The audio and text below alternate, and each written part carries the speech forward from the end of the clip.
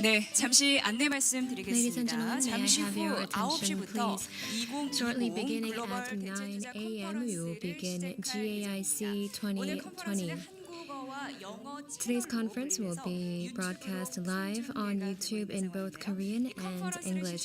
So 시청하시면서 if you have 궁금한 any 점은 questions or 채팅창에 comments 남겨주시길 while 바랍니다. listening to 자, and 그럼 partaking 잠시 in 후에 this conference, 개회 please 시간과 feel free 함께 to 2020 join in 글로벌 the 대체투자 messages in our 컨퍼런스 chat box. 막을 올리도록 Then we will 하겠습니다. begin the 잠시만 opening 기다려 ceremony 주시기 for 바랍니다. GAIC 2020 momentarily. I'll be back with you shortly.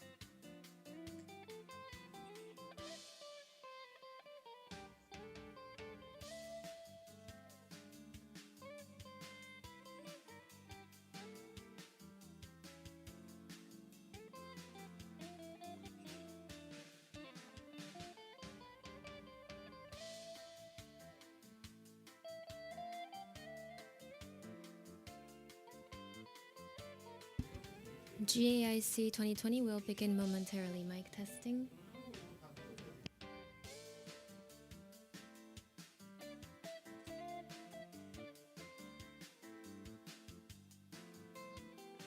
Mic testing on the English channel for the interpretation booth. Mic testing 1, 2, 3.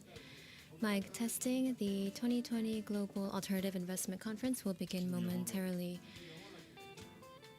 Mic testing in the interpretation booth on the English channel.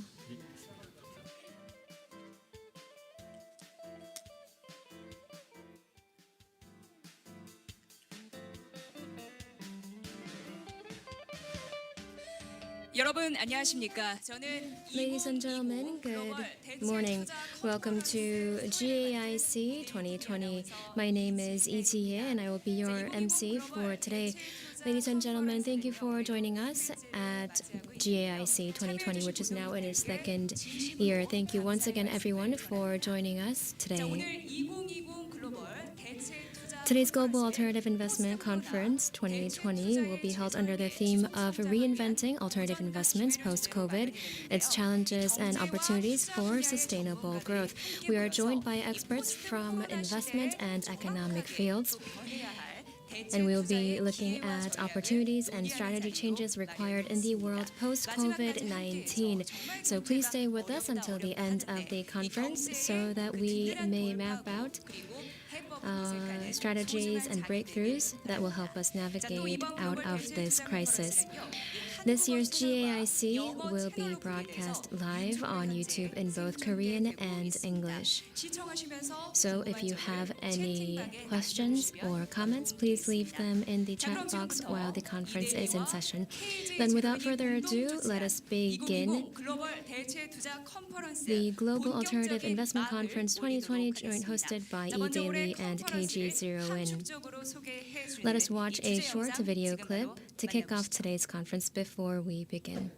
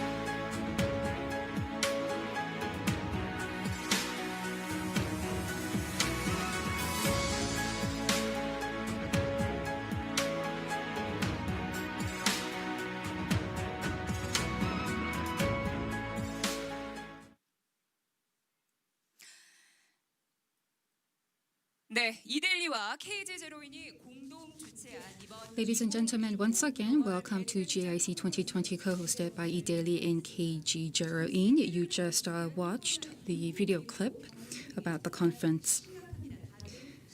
The climate change and also the pandemic crisis is very serious, and therefore today we're going to talk about different challenges and opportunities for sustainable growth going forward. So we have prepared very insightful presentations throughout today, so stay tuned. First of all, we're going to invite over Chairman Jae-sun Kwak from Edaily for his book opening address.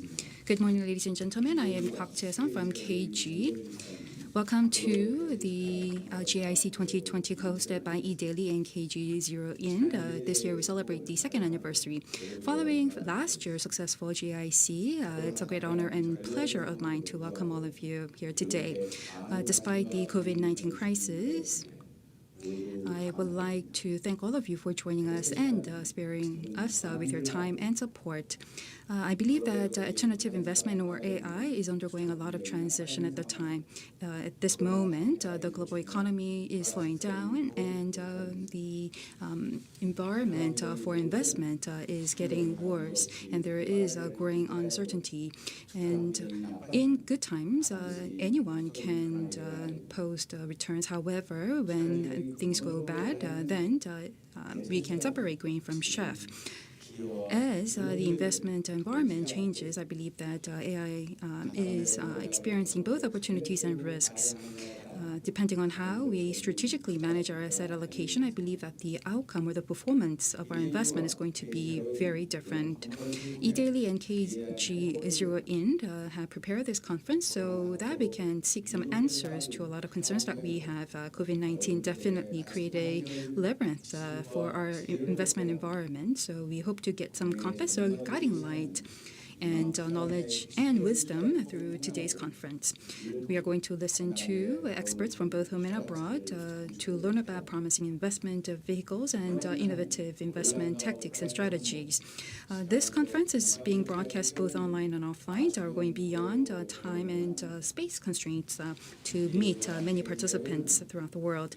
Edaily and KG0in have had special sessions since last April. We had monthly webinars.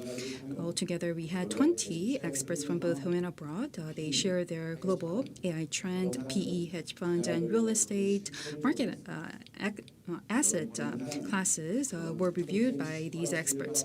So in this GAIC 2020, we are going to, based on the knowledge and wisdom that we have accumulated over the past months, have a grand finale to look at the future trends for AI. I believe that today's conference is going to be very rewarding and helpful for foreign asset managers who are trying to enter or expand their presence in Korea. Although one-on-one meetings offline is going to be very limited, I believe that we can have some in-depth meetings online and through these rewarding programs. Through this, I believe that we can serve as a very rewarding and helpful investment platform. Edaily was launched back in 2000. It was Korea's very first internet-based news service provider and led online news innovations over the years. And by interacting with the market continuously, I believe that we were able to grow into Korea's the very best information media provider, leading the non-contact era. KG0in also started 20 years ago as a fund assessment service provider, and today I believe that it has grown into a comprehensive financial consulting service provider and is contributing to many innovations in the financial sector. These two companies going forward is going to reflect and incorporate opinions from the market and will spare no effort in order to contribute to the development of capital market and also the alternative investment market. We look forward to your many interest and support. Thank you. 네, 곽재선 회장님의 Thank you for the welcoming remarks. This is the second rendition of the Global Alternative Investment Conference, and as the chairman stated, we have held monthly webinars since April. So this is the culmination of our 6-month-long journey, in a sense. So we look forward to very insightful and constructive sessions, so please stay with us. co-hosted by Edaily and KG Zero In once again. This is the Global Alternative Investment Conference 2020, where we will provide you with insights and wisdom about alternative investments. Thank you for the welcoming remarks once again, Chairman Kwak. And next up, we will hear congratulatory remarks from the Chairman of the National Pension Service, Kim Yong-jin. Ladies and gentlemen, as introduced, my name is Yoon Kim and I am the Chairman of the National Pension Service. First off, allow me to congratulate you on the successful opening of the Global Alternative Investment Conference 2020 hosted by Edaily. My special thanks goes to President Jae-sun Kwak and CEO Won-ik Lee of Edaily, and thank you to everyone for putting this amazing event together. I'd also like to extend my deepest gratitude to everyone for joining us here online, although we are unable to meet in person offline. Thank you once again for being with us. Ladies and gentlemen, the global investment landscape has, for the past few months, been riddled with difficulties brought on by the COVID-19 pandemic. New challenges to which old solutions are futile abound in our current investment landscape, and investors across the world are grappling to find a breakthrough that can turn this challenge into an opportunity. It goes without saying that in the world post-COVID, non-face-to-face or contact-free are the new investment keywords. Just like at today's conference, we are here in a virtual setting, free from restrictions of time and space, and all thanks to the internet and technological developments, may I say. The pandemic has forced us to scale back on face-to-face offline meetings and increase online interactions. Relevant industrial and technological growth will continue to soar, which will open up new investment opportunities for us in turn. The National Pension Service will keep a close watch on alternative investments in various fields that are aligned with this changing environment and landscape. Risk management is also key. And in that context, in 2016, the National Pension Service established a risk management team dedicated to alternative investments in an effort to enhance efficiency and timeliness for reviewing alternative investment opportunities. While major cities are in lockdown, making face-to-face offline due diligence procedures near impossible, our efforts at NPS have paid off, and we have been able to carry out due diligence virtually. Ladies and gentlemen, distinguished guests, the pandemic has brought with it unprecedented levels of uncertainty, but may also be a blessing in disguise. This is why today's theme of reinventing alternative investments post-COVID couldn't be more timely and pertinent. In closing, I hope that today's conference provides us with a meaningful opportunity for mapping out investment strategies fit for the post-COVID-19 world. Thank you for taking time out of your busy schedules. Thank you to the presenters, speakers, and participants. Once again, thank you to everyone for being here. Thank you. Thank you. That was Mr. Chairman Yoon Kim from MPS. I understand that he took his office August 31st, and I understand that this is his very first congratulatory remarks at a conference, so thank you very much. So I think that this is all part of a paradigm shift. We have to go beyond time and spatial restrictions, and we have to utilize different tools available for non-face-to-face interactions. So MPS has been investing a lot in those areas, so I believe that the future is very bright for MPS. So again, I believe that thank you very much for your kind remarks for Edaily and KG Zero In. I hope that through this conference, we can seek a breakthrough to survive in this COVID-19 pandemic. Next, I'd like to invite over Chairman Hee-nam Choi from Korea Investment Corporation. Good morning, ladies and gentlemen. I would like to heartily congratulate GAIC 2020, celebrating its second anniversary this year. And I would like to also extend my heartfelt gratitude to Chairman Jae-sun Kwak of Edaily for inviting me to deliver this keynote address. Also, my special thanks go to the organizing committee for putting together this conference.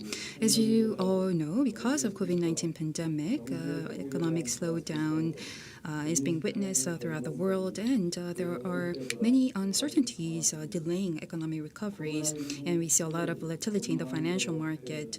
COVID-19 is affecting us in various segments. We see drastic changes in our economies and societies, and there is a growing call for sustainable investment. So again, I believe that there is a growing tide of transition in the investment sector. In this light, I believe that the theme, reinventing alternative investment post-COVID challenges and opportunities for sustainable growth, is very timely. And I believe that GAIC 2020 is going to serve as a very important forum to discuss that very topic. Ladies and gentlemen, COVID-19 has brought us with a lot of shocks and chaos unforeseen since 2008 GFC. Thankfully, thanks to government interventions and central banks' interventions, I believe that expansionary monetary and fiscal policies help to restore the financial market, but we still have impacts of COVID-19 being felt throughout our societies. There are concerns about COVID-19 resurgence. Cities are still in lockdowns, and we see business activities in slowdown. Millions lost their jobs and went bankrupt, but the U.S. stock market posted record-breaking rallies. So you see a growing gap between real economy and financial indices, and we see also growing dispute between U.S.-China trade segment, and therefore these are hindering the long-term returns on global economic rebound. Because of this pandemic, I believe that political, economic, societal, cultural changes will take place. Having said that, KIC is going to analyze different risks and opportunities associated with COVID-19 so that we can nimbly adapt to the market changes. We're going to work out strategic asset allocation methods, and we're going to also work on enhancing competitiveness in better asset management per asset class. So from now on, I'd like to share with you KIC's different investment strategies for different AI assets. KIC has invested in alternative assets starting from 2009. We have also increased exposure to AI, and as of last year, they took up 15.6% in our total AUM. I believe that AI brings us diversification and also enhanced efficiency in our portfolio. So post-pandemic era, we are going to maintain the existing strategy of increasing the exposure of alternative investment. When it comes to PE, we're going to constantly work on improving or enhancing our investments in tech sector. We're going to work with talented GPs and invest in promising tech companies, and we're going to also co-invest in startups with growth potential. They are all included in our portfolio. Also, we're going to look at early stage startups and invest more in those startups. Last year, KIC initiated a target to expand its investment in promising venture companies and launched a KVG worth $200 million. So we're going to try and identify competitive businesses that will follow in the footsteps of companies like Amazon and Google. We're also looking at healthcare sectors. The US, Europe, and China, they're aging really fast, and we see also demographic changes taking place very rapidly. And the pandemic crisis also unveiled issues in medical system capacities of Western countries. So I believe that there will be some new market trends in the near future. When it comes to real estate market, prior to COVID-19, the protracted economic expansions led to asset price increases, and also there are some looming concerns about market correction possibilities. KIC, despite the possible market corrections, we're going to strengthen core strategies that can bring about stable investment performance, and we're going to try and invest in logistics and data centers that can benefit from secular trends. So that will be our key strategies when it comes to real estate segment. Also, we believe that we can identify and monitor and identify assets with strong fundamentals so that we can get them at discounted prices. When it comes to infrastructure, we believe that we will have to constantly work on responding to climate change, and there is going to be a growth in new and renewable energy sources. We're going to invest in large platforms related to renewables, and I believe that reaching economy of scale is going to be very important. So we're going to have distributed portfolio by region. When it comes to ICT infrastructure, I believe that there is going to be long-term demand, continued demand. So we're going to explore investment opportunities for optical networks and communication towers that are going to be very essential in the future. Last but not least, when it comes to hedge fund, I believe the performance gap is growing post COVID-19, depending on the strategic positions. I believe that investments will be concentrated in high-performing funds, while there's going to be capital outflows from low-performing funds. There's going to be growing polarization. However, when it comes to relative value or low beta strategy, will attract more capital inflow.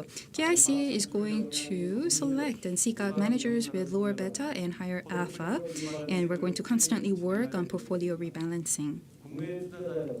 Ladies and gentlemen, KIC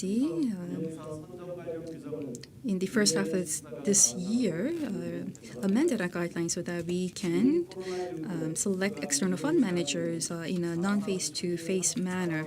Because of travel restrictions due to COVID-19, we believe that this flexible review is going to be very important. This pandemic not only affected KIC but also affected global investors, and therefore I believe that not only macroeconomic changes, but we now have to seek out new investment tools befitting this environment. So we're going to stick to the principles and basics while maintaining open and flexible positions.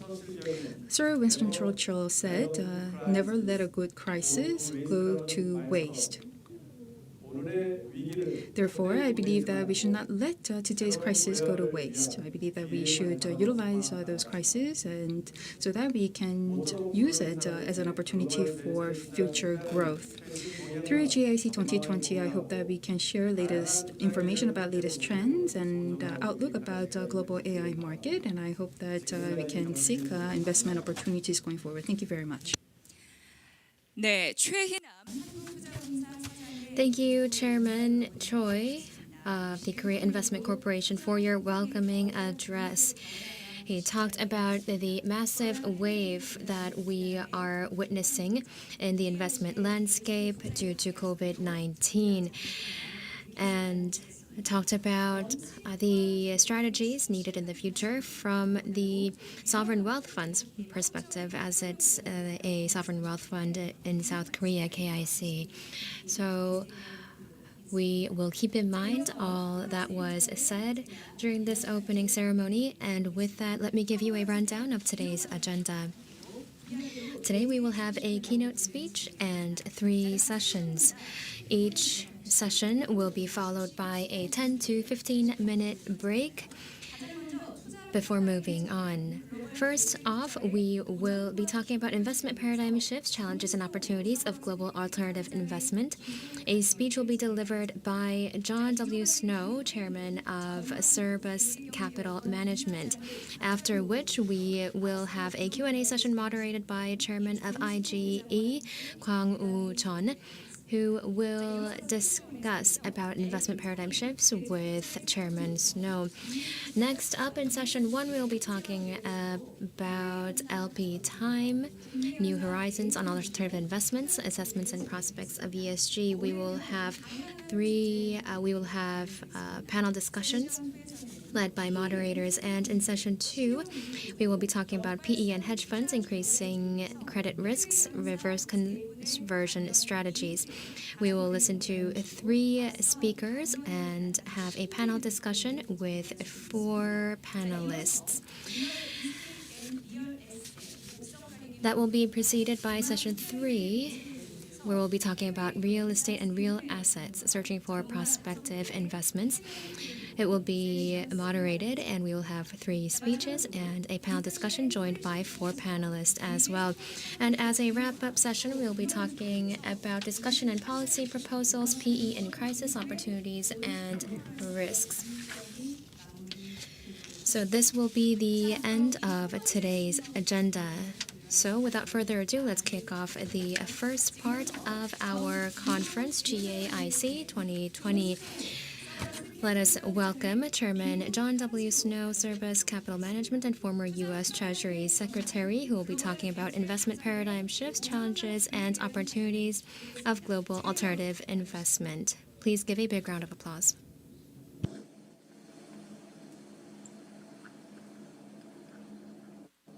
I think that's your cue, John. Do I say hello? Sir, please speak your speech. All right. Yes. I'm delighted to be with you for this important conference and wish we didn't have COVID and we could be meeting in person.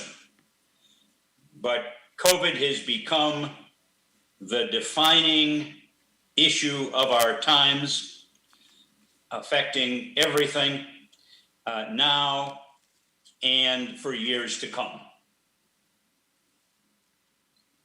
Tonight, I'd like to talk with you about some of the consequences of COVID, how the US and the global economy is responding to COVID, offer some thoughts on when we might see a recovery, and go beyond that issue to the issue of the legacy of COVID and the question of how the governments of the world will respond to the large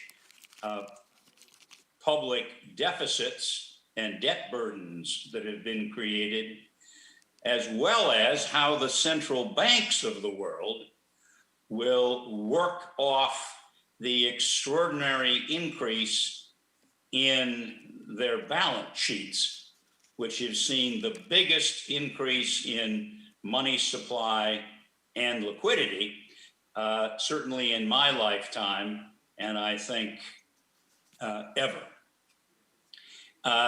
So let's go back. In the beginning of the year, the United States was enjoying extraordinarily good economic times. We had the lowest unemployment rates in 50 years. We had rising income across the board for all workers of every type. And we had declining poverty and rising income. Then COVID hit in February and March. And in order to cope with COVID and avoid overwhelming the healthcare system, we and many other countries around the world made the decision to suspend our economies, effectively to close down large parts of our economy. As we did that, the world entered a deep recession. In the United States, unemployment went from only a little over 3% to over 15%. 30 million people found themselves without jobs. The leaders of our country and the leaders of other countries, faced with this huge challenge to the well-being of their citizens, responded with massive increase in spending to fight the economic effects of COVID. In the United States, the Republicans and the Democrats in the Congress got together with the White House and passed a $3 trillion spending bill. 3.6 trillion spending. And at the same time, the Federal Reserve, the central bank of the United States, expanded its balance sheet by over 6 trillion. So together, the spending from the fiscal policy and the increased liquidity and money in the system from the Fed amounted to up to nearly $10 trillion. Well, the GDP of the United States was only a little over 19. So you can see for a number of months, the U.S. economy was operating at the largesse of our Congress and of the Fed. Now, those policies were well designed and necessary, but the support from Congress has expired. That program is over, and there is a big debate in our Congress about whether to extend the program. The Republicans are saying no, it's too expensive, and it has some bad features like making unemployment too attractive with the $600 a month that the program makes available to unemployed people. Many workers in America found they were making more money unemployed than they were when they were working. The President of the United States, President Trump, announced today that he wants to see a new fiscal stimulus package, and he's putting his support behind it.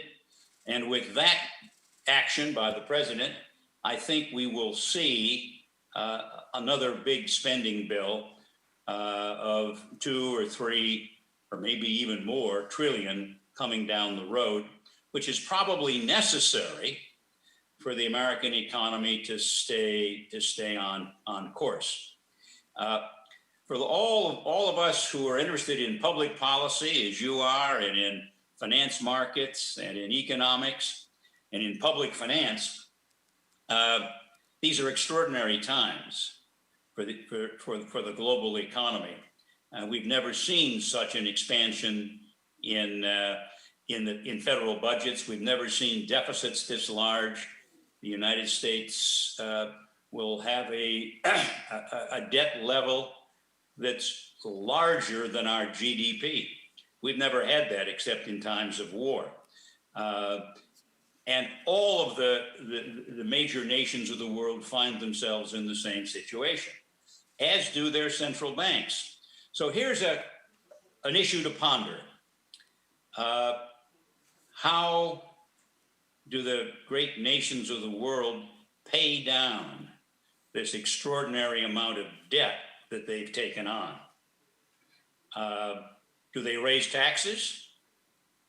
Well, we're in a recession. We're in a global recession, a serious recession, and we probably won't get back to full economic strength until we find a cure for the COVID, vaccines or antivirals, and that may be some time. So we're in a recession, a global recession. How do you pay down debt in a global recession? Well, the normal way to do it, the traditional way, of course, is to raise taxes. But you can't raise taxes during a recession. It's the wrong policy. You could pay it down by cutting social services, but that's very unpopular in the United States and elsewhere. And that would be deflationary, and you don't want to pursue deflationary policies at a time like this. So it's a dilemma. And the same sort of problem faces central banks. They've greatly expanded their balance sheets. They've vastly increased the global liquidity and global money supply. And at some point, they will want to go the other direction. They'll want to restructure their balance sheets. They'll want to bring their balance sheets back to more normal circumstances. But there's a big risk there too, because the way you bring your balance sheet down, if you're a central bank, of course, is to sell those bonds in the commercial paper and the mortgage paper and the other and the treasuries that you hold. But if you do that, you raise interest rates. So the central banks are facing an enormous dilemma here. In the United States, Chairman Powell, the head of our Fed, our central bank, has made it clear that we're going to continue with low interest rates for the indefinite future until inflation gets well above 2%. And in a deflationary environment, as we face today, the prospect of having inflation rates rise above 2% looks far, far into the future. So far into the future, we can expect very, very low interest rates in the US and most of the world. So the central banks of the world are facing serious problems. And if they move too quickly to fix their balance sheets, they'll surely raise interest rates and create serious disruption in financial markets. In effect, the markets have a put to the central banks. They know that the central banks cannot raise interest rates, so that monetary policy will be very accommodative for the indefinite future.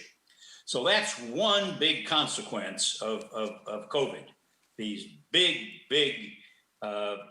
balance sheets at the central banks and the big debt levels at the major countries of the world. When will we get out of this situation?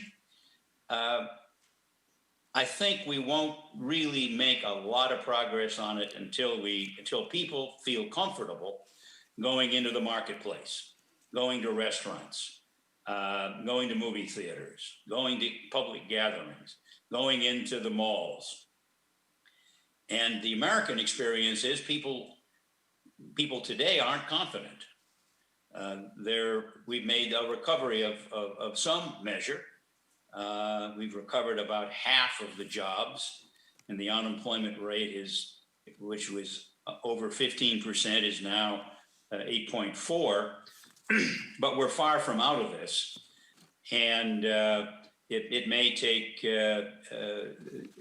18 months or 2 years or so for us to recover fully.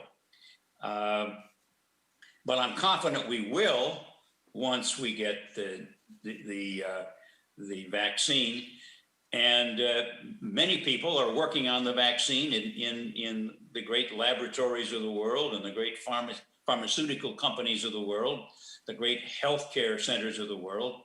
And at some point we will have that vaccine, and when we have it, I'm confident that we will find our way back to strong growth.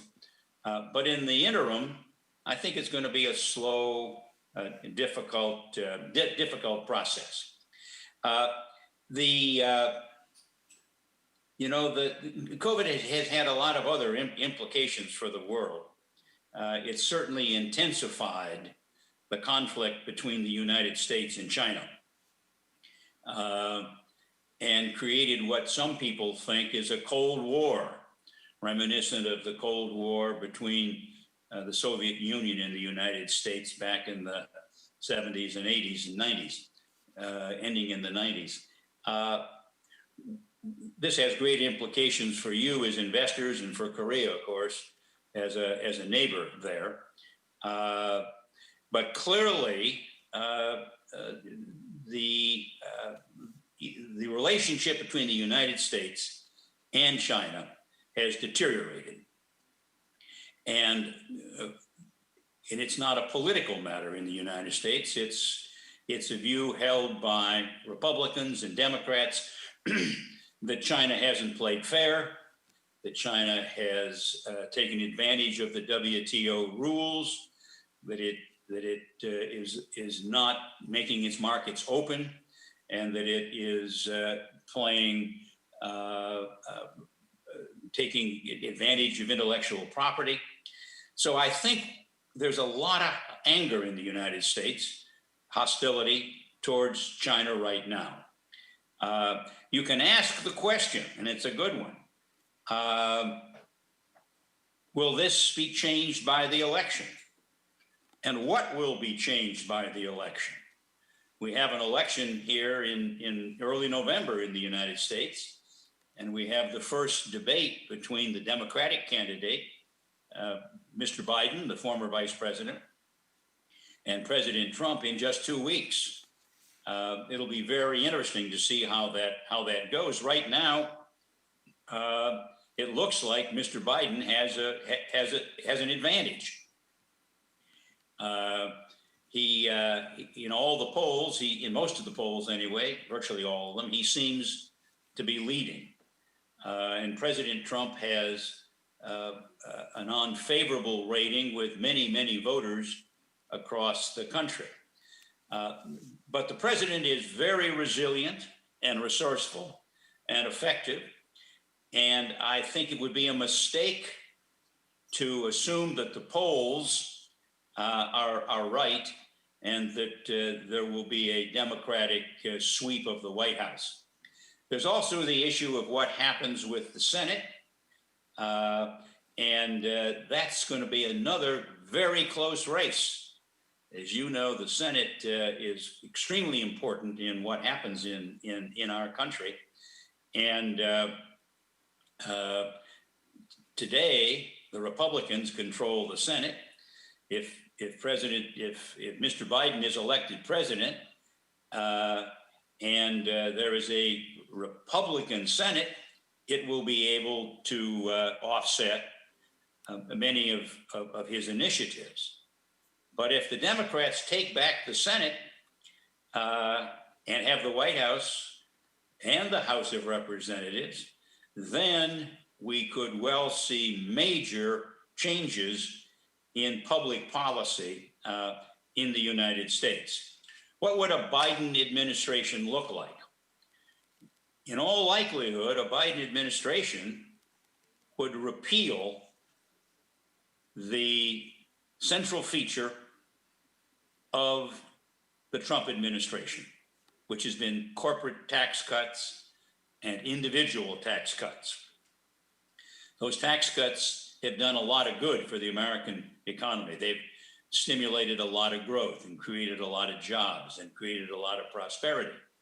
But the Democrats feel that the tax cuts have been too advantageous to those who are well off, and they are bound and determined to raise taxes on the so-called wealthy and to repeal the Trump tax cuts on business. The other thing that is likely to happen if we have a Democratic administration is the repeal of the deregulation proposals that President Trump put in place.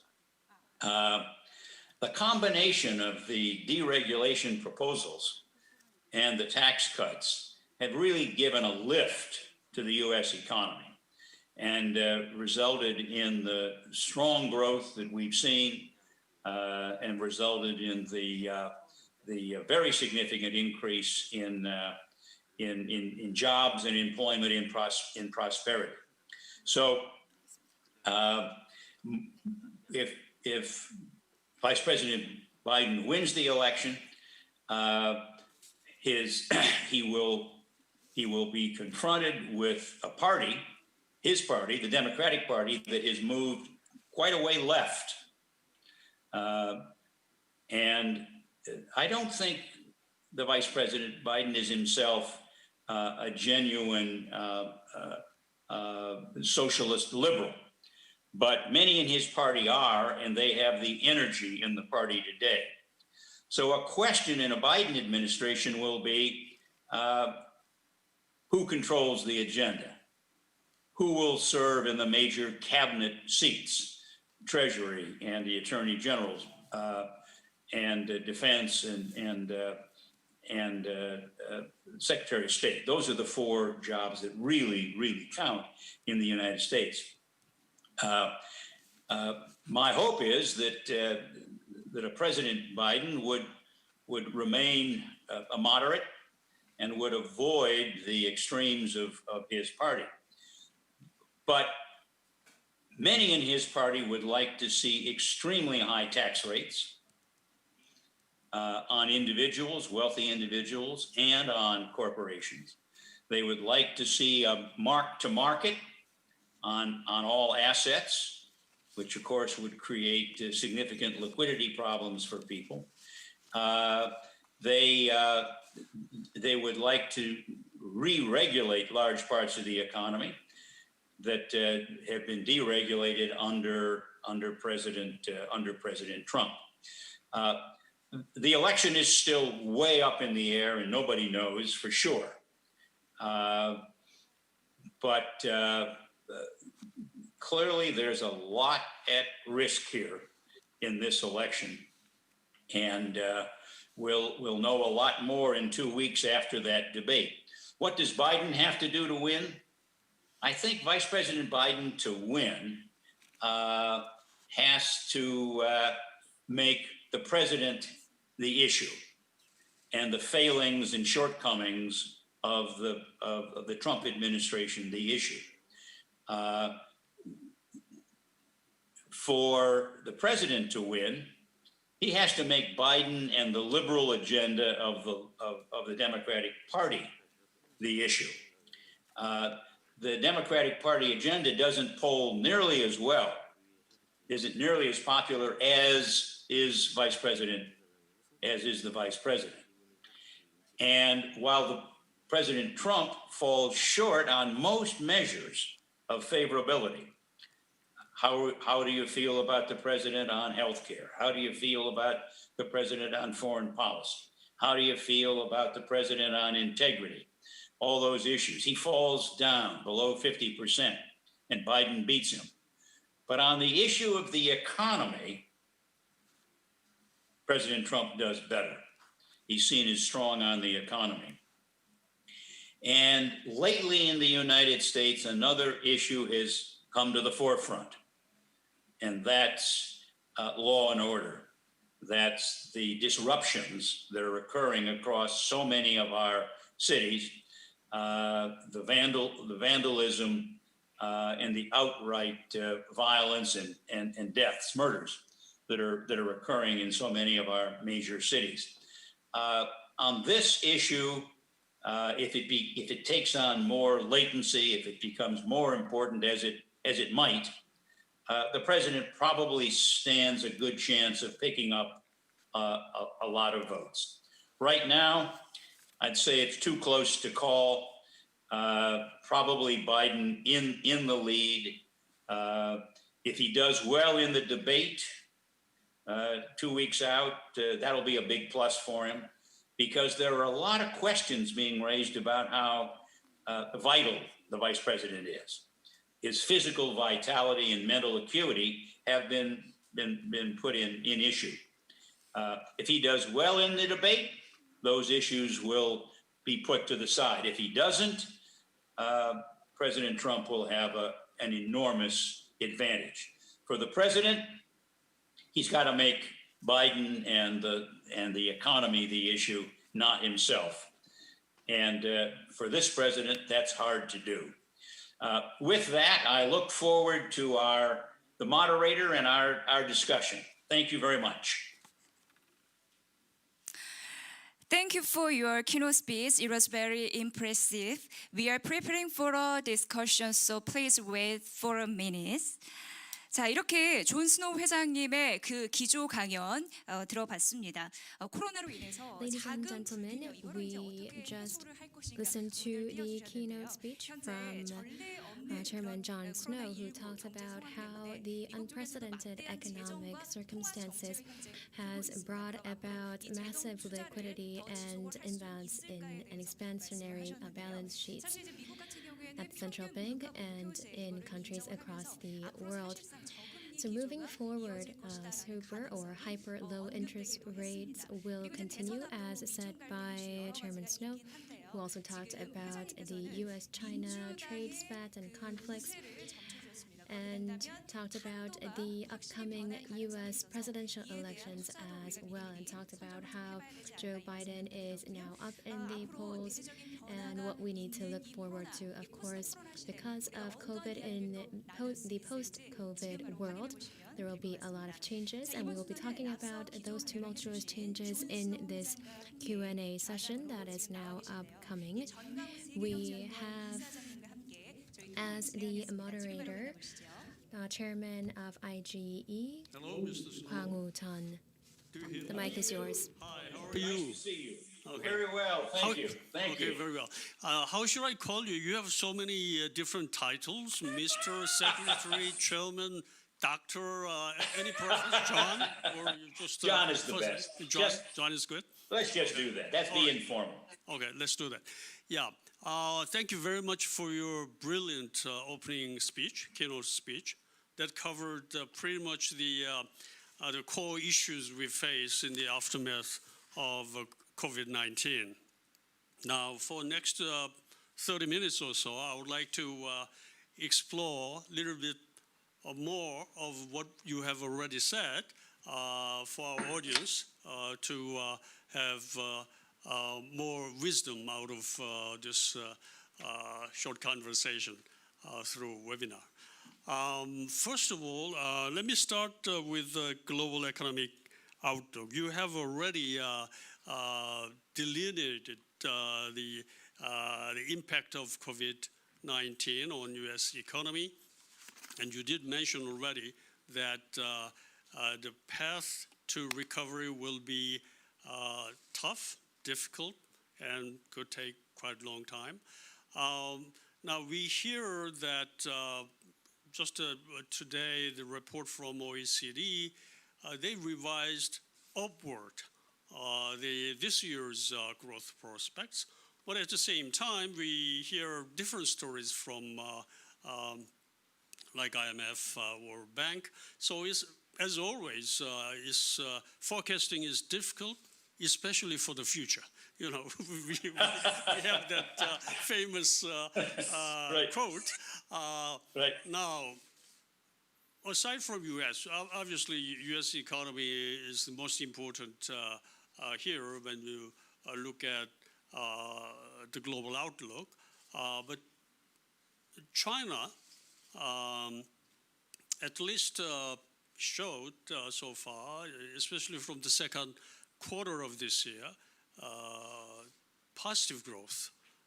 Very rare in this devastating environment. Now, altogether, what is your sense about global economy this year and the year after? Because with that, we can further talk about policy responses that you have already mentioned. No. Well, thank you. It's interesting that economists and forecasters have such different outlooks. The Federal Reserve today in their meetings announced that they're more positive about the U.S. economy and foresee getting back to high unemployment, I think, in 2022, back to the low unemployment type level we saw in 2019. I don't think anybody has a real good crystal ball on this, frankly. When COVID came along at a time when the world economy was already suffering from something. The economists call it secular stagnation. The idea that we have slow growth, limited population growth in large parts of the world, and the lack of productivity growth. That means overall growth is constrained. Growth, as you know, your audience knows, is really the product of workforce participation. How many people are going to work, and how productive are they? Well, when world population, at least in your part of the world and our part of the world, is not expanding much, And when productivity isn't rising much, it paints a picture of slow growth. And there are a number of prominent economists who think that we're in that world of secular stagnation, where we will require negative interest rates and massive budget deficits in order to create the aggregate demand to absorb all the productive capacity of the economies. I'm a skeptic on that. I don't really think that's where we are, but there's a lot of evidence that suggests the engine of the global economy really isn't turning as fast as it used to. Okay, thank you very much. Yeah. Go ahead. Yeah, thank you very So, much for. yeah. I think you made a very important point about the role of productivity in the process of recovery, because monetary expansion, fiscal stimulus, they're all important and indispensable at this stage. But the key here is that how that enormous amount of liquidity will be used, whether Right. that will be used to enhance the productivity of our economy, or just, as it turned out, maybe is to pump up inflation, the adverse side effects. So I think that point has to be taken very seriously on the part of government officials. Now, relating to this, now fiscal stimulus, you mentioned $3 trillion in the United States have been already spent. An additional $1 trillion or so is being debated with, Yes. on the Hill. Now, what is your sense about whether that will be forthcoming very shortly, and how that additional stimulus will make any difference for U.S. economy? Well, I think now that the President Trump has decided to support it, that the Republicans will get on board and join with Mrs. Pelosi and the Democrats, and we will have by year end an expanded stimulus bill. Almost for sure, if the president's for it, the Republicans will be for it. We know the Democrats are for it, and we probably need it because the American economy has been really operating without the normal principles of a market economy. We closed the market economy down in many, many sectors. And many sectors of the American economy are really desperate. Airlines, leisure, hotels, travel companies, and so on have seen their output fall by 60, 70, 80%. And unless there is something to support spending outside of what people earn, because they can't earn that much now, I think the American economy would suffer. So I would support some continued stimulus, and I think we'll see it. But I hope it goes to things that raise productivity. To your point, and the difficulty with the economy right now is businesses don't seem to see high return investment opportunities, right? And if they saw more high return investment opportunities, they would invest. And as they invest, that would put more capital out there. And as people have more capital, they become more productive. Productivity goes up. The economy gets bigger and stronger, and it's a virtuous cycle. But we're not in a virtuous cycle now. And it's one of the great mysteries of economics. Why and when productivity goes down, and why and when productivity goes up. nobody really is very good at foreseeing that or predicting it. And there's not a particularly good theory of why productivity runs along well for years and then all of a sudden slows down and reverses. But I agree with you. Ultimately, we have to get higher productivity all across the global economy. I would like to turn our attention to something closer to the theme of this conference. That has to do with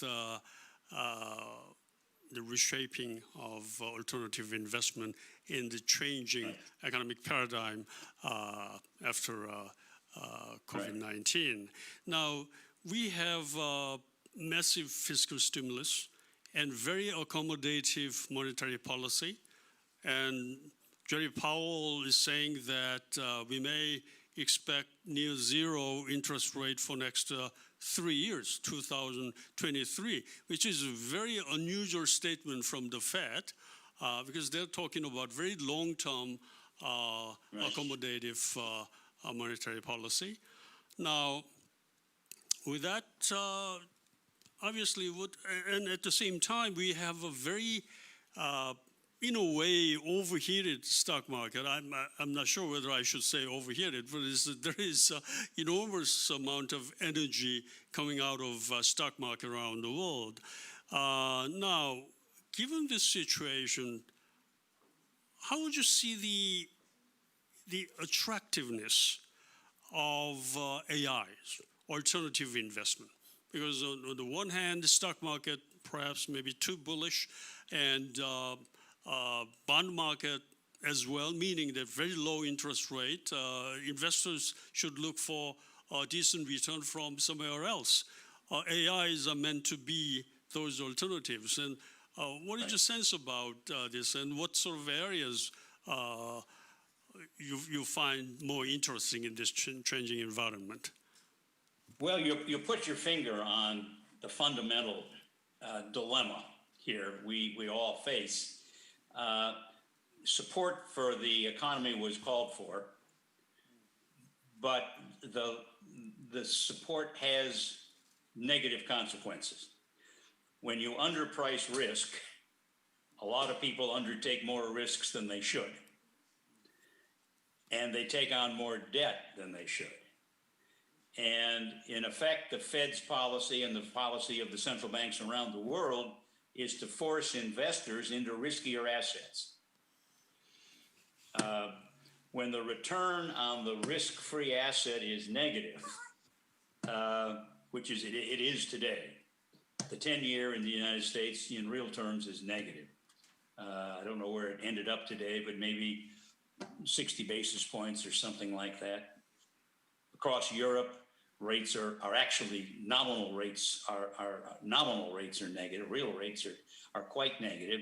So in an environment like that, you got to be worried that investors are chasing risky propositions and that we're building too much risk into the system. And while we don't have inflation today, in the normal areas of goods and services, I think you can make a good case that we've got inflation in assets, in bonds and stocks and real estate and some commodities, gold, silver. As you say, all that, it's like physics. All that gas that gets put into the engine has to go somewhere, into the balloon has to go somewhere. And if it doesn't go out one side, it goes out the other side. Because of the broad scale deflationary pressures, the secular stagnation forces in the world, we're not seeing traditional inflation of goods and services. But we are seeing, I think, elevated prices in a lot of assets. So the alternative investment angle has to be figuring out where the discontinuities are, and bring good, hard analysis to the discontinuities that have been created. And another thing I think is bring good analysis to the restructuring that's going on, fundamental Schumpeterian type restructuring that's going on right now as many industries are being reshaped and remade as a result of response to COVID. COVID has certainly accelerated a lot of trends that were probably already underway. And it's probably created new and different opportunities as well. Look at us on a Zoom call tonight as one example. Okay. So I think the alternative investment, the appeal of it is lots of bright, able people who are looking at these discontinuities in the market and looking at these Schumpeterian forces of creative destruction that are restructuring the economy with a lot of winners. There are a lot of winners. We think of the losers. There are a lot of losers, but there are going to be a lot of winners out of this as well. I think your point on the importance of industrial restructuring as an opportunity for AI investment, that is very good one. It's very timely in this post-corona period.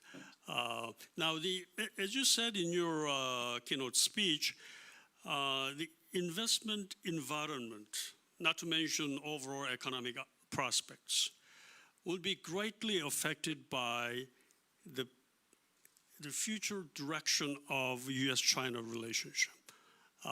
This Yes. G2 decoupling is a big source of uncertainty for the entire world, and fact of the matter is that has a very special meaning for Northeast Asia, including Korea, down the road. Now, I would like to pursue this question a little bit further. Now, recently, this trade war seems to be escalating into tech war with the U.S. government's tough stance on Huawei, the Chinese tech giant, and that is expanding all along.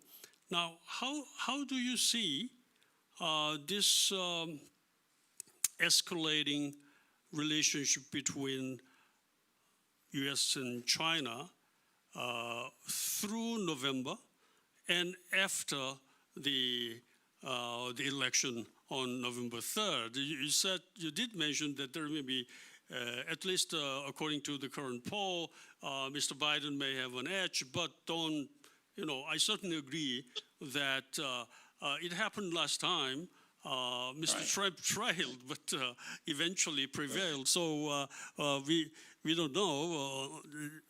It's not over until it's over. So within this changing political environment in the United States, how a country like Korea and outside of the United States should envision the future direction of U.S.-China relationship?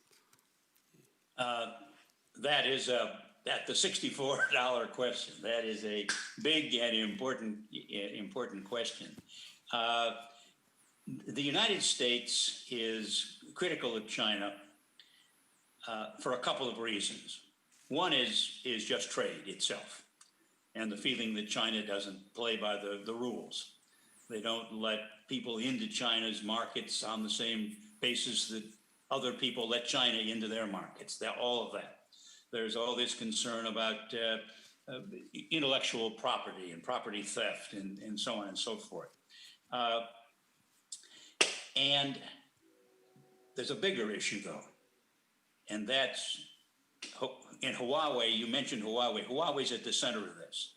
The United States intelligence agencies and defense people are concerned that a company like Huawei is actually part of the Chinese government's national security and intelligence apparatus.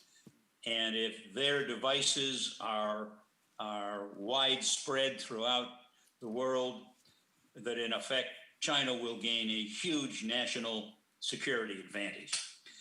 They're also concerned that China has an advantage on 5G.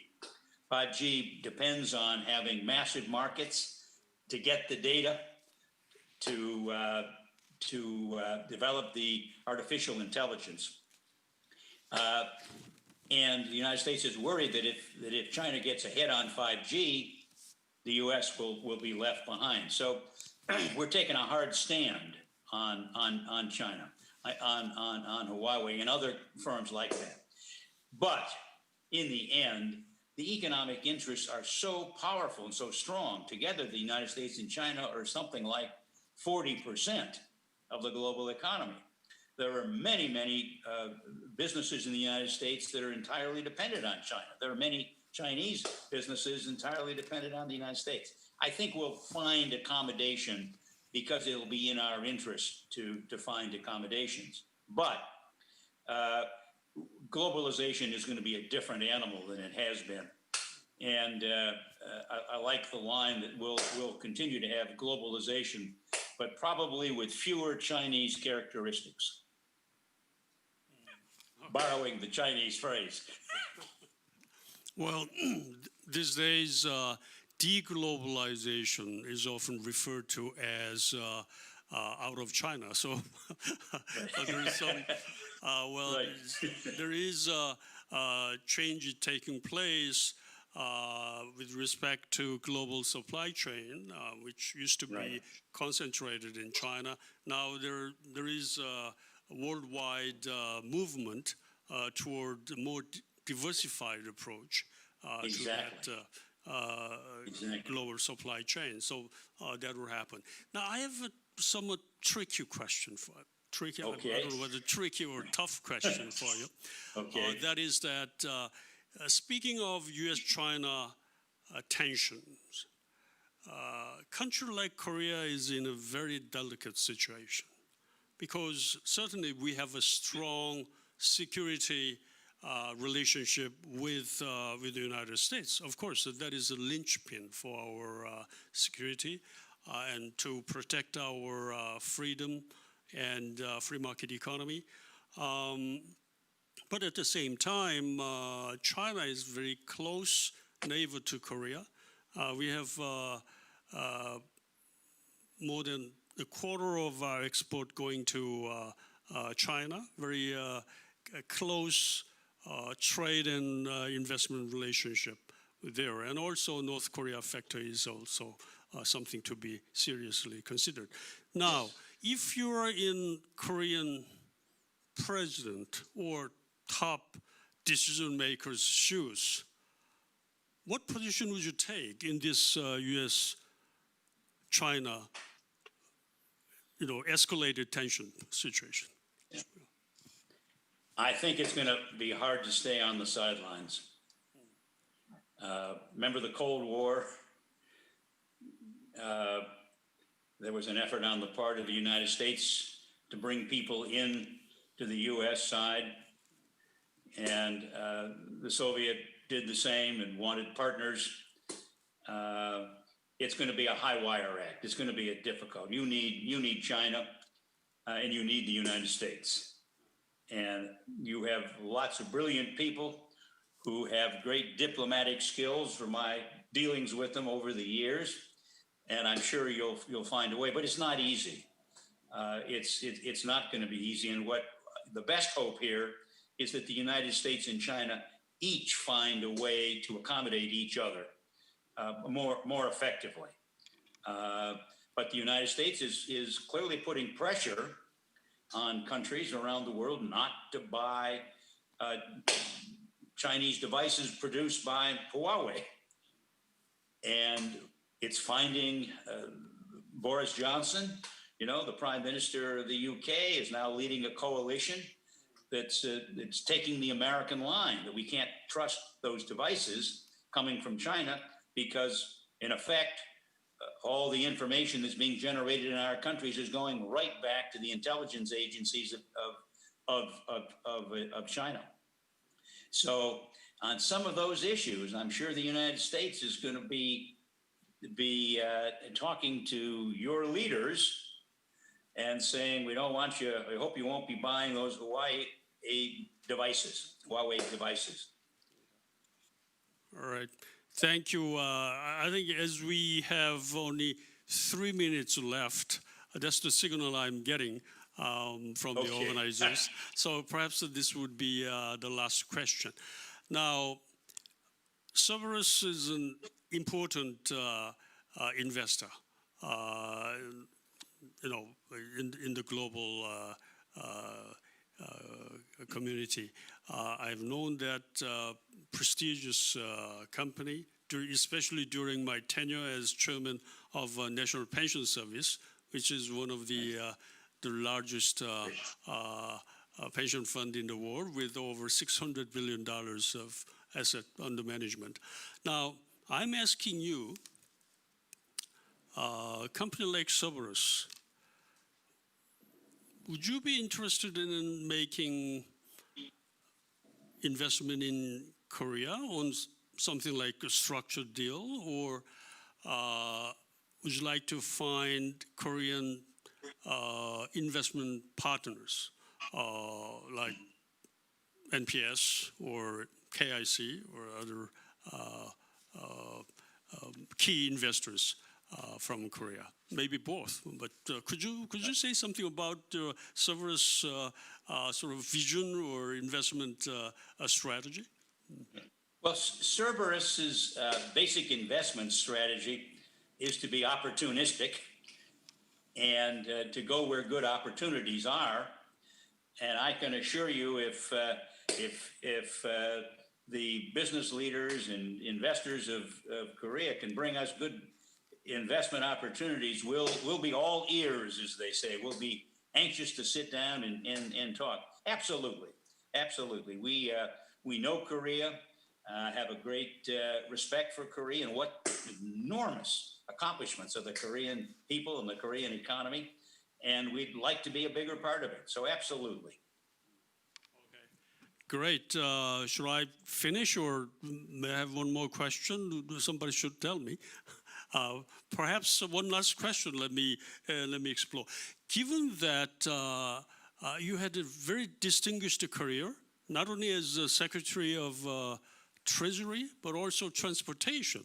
So you have a wide spectrum of knowledge in different industries. Now, at the end of the COVID-19, who would be the winners or losers by industry sectors? Great question. I think the winners are going to be technology. The technology sector is getting a big boost here. The healthcare sector will get a good boost as we realize how dependent we are on antivirals and good R&D and vaccines.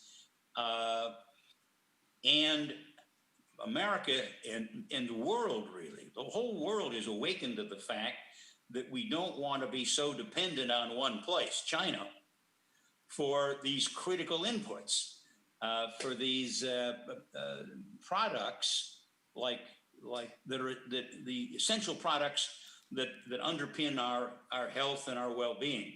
So that supply chain is going to get narrowed. And the United States is going to bring a lot of that back. I think European countries will bring a lot of that back. And production that we have in China will probably get moved to other places, Asia, but maybe South America as well. I think the industries that involve lots of human interaction, close contact, are gonna continue to suffer for a long time. Theaters in the United States are now open, but nobody's going to them. As an example. Okay. Thank you very much. It's time to close. I would like to thank you, John, for your brilliant speech and very stimulating discussion today. Thank you very much. Hope you stay safe and healthy throughout this COVID-19. Thank you. Thank you. You too. Okay. Thank you. Bye now. Bye. Bye.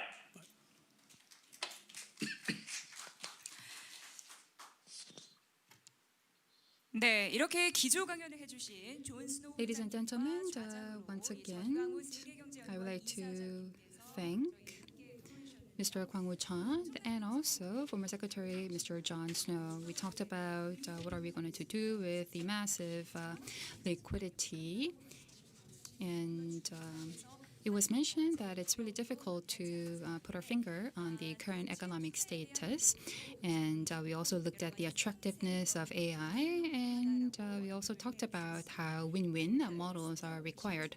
Tech, healthcare, and vaccines were also pointed out as important elements going forward. So once again, I would like to thank both Secretary Snow and Mr. John for the insightful discussion session. We're going to break for a minute, and then starting from 10:30, we're going to begin session number 1. So please be back at 10:30.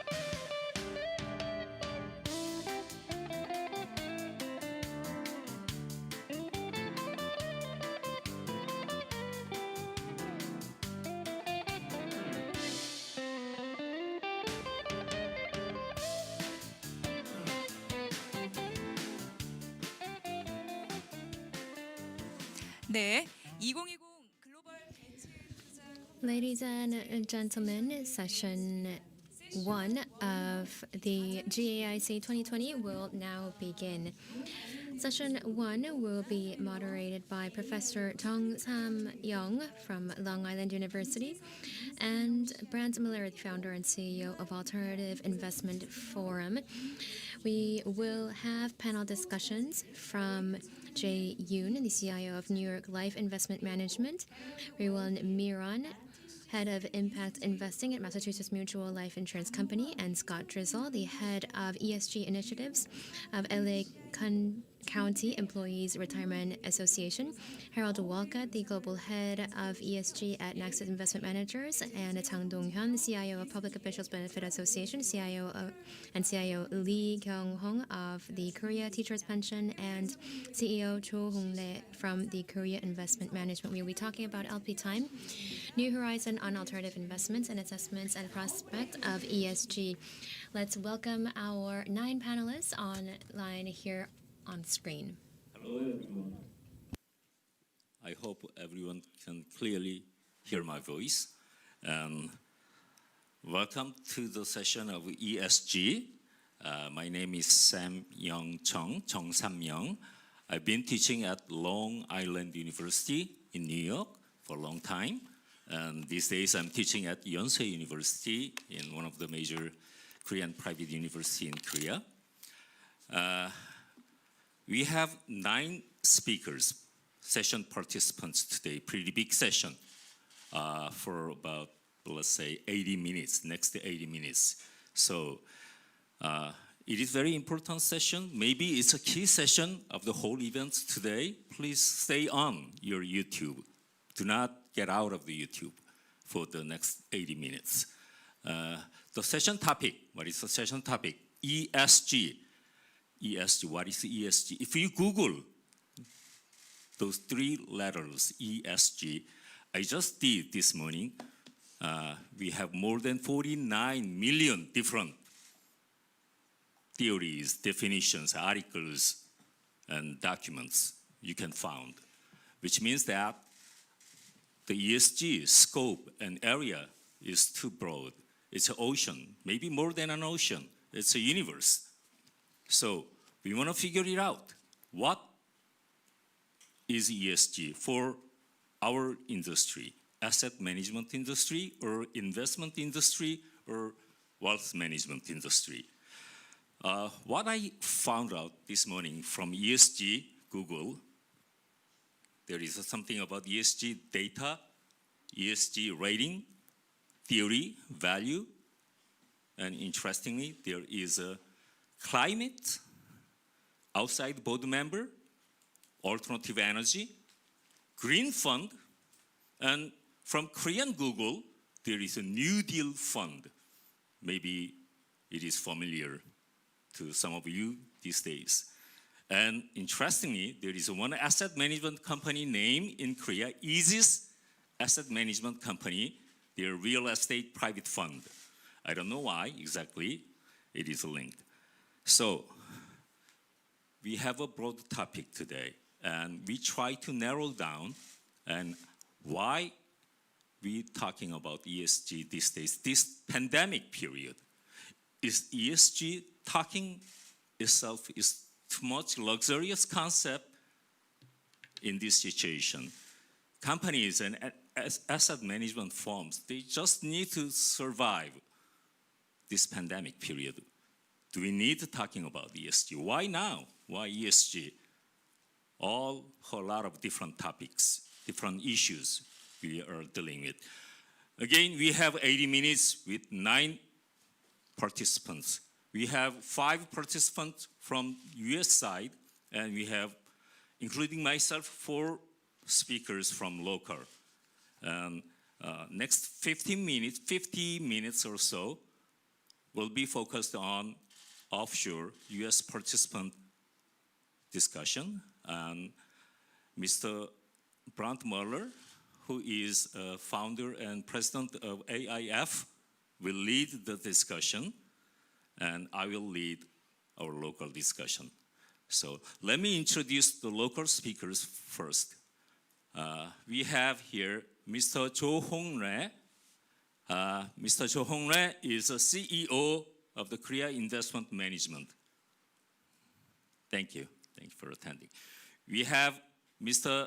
Lee Kyu-hong from Korea Teachers Pension, CIO. And also we have Mr. Jang Dong-hun, POBA, Public Officials Benefit Association in Korea. He's a CIO of the POBA. And Mr. Brant, can you start your part? It's your role. I'll pass my mic to you. Please introduce yourself and AIF. Who are you and what is AIF? And please introduce your colleagues. And then you can start your discussion. Thank you. My name is Brant Maller. I founded AIF Global about 15 years ago. It's an investments think tank. We work with the institutional investor community, and our board is chaired by the Harvard Business School professor of investment banking, Josh Lerner, along with Ash Williams, who runs the pension plan for the state of Florida. Our focus is on how the world's largest institutional investors use particularly illiquid assets and investment structures to achieve their investment objectives. So our focus is largely on what you'd call alternative investments. We work with those investment teams, as I say, with their consultants and advisors, and with those leading academics to present research and to help investors reach the most informed decisions, basically to educate and to inform. So I regard myself as a bit of a generalist, and I like to know where my expertise starts and stops. We have an institute that is run by the Deputy Treasurer of the state of North Carolina, former Deputy Treasurer, who's not here tonight, that conducts educational and training programs. We run the Educational Foundation for the U.S. state treasurers, which are really the chief financial officers of the 50 states of the United States, and we do training for senior Treasury officials and other board members. In fact, former Treasury Secretary Snow, who just spoke, is a member of our group and has been actively involved with us over the years. I was proud to be able to help line him up. We've been working with Professor Chung, who is a member of our advisory board, and members of the South Korean institutional investor community now for several years, and we're very honored to be asked to present tonight about the topic of ESG and impact investing. Professor Chung and I have watched as ESG and impact investing has gained momentum seemingly every year over the last several years. And we've gotten, I think, to the point now where as we travel around the world together sometimes, we hear from investors almost everywhere that ESG and impact investing are topics they feel that they must consider, that their boards feel must be addressed, even if they ultimately decide not to incorporate it into their programs. And I think that's because it covers such a broad range of topics. I mean, each one of the letters of ESG, the environmental, social, or governance, each one of those is probably too broad in and of itself. And then you have impact investing, which again carries its own definition, and many sort of values implied along with it, I suppose, as to what's good for the world.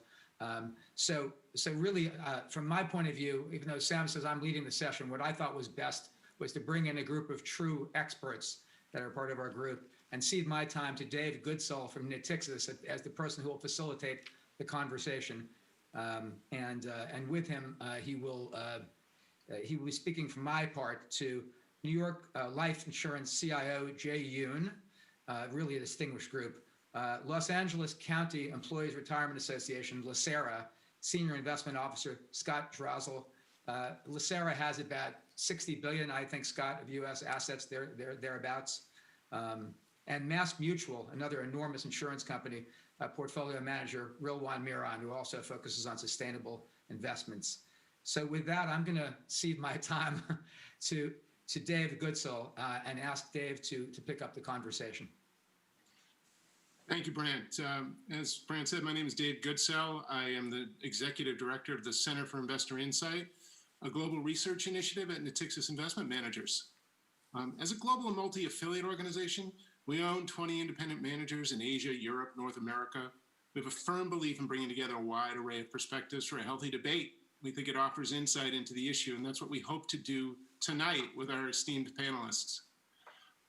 Environmental, social, and governance has been at the front of the conversation for the past 5 to 7 years in the investment industry and across the, whether it be individuals or institutions or even the wholesale channels. Over that time, the industry has seen a transformation in its thinking about what it is and how it should be implemented across investments. The challenge is, though, the result of this is that there are many approaches and different strategies have emerged. There's ESG integration, there's exclusionary screening, there's impact investing, and active ownership. Those are just 4 of the more frequently mentioned under the ESG banner. So when we talk about ESG, we have to be clear on what kind of ESG we're discussing. And in most cases, that depends on what investors are trying to accomplish. In our own research through the Natixis Center for Investor Insight, we're finding that institutional investors are really warming to the idea of ESG. And their motives for adopting are evolving as well. They're moving from something they did because it was in their investment policy statement into a more clearly defined investment thesis.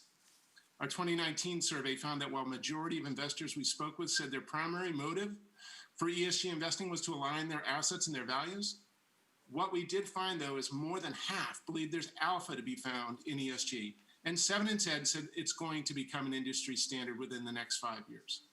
But then came the coronavirus pandemic. Markets experienced record declines, volatility came back in force, and uncertainty returned to the markets and the world. It was a convergence of powerful forces. ESG already had a record year in 2019.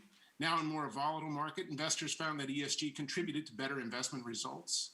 All the while, the pandemic underscored the need to consider the broad set of variables in investment analysis. While many institutional investors like yourself are considering how ESG can fit into your investment schemes, we want to help clarify what it is we mean by ESG investing and offer practical insight into how it works. With our panelists tonight, we're really going to focus on 3 important issues. We're going to start by clarifying what we do mean by ESG. We're going to look at motives and objectives for implementing ESG. And most importantly, our panelists are going to share the practical experiences in what's working and why. So if we think about it, ESG has become a catch-all phrase and includes many different approaches. What we want to do here is really find out how each of our panelists are defining it and how they're putting it to work within their organization. Scott, let's start with you. As Senior Investment Officer, you're focused on governance with Lacera, acting as a fiduciary on retirement savings of thousands of police officers, firefighters, teachers, civil servants. How does your organization look at governance as part of that investment process? Sure. Thanks, Dave, and thank you for the invitation to participate in this dialogue today. I work with Lacera, as mentioned, which is the pension plan for 160,000 active and retired members of the LA County government system. So we represent a wide swath of public servants, including right now, as many participants might be aware, California is suffering from some significant wildfires. So our members are up in the mountains behind me as I speak. And what our mission is to try to produce and protect a secure retirement for those members. Not only the firefighters that are on the front lines today, but the wide swath of all of our members today and for generations to come, as long as LA County has government employees. So as I mentioned, everything we do is driven by that mission to produce and protect the benefits that we've promised to our members. To do so, we think very long-term in our investment strategies, and we're guided by our fiduciary duty to act in the exclusive interest of our members and to act with prudence and care and skill on informing our investment analysis and decisions. So when we think about ESG, we do so in consideration of a recognition that ESG factors could impact our ability to produce and protect those benefits for our members. They might impact the ability of the companies in our portfolio to generate and sustain value. These are factors like, as you mentioned, the quality of the directors we elect to serve on the boards of portfolio companies, getting the incentives right in executive compensation schemes for CEOs, the accuracy and integrity of accounting and financial reporting that we rely on to make informed investment decisions. All of these are very traditional G considerations, governance. But in the last 10 years, we have this new acronym of ESG, which in our mind is how environmental and social risks and factors are identified and governed. S includes factors like human capital, the workforce at the companies we're investing in. Every company tends to say that the workers are their most valuable asset. We tend to agree that how companies motivate, access, retain talent can impact their ability to actually achieve success. And similarly on environmental considerations, energy efficiency, the companies that are more attentive to energy efficiency are saving operating costs that accrue straight to the bottom line. So when we look at ESG, we're thinking of how these factors might impact the risk return analysis and ultimately the financial performance of our investments. We try to distinguish ESG from impact investing, which I think is the opposite. It's the impact of investments on the environment or on society. These two concepts of ESG integration versus impact are not mutually exclusive. And in fact, investments can achieve a number of ends at the same time. But we find it useful to define upfront what we're talking about. And from our mission-driven angle to produce and protect benefits for our members and operating within fiduciary duty, our focus is on the impact of ESG factors on our ultimate mission to provide those benefits. We do so in incorporating ESG into investment analysis, and we do so in exercising our legal rights in communicating with portfolio companies, voting our proxies to encourage prudent practices in not only sound governance, but also consideration of financially relevant material ESG factors. Thank you very much. Jay, what about you? Your firm has affiliates who've been involved in ESG for 20 plus years. Can you talk about how investment managers are integrating ESG into their broader process? Right. So, New York Life Investment Management is a multi-boutique model. We have 12 entities that claim its own investment culture and process, and we're specifically talking about our European entity. We named it Candrium, or they named it Candrium, rather, which stands for Conviction and Responsible Investment. So actually the name in itself, I think I'm getting it slightly off, represents so-called ESG investing.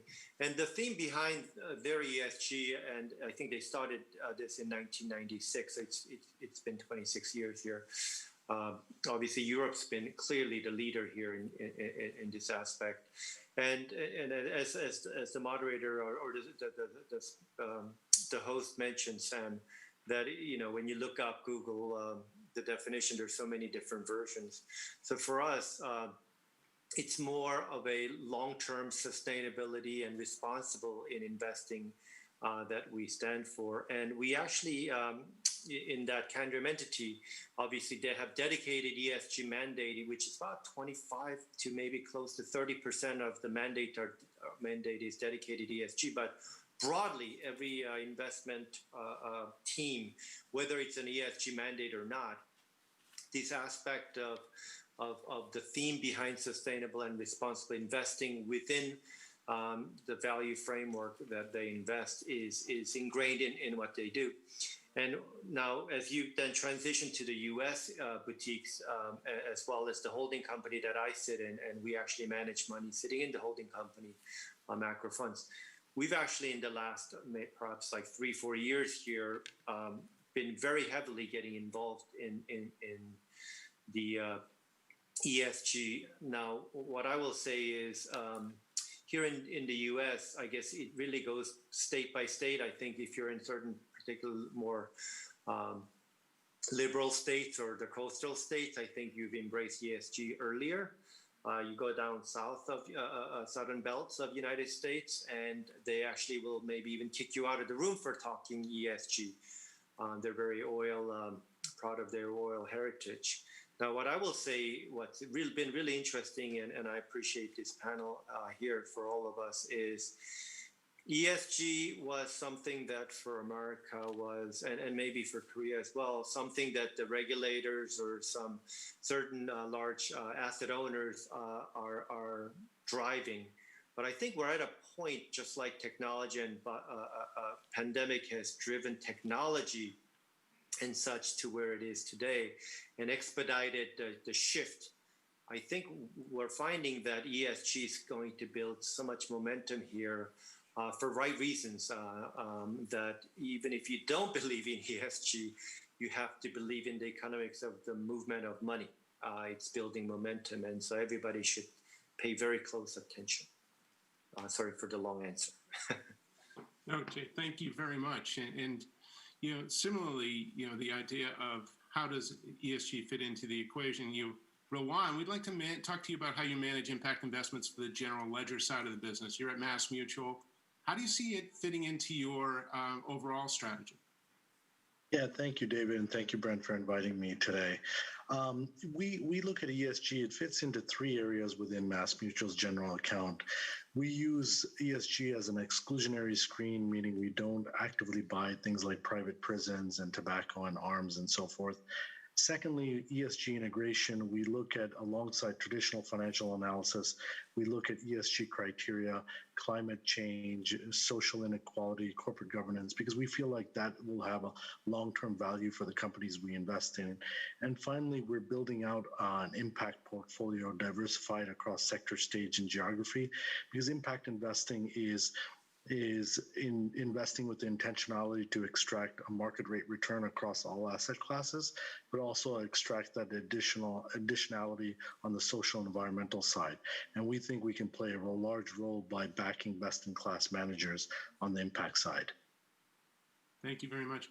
Robert, you're a portfolio strategist with Jay at New York Life Investments. Tell us a little bit about how you're looking at ESG in your kind of day-to-day business. You're on mute, Robert. Oh, I'm on mute. Me, Robert. I'm glad about that. Hey, it's all right. I think there's going to be a little bit of an echo on this Zoom call because we're reiterating a lot of the same themes.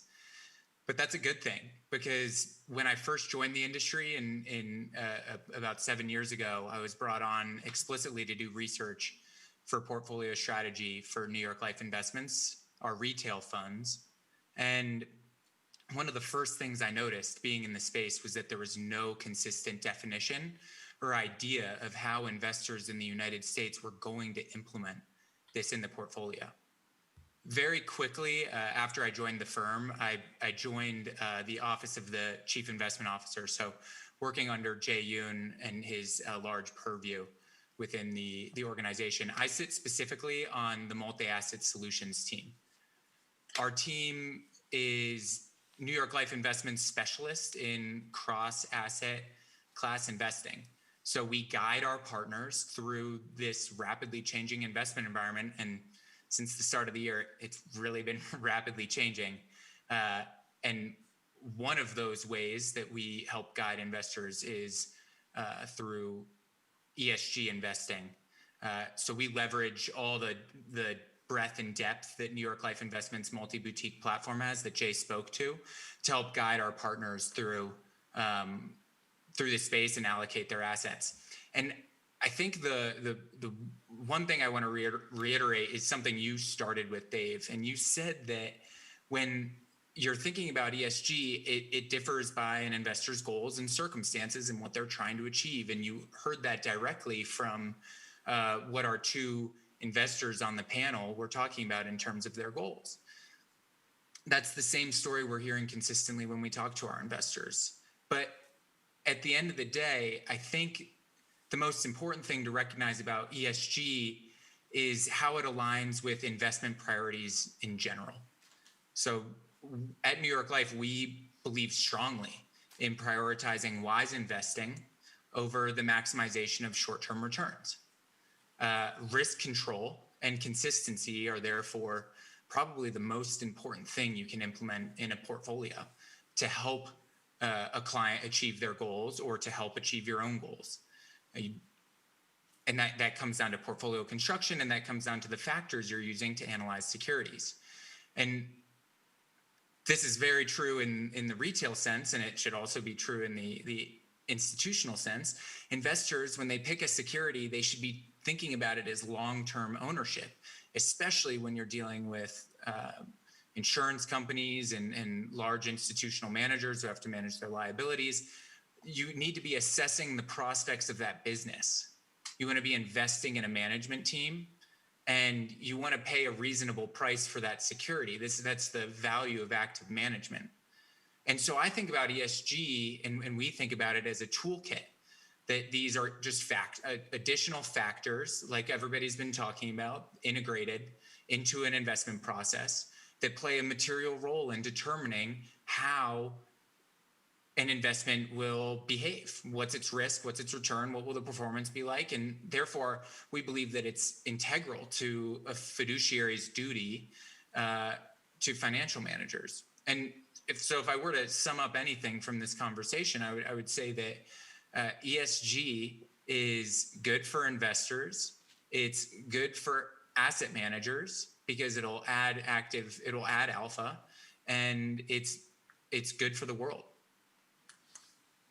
Well, that about summarizes it. What I'd like to think about here is, we asked, could we define ESG? And as you see, there's many different ways of looking at this. So there's this wide range in front of us. But the key question isn't which one I should choose.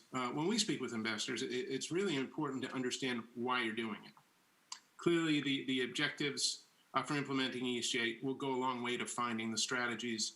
It could be aligning assets and values. We see in our surveys that's the reason cited most frequently by institutions, but a growing number are also trying to minimize headline risk and find more diversification. I think it's helpful to hear from each of you about the motivations behind your decisions. And Rowan, as impact investing is a big, kind of interesting area on that. Can you tell us the process, the thought process that went behind MassMutual's decision to focus in this area? Yeah, thank you, Dave. ESG focus is ensuring that our business is sustainable, since it perfectly aligns with our purpose as a mutual life insurance company, right? We want to ensure that we're here for the next 170 years for our policyholders. That's number one. Secondly, the owners of capital are asking for this product. They're asking for, how do I get into a green life insurance? How do I get access to these products? MassMutual has 9,000 some employees across the United States, and a lot of them are financial advisors selling different financial products. And they're constantly being asked to us in investment management, saying, everyone's asking for this, what do we do? And we hope that one day closed-end funds like impact funds will be more democratic, where retail investors will be able to access these great products. But today, through the GIA, we decided, alongside investing in public and private and fixed income, we thought we will build a diversified impact portfolio, because that's an area that we can build on our existing infrastructure as being an LP in funds and investing alongside of them in best-in-class opportunities as a co-investor. I think it's interesting that you mentioned this as part of long-term sustainability in terms of your business and how you look at this. And I think that parallels with what Scott had been talking about with what he's doing on governance side. Scott, it sounds like an added layer of due diligence. Can you talk about why it's so necessary to have this approach at this particular point in time? Sure. I'd say, within that framework, that everything we do is driven by our mission to produce benefits. I think increasingly ESG is becoming front and center for at least two reasons. One is, as investors, we'd all love to have the luxury of looking into the future and seeing what performance might look like. But inevitably, financial metrics are backward looking. They tell us the performance of the firm up to date or over a snapshot of time. What I think we're seeing with ESG factors is some insights into prospective future performance or future risks to returns. So it might not tell us the actual performance of a company, but a company with better workplace safety metrics, better attentiveness and focus on customer relations or regulatory affairs might benefit from a license to operate that facilitates their expansion and a more stable, less volatile performance track record. So I think that we're looking not only in ourselves, but for investment partners and the asset managers to whom we allocate capital to assess to what extent do they have robust research processes that focus on factors that could impact that future performance through an ESG lens. The second quick point I'd add is that we've seen a flip in the balance of intangible and tangible assets in the last 50 years. So whereas in 1975, 83% of the balance sheet was comprised of tangible assets, factories, equipment, so forth, the shift to a more service-based, tech-based economy now has that ratio flipped. So questions like brand equity, intellectual property mean much more, and that's where ESG kind of becomes an insight into the future evaluation of firms. Dave, I'm sorry if I can just ask a question of Scott.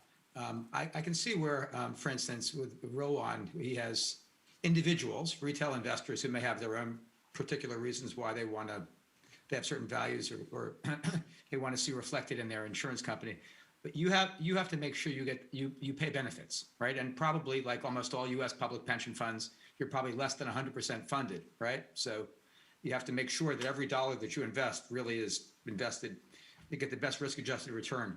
So how do you do that? How do you go about quantifying or measuring that risk that's in the future that isn't the reflected in data that's easy? What's your process? Sure. So we rely in part on broad industry research, empirical evidence of what kind of factors could be financially relevant. So that helps inform it. We as a fund do not manage the assets internally. We select external asset managers. So across all of our asset classes, be it real estate, fixed income, public equity, private equity, our process is to ask every mandate to what extent are they identifying material factors on ESG that could bear upon the financial performance of that specific mandate, and how is it incorporated into their portfolio construction, and what can they provide us that is convincing that it's genuinely related to material factors and financial performance, either attribution or examples or a combination. And as ESG grows, we're looking to measure leading practices within that and factor it into a holistic view on the quality of our investment partners. What we found with that to date is that there tends to be a correlation, but the ESG assessment might just be a consideration of the research quality of the investment process of our partners. It's almost like thinking about the risk factor section of a private placement memorandum or something like that, right? Where you're asking them to flag for you things that may not be reduced to a number, but that are risks that need to be taken into account on a prospective basis. It's correct, and it gets a little bit tricky with ESG in the sense that what's material may vary by industry. It might vary by the investment time horizon. It might vary by the geographic exposure. So by not having a singular and prescribed approach, but rather invite a dialogue with our managers, we're trying to probe on to what extent they're focused on genuinely meaningful factors. So to some extent, this could be regarded as things that investors always did in terms of looking at prospective risks, right? But taking a particular approach to it. I mean, it feels like that's what you're. Sure. In some regards, ESG is a new name for old-fashioned fundamental research analysis and composition. You know, if we ask the inevitable question of the co-panelists, what happens in 5 years, you know, I think in some regards, you know, we'd anticipate that ESG is not a separate pillar of consideration, but simply incorporated into fundamental investment analysis. Thank you. Can I make a comment on Scott's speech?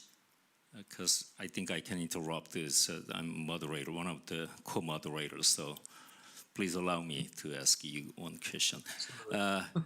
As Scott mentioned, the ESG concept is not the new concept. It's kind of the repacking different the concept these days. One thing I remind is that the Korean National Pension Service, NPS, for the first time they adopt the concept of ESG was not ESG, it was SRI. It was year 2005, about 15 years ago. They initiate SRI investment and they made a team of SRI initiative team, but they haven't done the SRI considered investment actively because they're not sure about the impact or effect of that SRI considered investment of their risk return profile of NPS Hughes portfolio. After that, I think year 2015, 10 years later, in November, they for the first time made their NPS ESG estimate system with creating 52 different factors. It was only for the domestic equity investment, and right now, year to 2020, about 25% of their domestic equity and fixed income is undercovered about that, the ESG estimates, that consideration when they investment.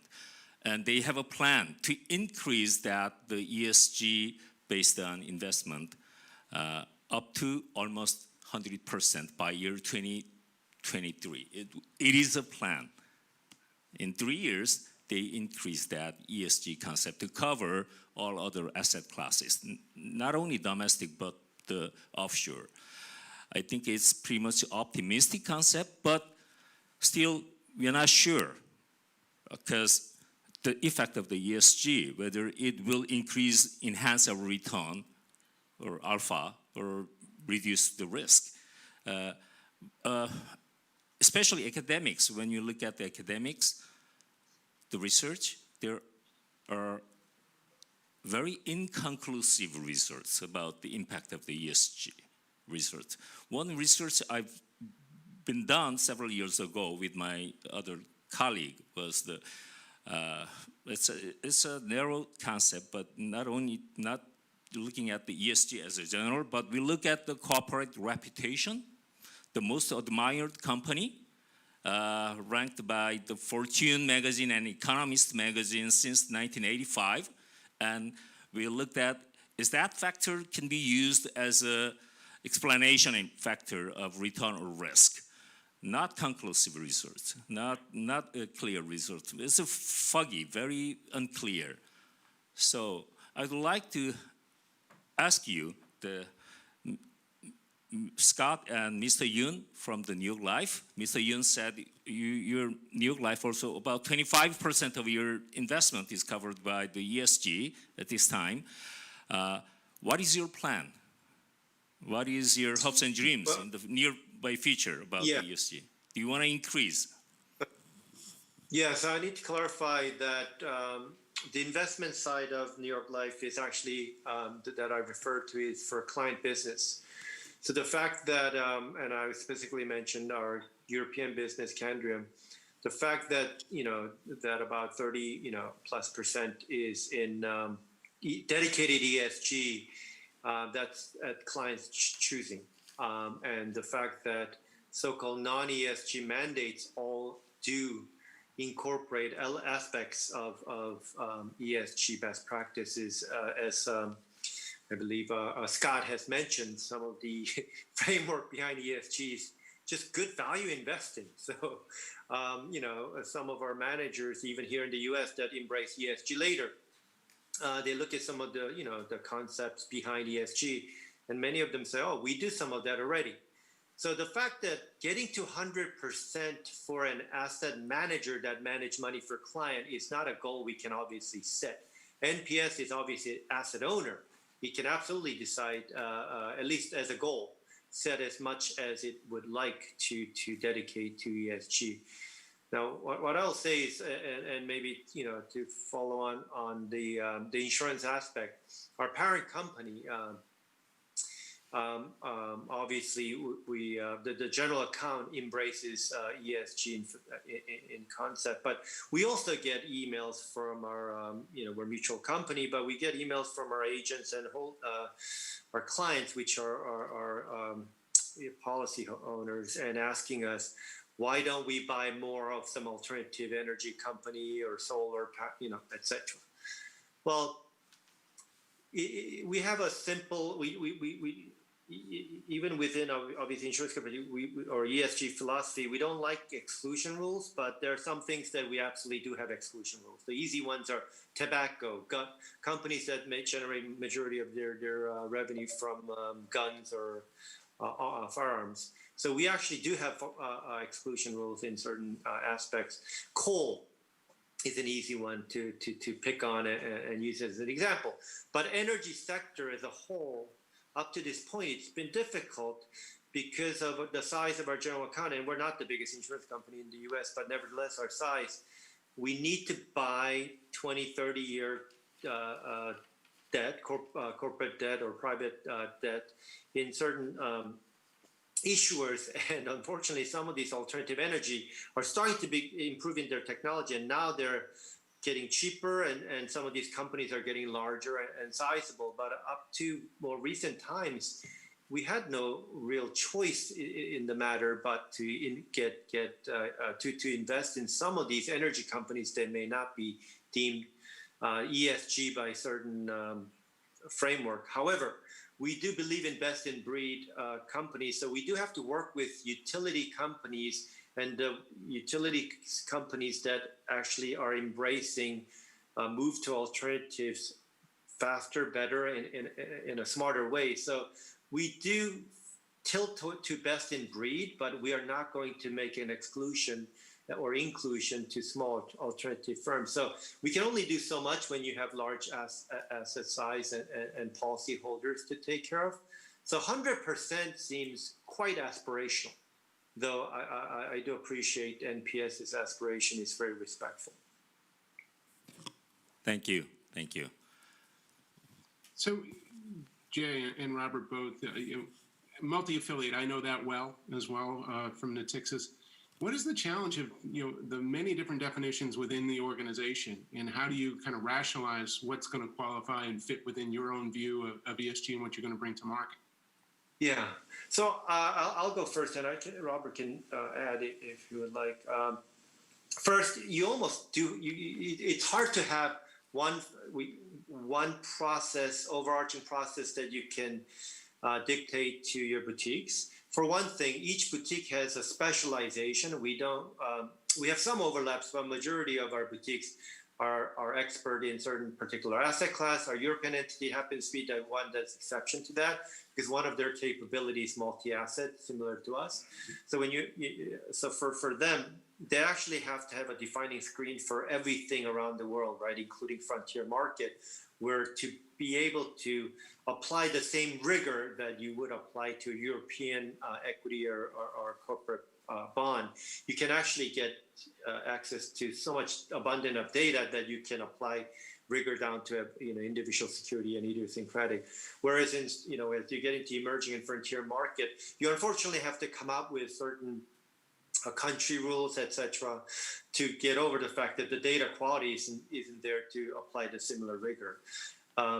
Also, when you go into the other extreme, like our U.S. fixed income manager, Makai Shields, sitting here in New York, because some of the asset classes are structured product, etc., it gets a little more difficult to apply the strictest ESG lens that our European entity does in applying, looking at a specific company. So each asset class needs to embrace, how they apply ESG, traditional ESG rules that you could Google and look up to a particular asset class and specificity. So we do leave it to the managers to come up with how they evolve their best practice. And it's hard to dictate beyond the philosophy and theme. Robert, do you want to add anything to that?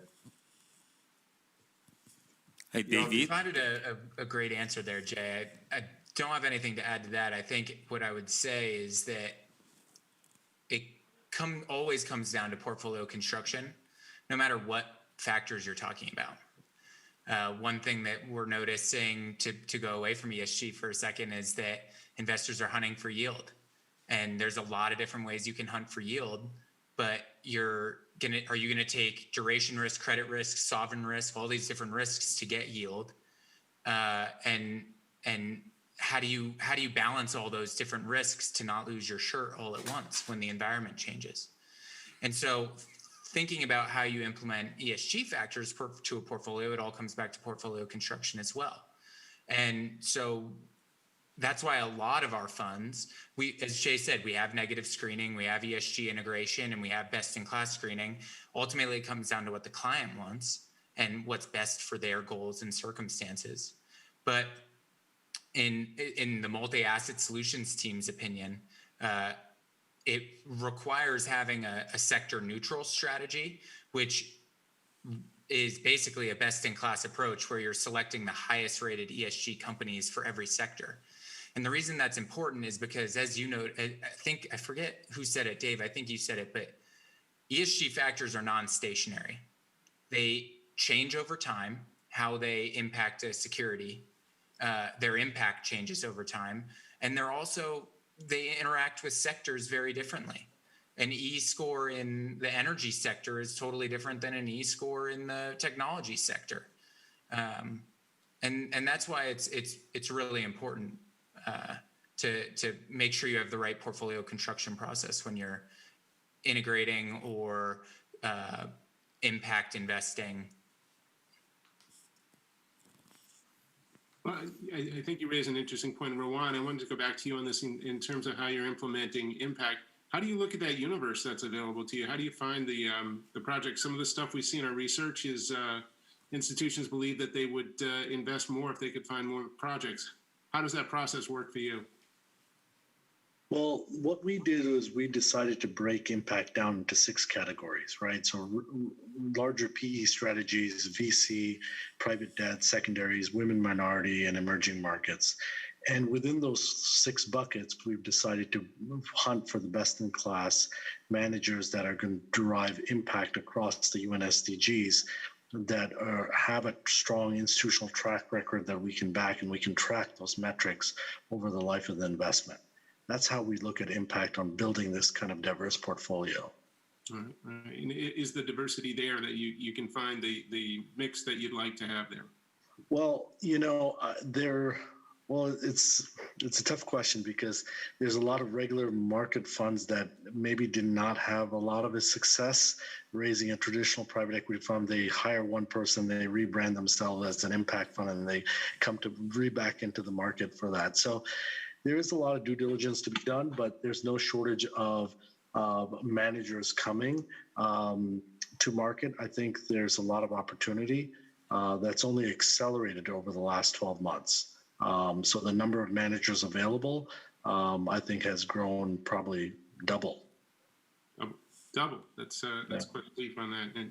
And just to kind of bring it full circle with Scott, talking about that universe that you're looking at and how you're approaching it, much more on a kind of a broad-based global scale within your portfolio. What's the process like as you're going through that and considering the governance and the different factors in there? How do you break it down? How do you start looking at those factors and kind of find what's material, as you had said? Sure. I would maybe add 2 points.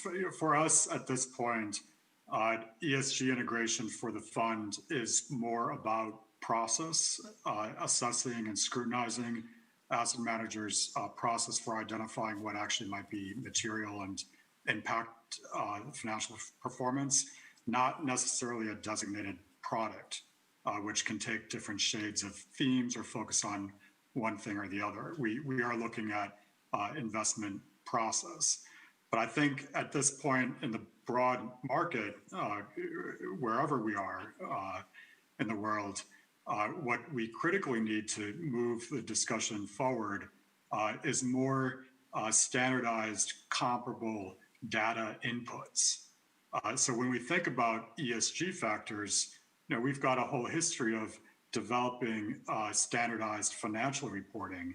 We have very little standardized reporting disclosure of material E&S factors. In the US, up until the recent SEC regulatory reform, the only workforce metric that's disclosed is the number of employees. We like and need much more insight. So part of our process is also advocating for frameworks for disclosure, such as the Sustainability Accounting Standards Board, or SASB, which breaks down across 77 industries with the input of investors and companies what's actually material and financially relevant on ESG factors for each industry. So that's a twofold approach of both due diligence of managers as well as some market regulatory and structural reforms, which we think can move the needle in the years to come. David, I think now the Korean speakers can involve this discussion. We have about 30 minutes or so. So you already talked and asked most of the questions I was thinking about to the speakers. And now we have, again, 3 Korean panelists. And we are about same issue, talking about what and how and why ESG in your organization and yourself. How do you think about ESG, and what is your objective when you think about ESG? Is that top-down or bottom-up concept? One issue I've been heard a couple of days ago was that if ESG is initiated or derived from as a top-down, like a government or regulators, it could be there is a chance to be at a mercy of politicians, or it could be a double-edged knife, the concept of ESG itself. If you can also get some comments on that kind of issue as well. So why don't we start the discussion from Mr. Cho Hong-rae, the CEO of Korea Investment Management, and please give us wonderful comments, Mr. Cho. Thank you. Well, as a matter of fact, I must take the last turn because I'm just an asset manager instead of the asset owner. So, but when I have a chance, I need to respond to your, order. Thank you very much, and it's such a nice place to be with you from the U.S. And my name is Cho Hong-rae, and I'll just take just 1 minute to introduce my company, please. Korea Investment Management. We are the oldest asset management company in Korea, which was established in 1974. And we do have the assets under management. The size is roughly more than $50 billion. That is the official figure. And we are the largest asset management company amongst the so-called stand-alone companies, by which we mean that we are not affiliated with the large insurance companies nor the large commercial banks. And also, what is important is that the fact that we are probably the number one as a matter of fact, number one, but at least one of the largest ESG asset manager in Korea in terms of the Korean equity. We manage more than $700 million worth of the Korean equity with the guidance of the benchmarks and detailed mandates. And also, before I came to this place, I went through some researches on the Korean equity in terms of the ESG management, ESG investment, and I just realized that we do have a huge amount of ESG equity investment, and at the same time, we do have also growing and fastly growing number of issues of green bonds. I mean the ESG fixed income investment as well in domestic market. But I would like to focus on the equity investment today because that's the area that we do have the expertise. And one thing from the macro perspective in the ESG investment and allocation, I just found out that it is heavily focused on active. Out of the equity investment categories, it is active and large cap and growth instead of value, and hybrid. So and also one thing that potentially bothers people in this room is a research where we can find that when you go through the factor analysis on various ESG mandates or portfolios, there is a not that big tendency towards the ESG factor. So as I just mentioned, the ESG mandates are heavily, concentrated in the areas of in the categories of active and growth and large cap, and probably that's the one reason why we cannot exactly, single out the ESG factors out of those portfolios. And the other thing, but well, it is only a back test, so we need more research to figure out what exactly that means. But at the same time, one of the experiences we had from the frontline management is the fact that it is not clear whether or not we are posting definitely higher returns from the ESG equity investment, where many research results saying that we do have slightly higher returns compared to the average of the market, but it is not clear whether or not those findings are statistically significant or not. So well, that is the homework to not exactly the asset managers, but I'm just telling these stories in order to get the first time look at the Korean investment. The ESG investment in Korean equity market. Well, let me just give you.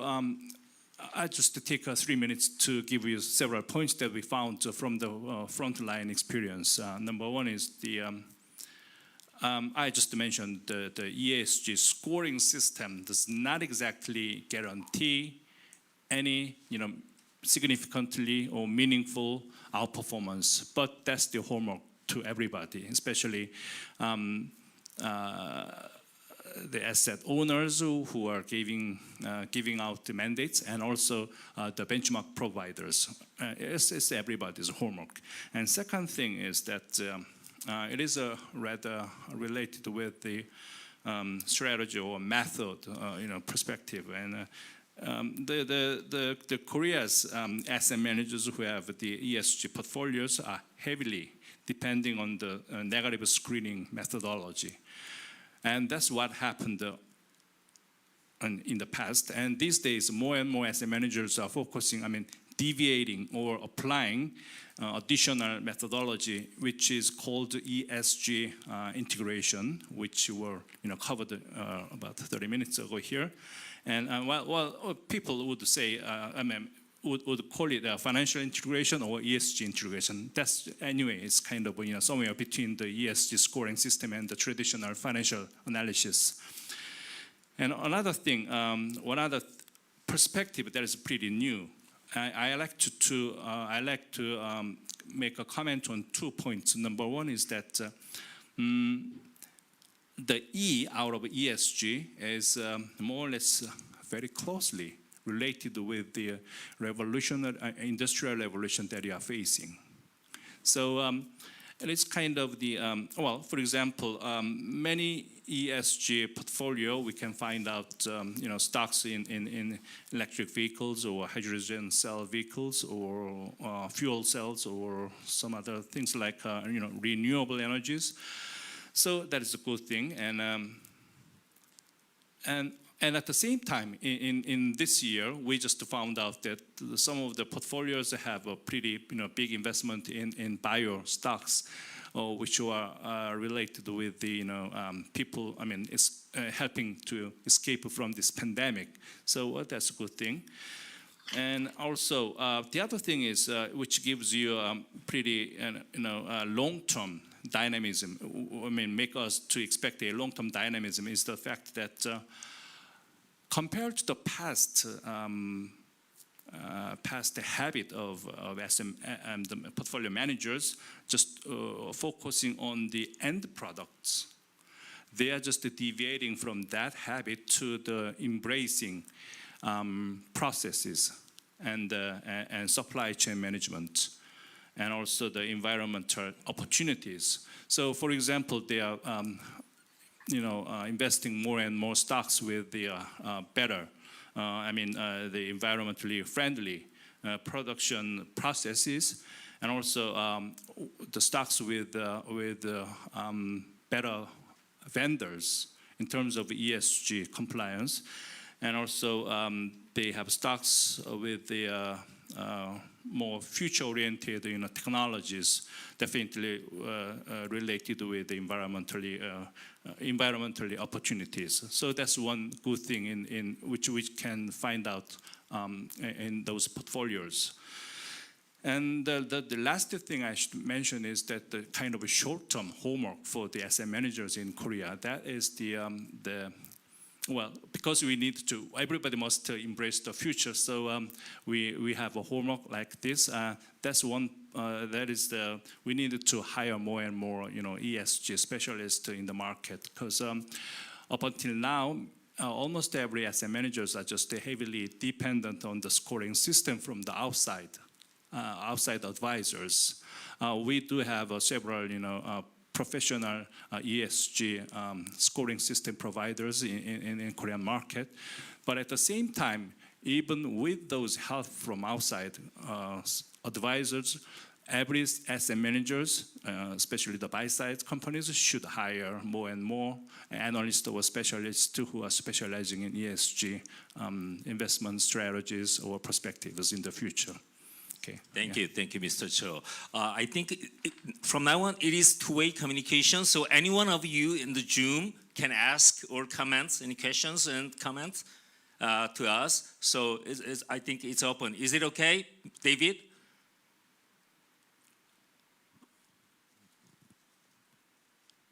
Okay, so we can talk each other now. I have one question to five of you on the Zoom from the States. Mr. Cho just mentioned very briefly important issues about the ESG in Korean industry, especially asset management companies. To me, it seems like ESG would be another burden or cost of the asset managers in the industry. Do you have some kind of a similar experience in the States? How can we overcome such the burden and cost of the ESG? Excuse me, Professor Chung, that is not exactly what we are experiencing. I'm sorry. So no extra burden or cost. Well, that's what we do for our, for our businesses. I understand it's a homework. Yeah. Do you understand Brant Muller? Yes. Yes. How do you think about that? Do I think that one sacrifices something in order to take ESG into account? Is that the question? Yes. I think that's a legitimate question. I would ask maybe some of our Scott or Rilwan who deal with this, or Jay, what their view is on that topic. I do think that's a legitimate concept, but it sounds like, particularly with Lacera, they go out of their way to avoid having it cost them anything when they make investments, if I understand Lacera's position correctly. I don't know if Rowan or Jay has a different view on that. But certainly, to the extent you get something, you could potentially be giving up something. So I could see where there could be a cost. Well, I think on a short-term basis, year over year, or even 2 to 3 years, I think that possibly the example might be tobacco stocks. I think there are some periods when when tobacco stock has a great year, and you read an article about so CalPERS, so whoever, big pension in American pension, underperformed because they were practicing ESG or exclusion on tobacco. And yeah, over a shorter period, it's very possible. But I think the framework of ESG we're talking about is longer term. And also, I guess I wasn't very clear at the beginning of this, which is I think I'm like big believer on that this pandemic has expedited events that might unfold over the next decade or two, and to a much shorter framework, and that we can very clearly see. And I think everybody here is seeing that in technology and in healthcare, and in these two categories. I think it's not that pandemic created this change. I think pandemic speeded up the pace of change that was going to happen over a longer period, quicker. I think ESG, particularly with energy and some of the themes that are playing through, I think would have eventually happened because of the regulation, commitment by regulators and European companies or countries to conform to climate change. We were going to get to energy prices much lower, and pandemic has expedited that process. So I think same thing for ESG. The non-believers of ESG, and that's what I was trying to explain about America, are on board. Not because they believe in it, but because the change of pace is speeding up, and many of us who believe in it are quickening our pace. So it's like move to indexation or move to certain, there's a thematic trend that you've seen in past with other events. Guess what? ESG is about to make that leap. So get on board now for alpha reasons, or you can come follow us later and collect a few pennies we left you behind. So I'm already a believer, so I'm talking my own book, but I do believe it's time for those that are being told by regulators to do it, that it's eventually going to get there faster, and it's actually going to generate alpha. Again, longer term, but it might not be as long. Thank you. I mean, if it's a more sophisticated way to analyze risk, which I think is a lot of what you guys have been saying, then that's clearly additive, right? I'm sure it's cheaper in the short run to dump your garbage in the river, but over the longer term, people have to drink that water or what have you. Brant, thank you. Brant, Thank I think that's a great point. I use a similar analogy. I talk about maintenance on a house.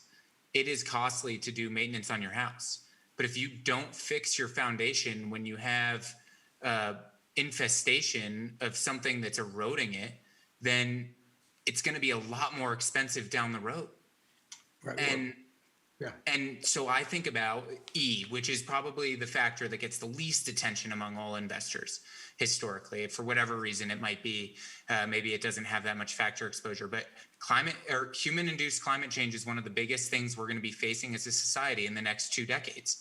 And the regulatory burden that's likely to come out of that will be large. And so if you think about two companies, company X that has plans to be carbon neutral by 2025 versus company Y that has no thought about how they're going to reach carbon neutrality, who's better positioned for that regulation?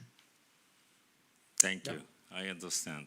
Now we have other speakers in Korea. Why don't we listen from Mr. Chang Dong-hun from Public Officers Benefit Association. Mr. Chang, you know the questions. We have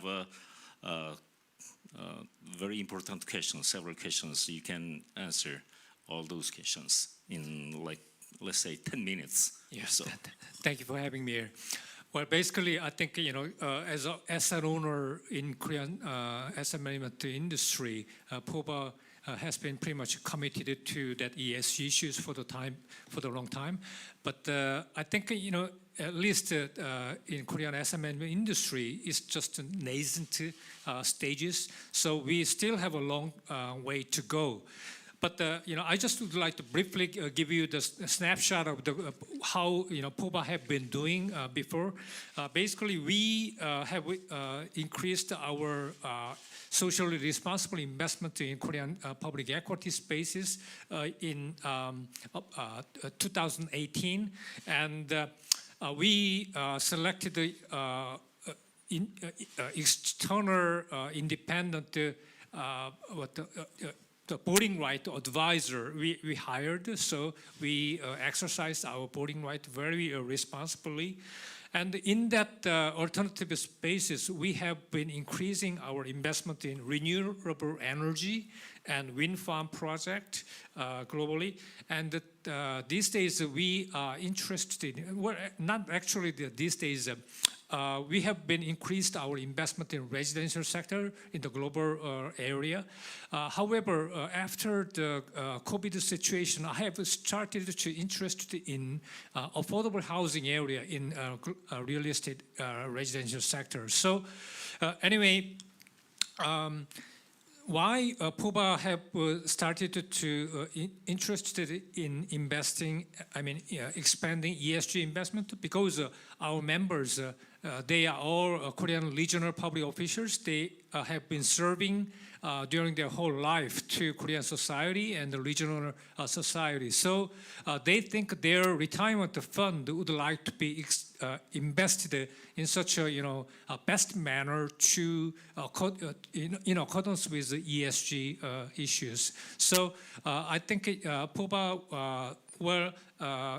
it will be a bottom-up approach. So whenever we invest in, we will continue to monitor and examine ESG issues very carefully, not to violate it. And finally, I think after the coronavirus issues, we note, as a lot of other panelists mentioned, we noticed that the divergence between the rich and the poor is getting more severe, and also educational capacity has been still deteriorated. Maybe rich people can still they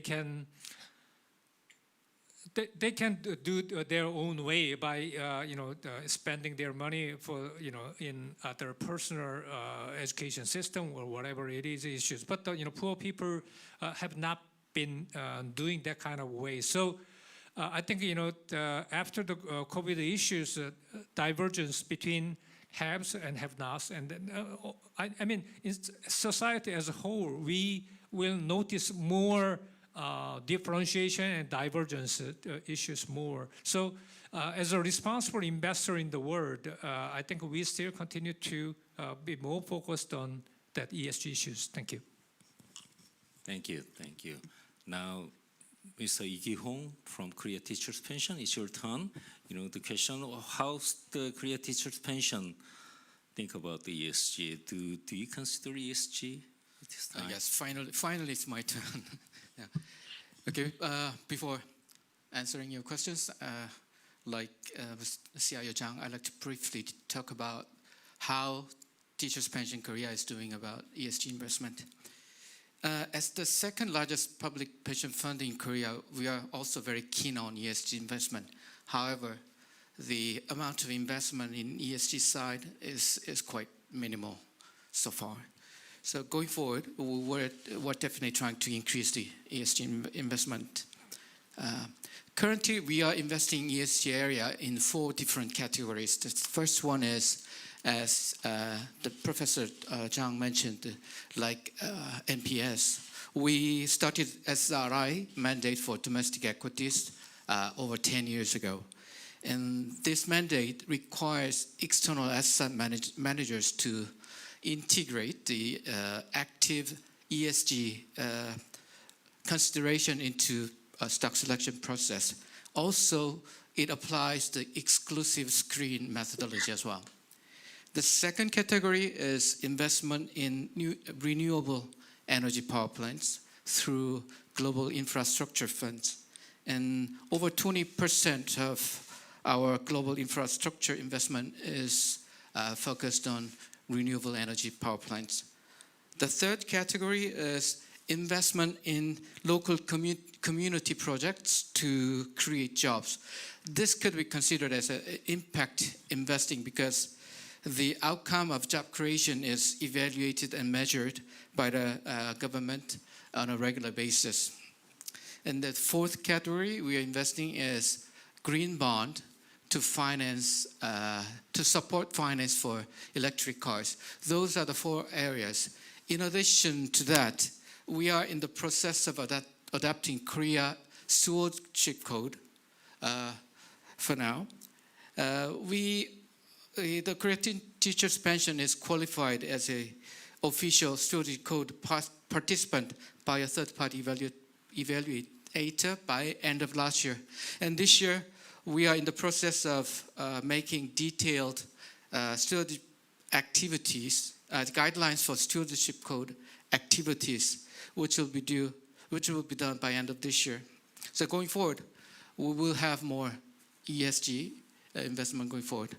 And moving back to your question, how the ESG investment approach should be done, my answer should be quite simple.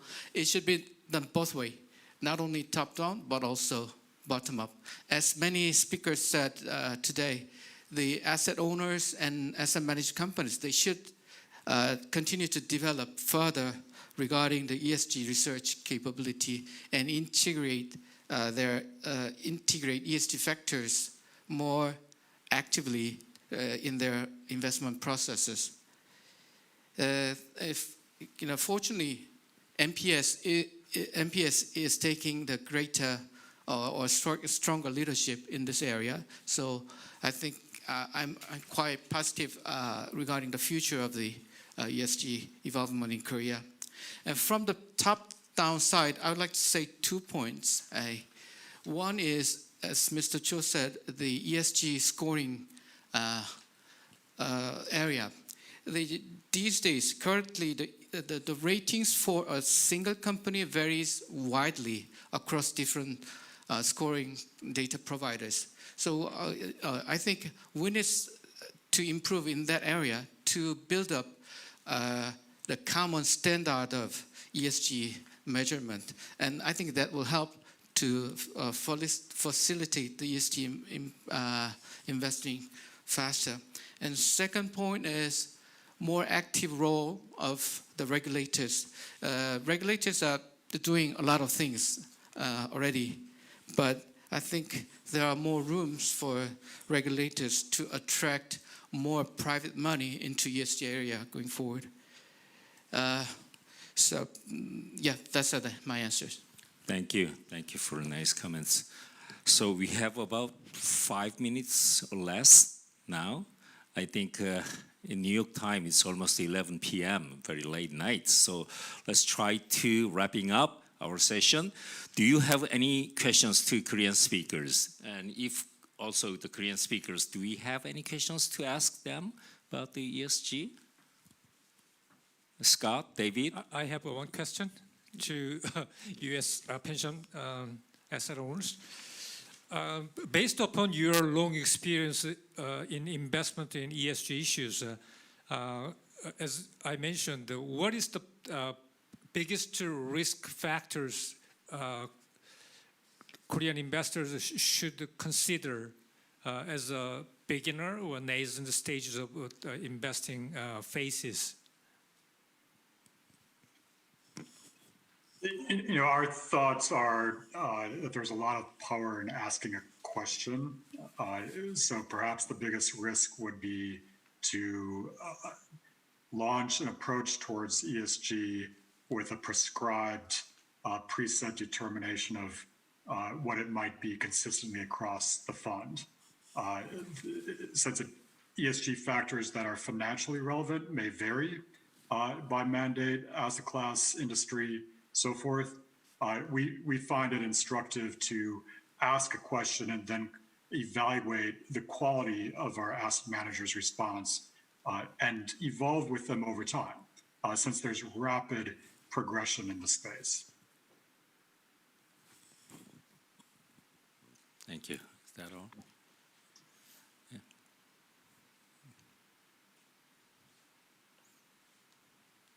Any other questions? We may have a question from the YouTube audience or any audience from the line. If not, why don't we close our session this time now? So thank you so much for your time and effort on this great session, and I appreciate it, and we wish you have a safe and healthy days, and we'll talk to you again. Thank you. Thank you very much. Thank you, everybody. Yeah. Thank you. 네, 자 2020 글로벌 대체 투자 컨퍼런스 세션 9번의 그 열띤 토론 Now, 이제 this 마무리가 wraps 됐습니다. up session 1 with our 9 panelists. We looked at LP time, New Horizon on alternative investments, assessments, and prospects of ESG. We talked about how COVID-19 has changed the landscape of ESG, how there are new challenges and also new opportunities and tasks ahead for us as well. I look forward to, and I'm sure all of us are looking forward to, the work that all of our 9 panelists will be doing in ESG moving forward as well. And thank you so much for your inputs. So this concludes the morning session that we've prepared for Global Alternative Investment Conference 2020. So we will now break for lunch, and please be back here by 1 p.m. Korean time.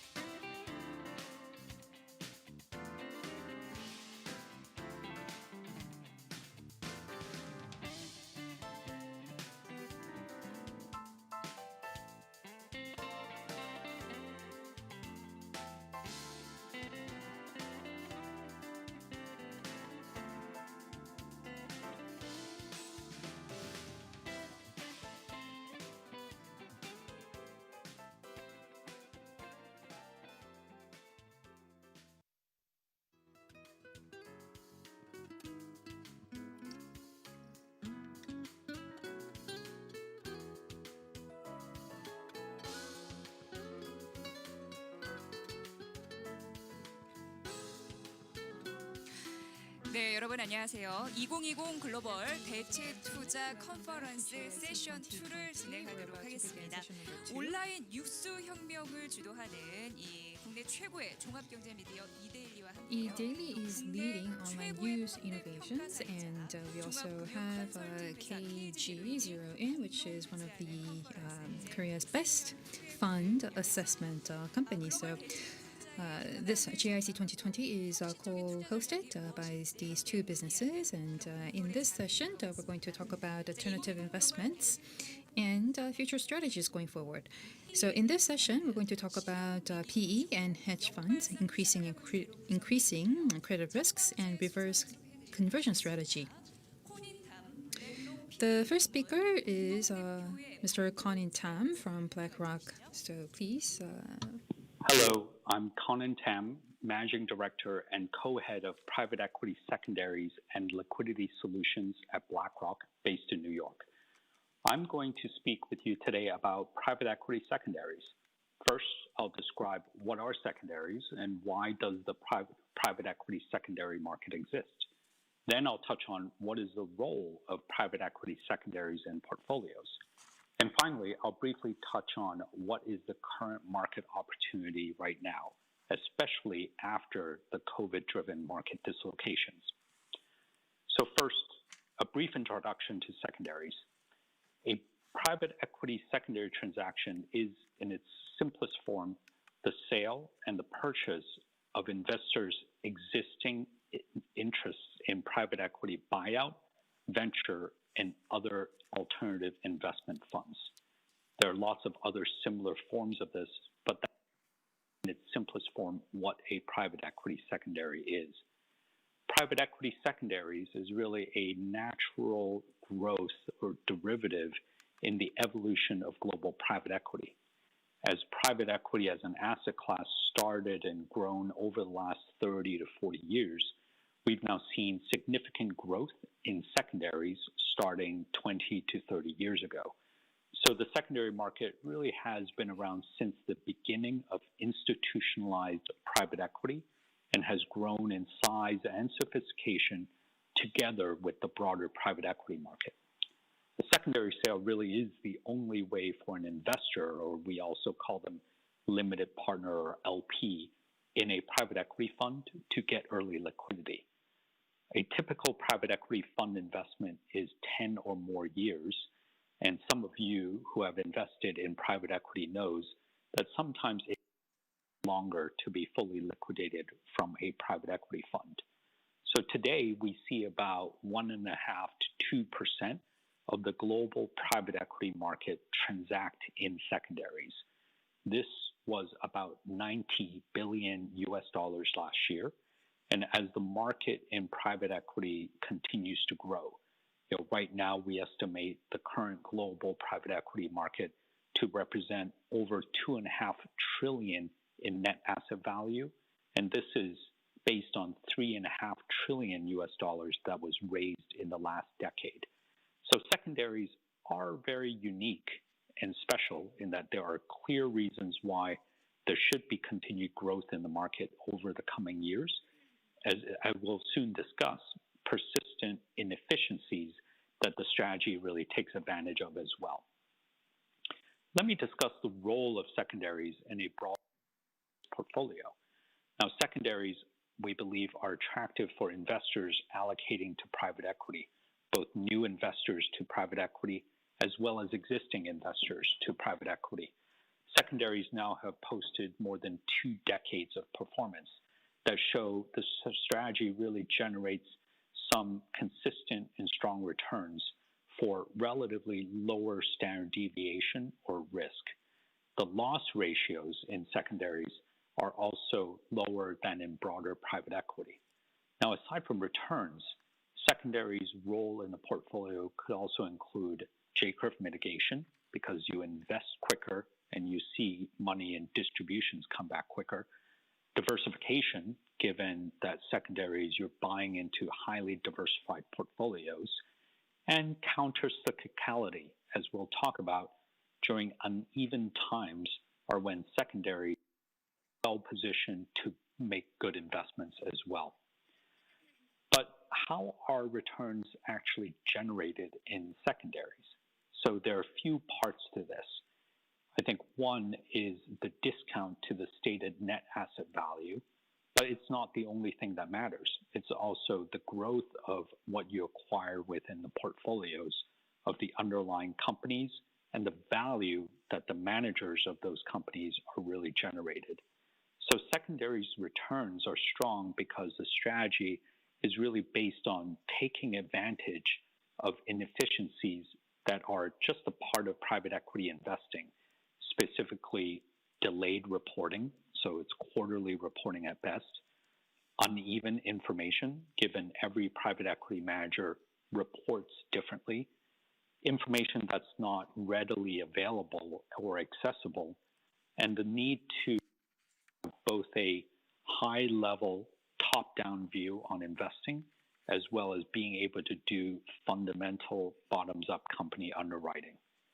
I think that in addition to all this, there's also different layers of inefficiency in secondaries. Not only what you're buying and at what price, but also who you're buying from matters. For example, if you have many investors in one private equity fund, today, if you get a price from a, let's say, university endowment seller, chances are that will be a very different price than you would get from, let's say, a large sovereign wealth fund, both of whom are investors in the same fund.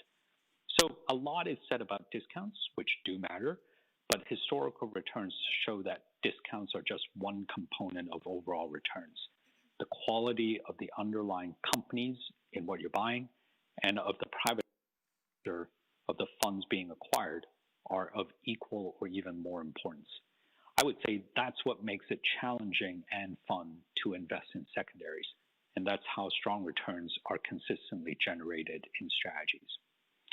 Finally, let me talk about the current environment for secondaries, especially how things may have changed in 2020. Now, before then, let me give you a recap of what the market looked like at the end of 2019 before the market volatility this year. 2019 was a record year in secondary transactions. We think about $150 billion of deals was brought to the market and $90 billion transacted. But this was less than 2% of outstanding private equity. So as I've noted before, we think there's still room to grow. Despite this record level of secondary deal volume, the amount of capital or dry powder pursuing secondaries was balanced against available deal flow. So the buyer-seller dynamic is really quite favorable to informed buyers. There were discounts last year, but pricing really softened or weakened, especially in the second half of 2019. Market data would show that full year pricing for secondaries transacted at about 88% of net asset value in 2019, and this was down from 92% of net asset value in 2018. Now, this pricing and weakness in pricing was really driven by supply and demand. And also, secondary transactions take time to come to the market. And so by the time sellers were convinced to want to sell private equity portfolios, the buyer demand was already very, very selective. So post-COVID, since March, the opportunity has really, really changed a lot. As we said as recently as the beginning of this year, secondaries is really the perfect counter-cyclical strategy and really great for a distressed environment. Now that we're in a stress cycle, what we spoke about in the beginning of the year is playing out real time. We think that there's more supply coming now into the coming year or two or more because this dislocation is forcing more sellers to come to the market looking for liquidity. This search for liquidity is really driven by budget constraints and revenue stress at some of these selling entities that is not linked to where the public markets may be trading globally. And so in addition to this, what has been a very busy part of the secondary market since March is really this new non-traditional or manager-led secondaries, specifically where secondary funds and buyers are providing flexible capital to private equity funds themselves. It's a relatively more recent innovation in the market, but that's really represented, I think, a substantial portion of the market conversations since March. And so we think that it just represents continued innovation in the secondary market. So overall, we're seeing the beginnings of a very attractive and interesting investing cycle that will translate over many years and not necessarily just weeks or months. We saw this after the global financial crisis in 2008, where buying opportunities were attractive in 2009 through 2012 or 2013, and we think the same is happening now.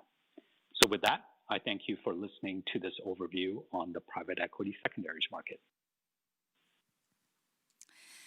네, 이렇게 코닌탐 블랙록 PE Thank you 부분 very 공동 much. That was 대표님의 Mr. 그 Kwang 영상을 Woo, 들었습니다. Managing Director and Co-Head of Secondaries and Liquidity Solutions from BlackRock.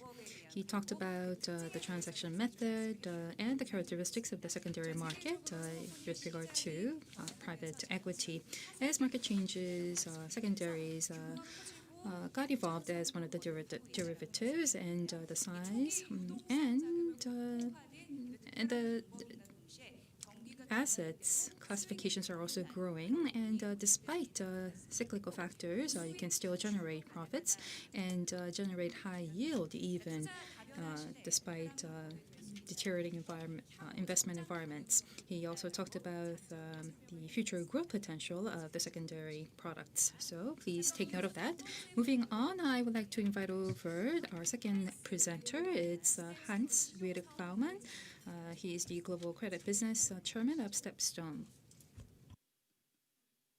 Welcome from Switzerland to Asia. While it's daytime in Asia, it's late at night here in Switzerland. For me, a bit unpleasant not to be in Asia. I would have loved to come directly to your conference, but as we all know, new times, new challenges. That's the reason why we give our best today by the virtual conferences. I've chosen the title choice is the luxury of the informed. That means you like to have always freedom to act, and for that you need also a lot of information to assess different situations. Allow me first to give a short feedback on StepStone. We are one of the leading asset managers in private market activities. We solely focus on private equity, infrastructure, real estate, and private debt. We are extremely research-oriented. We have one of the deepest and largest database. That means we have a twofold approach. On one side, a solid bottom-up analysis when it comes to private credit, the credit analysis when it comes to private equity, company analysis. And on the other side, we have millions of data points that allows us to have also a top-down approach on strategic asset allocation for the various private market investments. In terms of deploying capital, we have three different approaches. One is the classical primary funds investment. Then obviously we have developed a lot of expertise and capabilities over the course of the last several years on secondaries investments and co-investments. And we only serve large institutional clients all over the globe, and for the clients we deploy approximately 300 billion just into the private market activities. An important figure, we deploy $40 billion on an annual basis. That gives us a tremendous insight into the market. That gives us also bargaining power to the benefit of our investors. Today, I will talk mainly about private debt, where we allocated a bit more than 25 billion into various sub-strategies. Last year, for instance, we have allocated more than 6 billion, predominantly last year, into the direct lending space. When it comes to the asset classes on the private debt side, as I said, last year, late cycle investing We have favored the direct lending, first lien. So we have shifted several billions of allocations over the course of the last years away from second lien, from more volatile strategies into the direct lending, first lien. But we are not just focusing on the direct lending. We also have substantial investments into trade finance, opportunistic lending, non-control distressed. So the whole range of private debt activities. We analyze attractive risk-adjusted returns in order to achieve broad diversification. We emphasize also a lot on the deployment side. That means pretty fast ramping situations in order to maximize money multiple. We want to understand the capacity in the market, and obviously there is a large space of managers, so we want to understand the managers when it comes to due diligence, strategy due diligence, as well as operational due diligence. For that, we have applied very thorough techniques when it comes to data analyzing. We say power of data gives us a lot of knowledge, and with this we can also create impact into the portfolio. For instance, just on the private debt first lien side, we have more than 15,500 single loans on our database, and of each of the loan we have more than 100 transaction details. That gives us more than 1,700,000 data points just to understand the pricing of the various loans, corporate loans, first lien. When it comes to the COVID-19 situation, obviously, we did another survey. We have analyzed in the midst of the crisis, April 2020, more than 4,700 single funds. We wanted to do that because it's always easy to look back in hindsight and say that's happened, but we wanted to understand during the crisis what is really happening with the single loans, with the portfolios. We wanted to understand valuation, and we wanted to understand also the challenges of the manager. For that, we have conducted more than 80 GP calls and have gained, therefore, tremendous insight into the COVID-19 situation, the current market situation. Let's come back first to the pricing. As I said, we have more than 1,700,000 data points, and we look at the pricing of each single loan and can say that the lowest risky base loan that exists on the direct lending side generates 5.5%. In average, it's 8.1. So if any manager comes and tells you he generates 11 or 12 or 13%, obviously that's not without entering certain return premiums or certain risk premiums for that. And we have broken them down. And by no surprise, obviously the biggest variance on return is linked to the capital structure. Depends if you go first lien, if you go second lien, if you go unitranche. But the same is true also for leverage, means company leverage, loan to value, EBITDA. So we've broken it down that we really can decompose these return premiums and not only just to come up and say it's in a liquidity premium. Clearly there is an illiquidity premium, but all the rest is explainable if you really analyze the different segments of the pricing of a single loan. Ultimately, we do that because we want to understand loss rate variance. Because if you're an vacant investor, you go for capital appreciation. If you're a fixed income investor, obviously you go for capital preservation. And capital preservation means you want to minimize your loss rates. For that, we did a thorough analysis on loss rate variances. And here, for instance, you see vintage years 2007. That means loans being originated in 2007 and went into the crisis, the GFC crisis. They only experienced a loss of 2.9%, and vintage years 2006 only 2.2. That's for us resilience. That gives us a lot of also credibility that first lien investments is a sound investment from a capital preservation point of view. If you look at the last years, obviously loss rates have been minimal, but that has been anyway wonderful years, late cycle investing. For us, it's important just to see the variance and obviously the behavior in the midst of the crisis. And that's what we also did in the COVID-19 situation, to understand what's really happening on the valuation point side, as well as on impairments that usually managers undertake in situations of uncertainty. What is interesting, if you analyze the different vintage years, that means if you go back and take the GFC situation, by no surprise, every investment prior to the GFC crisis. When it comes to second lien and mezzanine, you have seen a pretty flat distribution. That means the variance on returns have been pretty big, but also, unfortunately, when it comes to second lien and mezzanine, when it comes to loss rates. So the loss rates of all the vintages prior of the crisis have been substantial. However, if you go into first lien and analyze upper part of the middle market, middle part, and the lower part of the middle market, you see these loans have been extremely resilient and hardly any losses. That means the loss rate variance there has been approximately 1.5 to 2%. Which clearly is, from a fixed income point of view in investment side, a pretty conservative, good, sound approach. When it comes to post GFC, that means after the crisis investments, also by now, no surprise, obviously, the loss rates have come down tremendously. That has to do with better underwriting standards. That has to do with other criteria when it comes to the origination, but also the returns have been slightly higher, not so much when it comes to first lien investment. Usually there has been an initial spread of 1% to 1.5%. Different, it's with second lien and with mezzanine, where you got higher returns. But ultimately, you can say this in a very simple form. Usually late cycle investment is very borrower friendly and less investor friendly.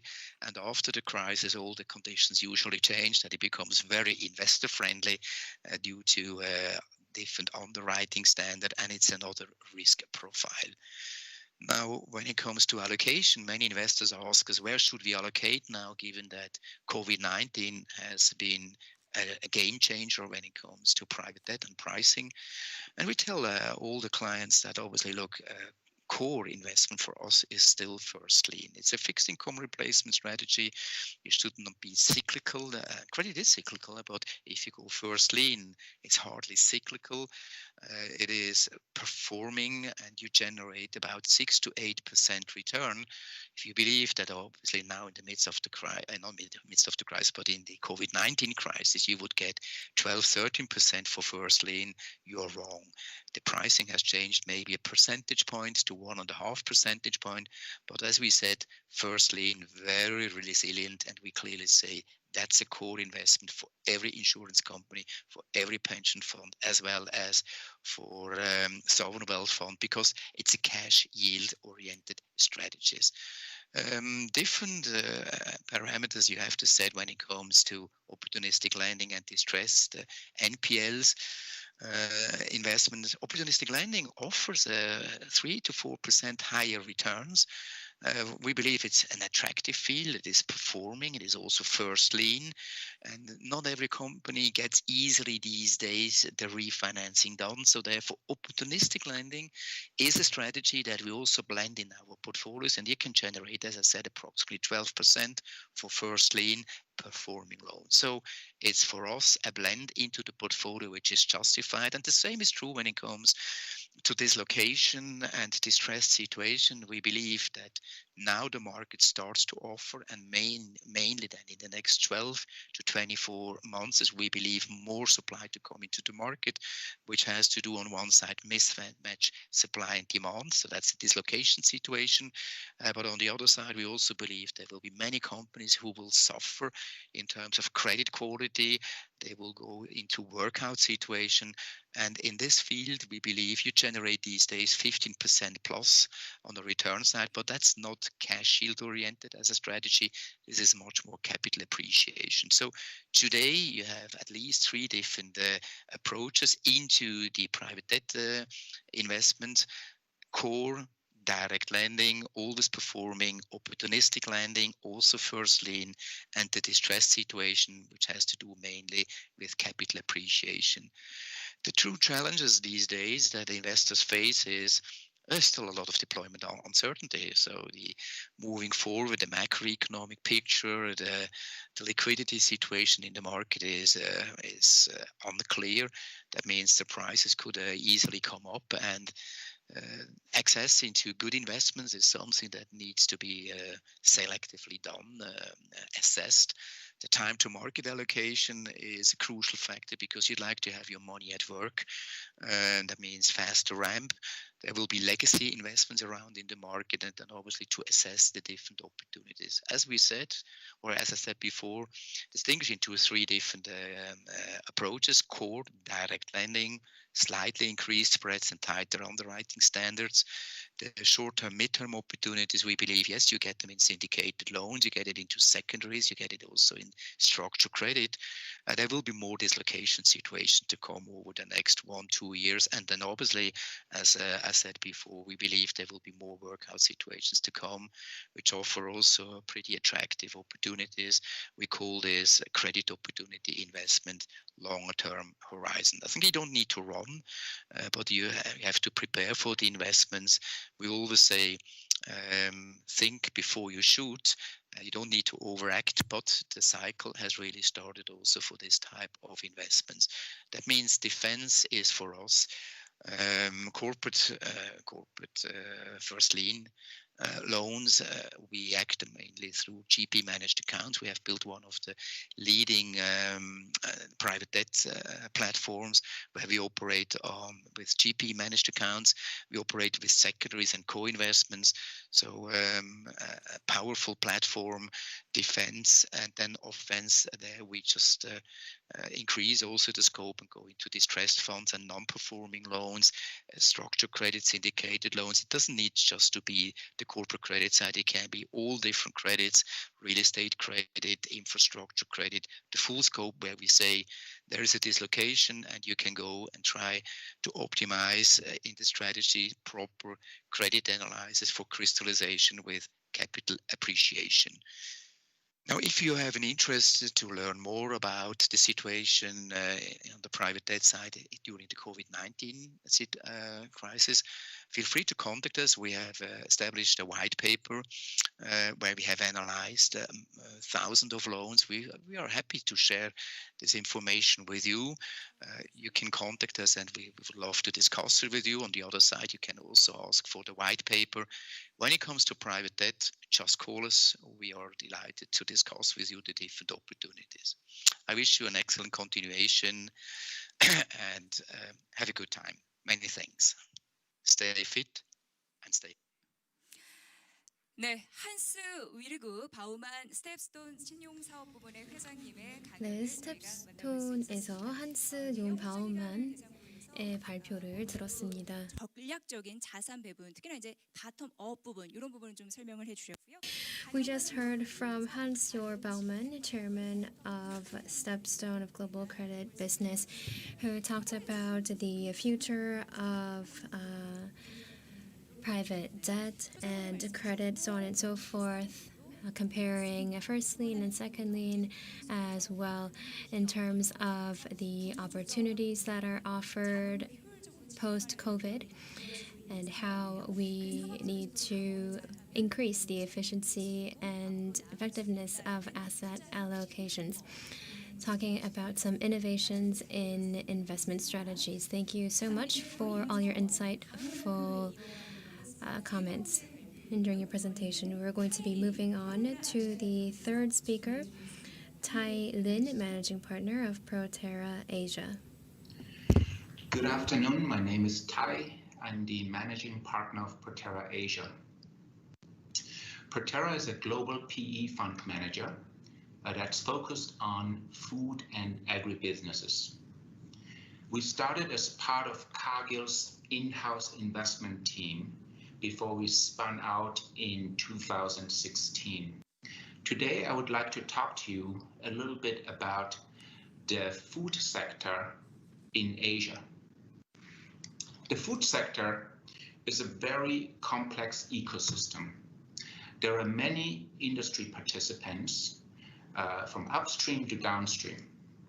There are seed producers, farmers, logistics providers, there's food processing factories, distributors, wholesalers, retailers, and of course, restaurants.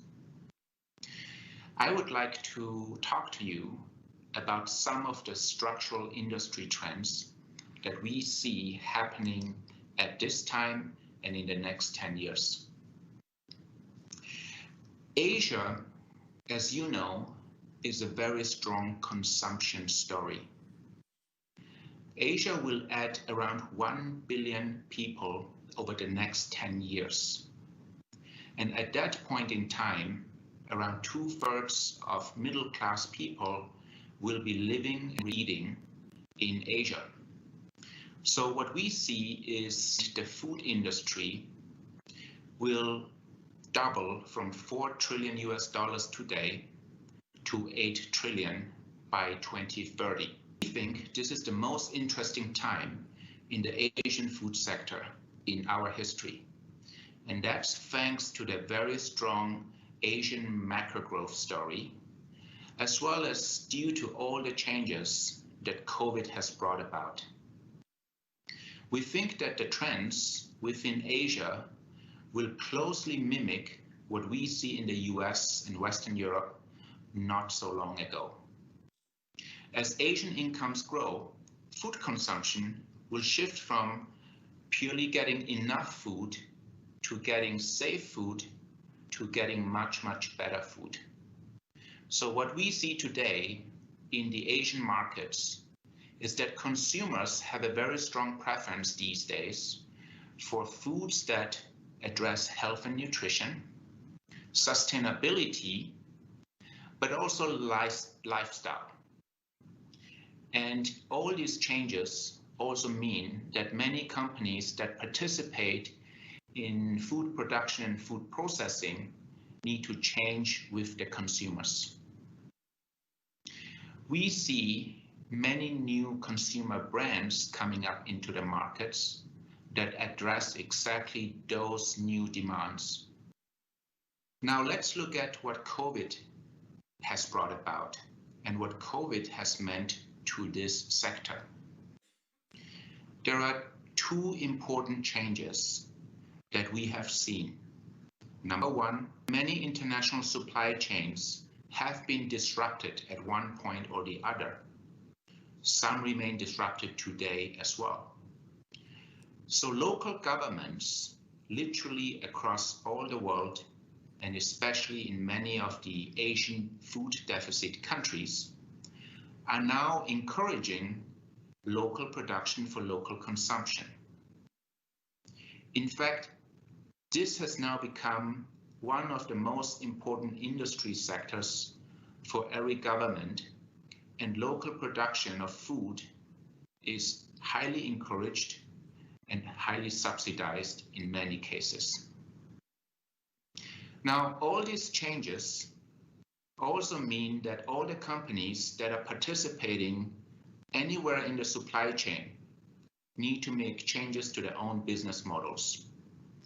That means there will be investments required, there will be changes required, and at the same time, there will be many different opportunities for investors in this segment.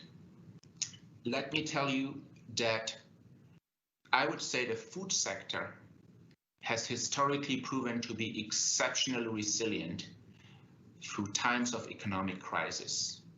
You can go back 10 years, 20 years, 30 years, and look at how food companies have performed during good and bad times. And you will find that people always eat, and therefore companies in this sector, on average, have shown much more stable performances through crises. I believe that our own portfolio at Proterra has done very, very well during this COVID phase, and they're set up to continue to perform relatively well compared to the rest of the industry sectors. Our strong management teams on the ground have not only managed the crisis very well, they have taken opportunities out of this situation, and we believe that many of our portfolio companies are set up for further growth over the next couple of years. COVID has, of course, made and brought about many changes, and that always creates investment opportunities for investors like us. At Proterra, we have spent well over 10 years investing and building companies in food across Asia, and we've now built a wide portfolio footprint, a wide network, a presence, and a reputation. If you're interested to learn more about opportunities in the food sector in Asia, please feel free to reach out to us, and we would love to share our thoughts with you and learn from you. Thank you very much. 네, 이렇게 해서 세 번째 강연도 This was the 저희가 end of 들었습니다. the third speech for session 2, delivered by Tai Lin, the managing partner of Proterra Asia, who talked about Asia's food industry, more specifically the changing trend for the next decade was elaborated on by our speaker, and it was enthralling. The level of income that is going up, as with the impact of COVID, is going to increase people's attention on healthy foods, nutrition, high nutrition foods.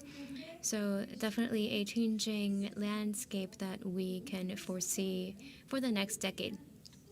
So good targets and goals that are set for investments can lead to good results. And in particular, his remarks, based on his experience working with Asia's food companies, gave us a lot of food for thought.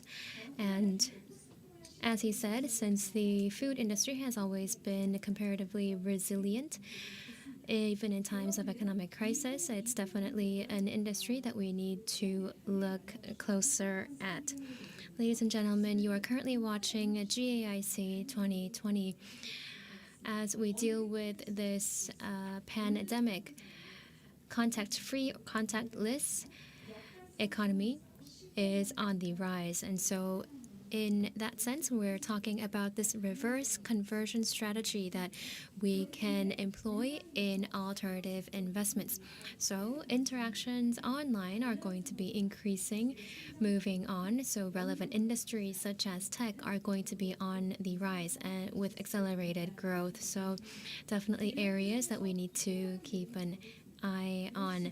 Although we are here online, we look forward to the insightful comments that will be delivered by our panel discussants later on. Now, GAIC 2020, I hope, will provide you with an opportunity to look at more innovative investments. And with that, we're going to be moving on to the panel discussion I told you about, which will be chaired by which will be moderated by Chairperson, which will be joined by Chairperson Won Jong-hyun from the National Pension Service Investment Policy Professional Committee, CEO Kim Hee-seok of Hana Alternative Asset Management, and CEO Rim Yu-tar of HNQ Korea, and CEO Hong Won-ho from SV Investment. And the session will be moderated by Professor Shin In-seok from Chung University. Will our panelists and moderator please come up to the stage, please?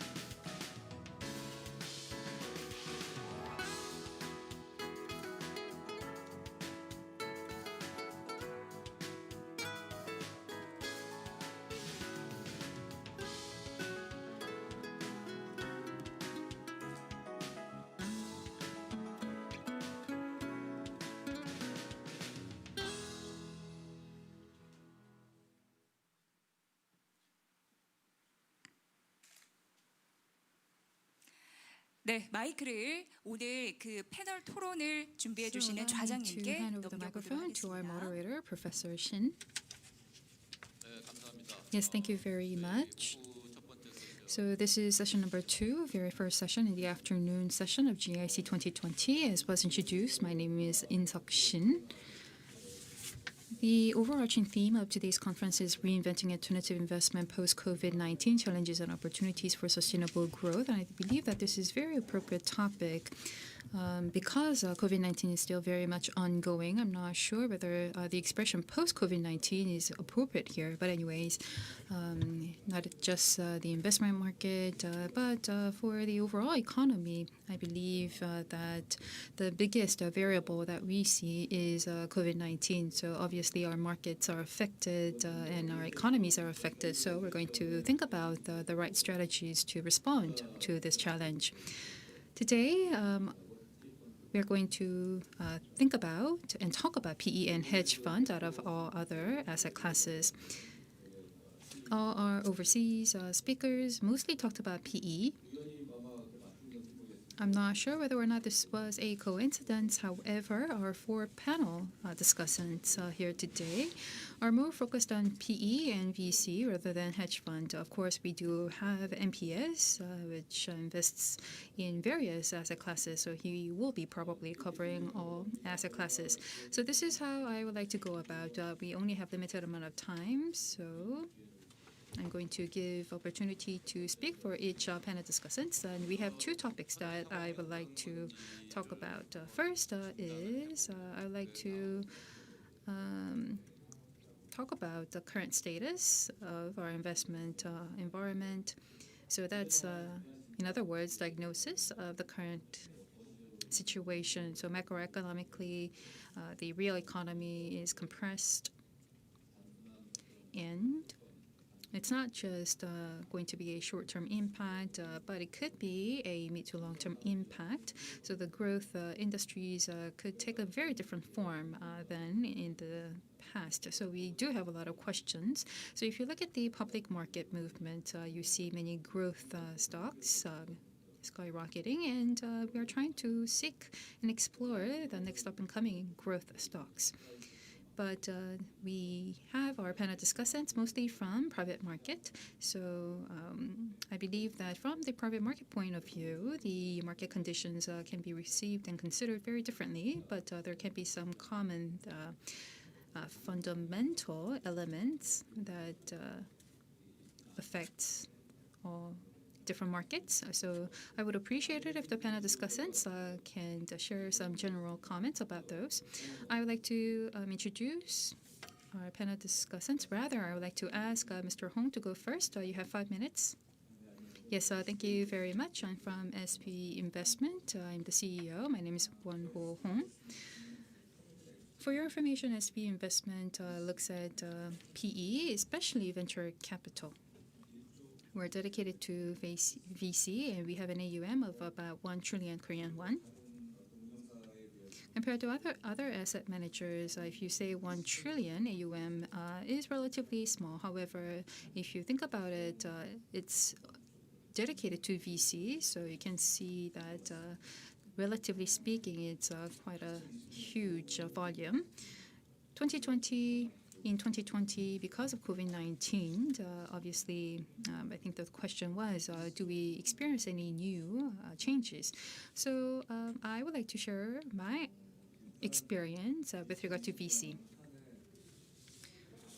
In 2020, I believe that the most memorable, I believe that 2020 is going to be the most memorable year. I've been in this investment market for about 30 years now, and I've experienced the Asian financial crisis.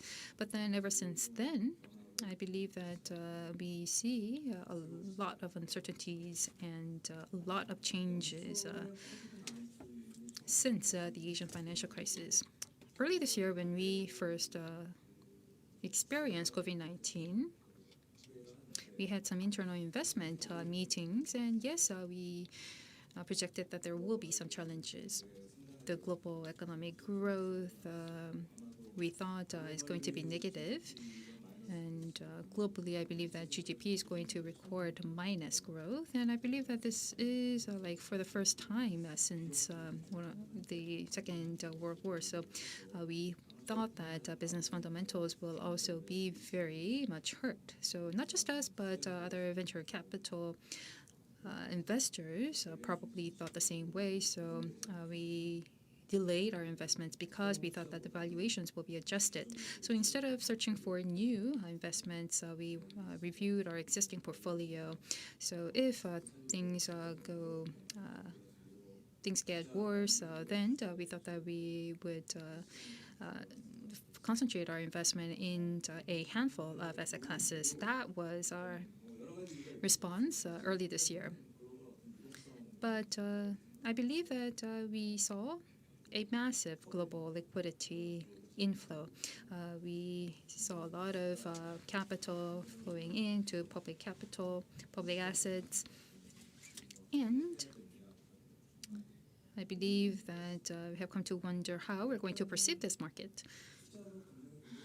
Anyways, originally we thought that the investment is going to be contracted. However, if you look at VC, I believe that investments activities are very much lively at the moment. And I believe that Korea was one of the successful countries in responding to COVID-19. So perhaps that is one of the reasons. But we invested last year about 4 trillion won in VC, but I believe that in the first half of this year, about 1.3 trillion won was invested in VC. This is slight decline year on year. However, this is quite a strong figure, and the U.S. is not that different. I believe that in other regular investments, there is a compression of 20 to 30%. However, the public market is doing really well, and so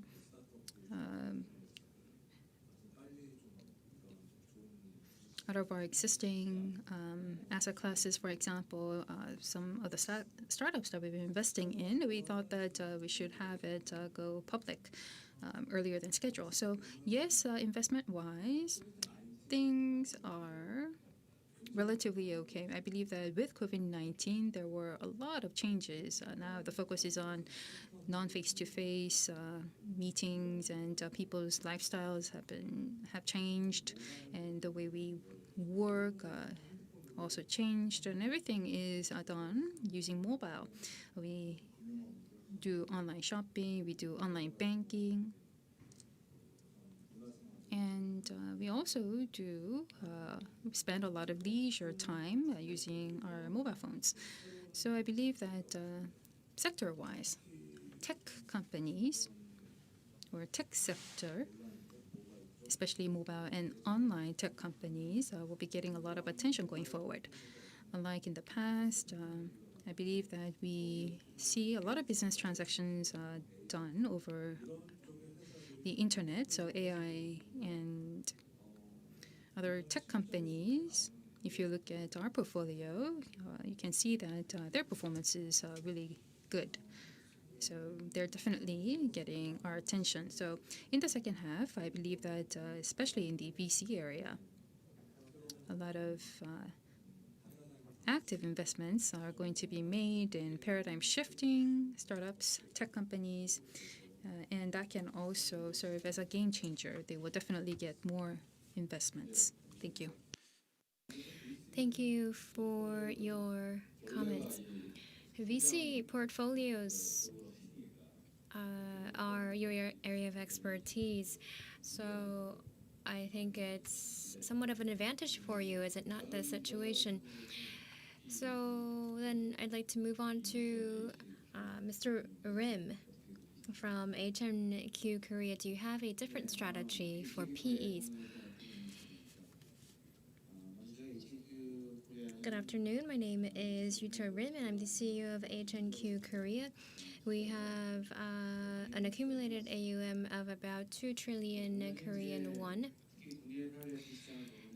In Korea's private equity market, about 22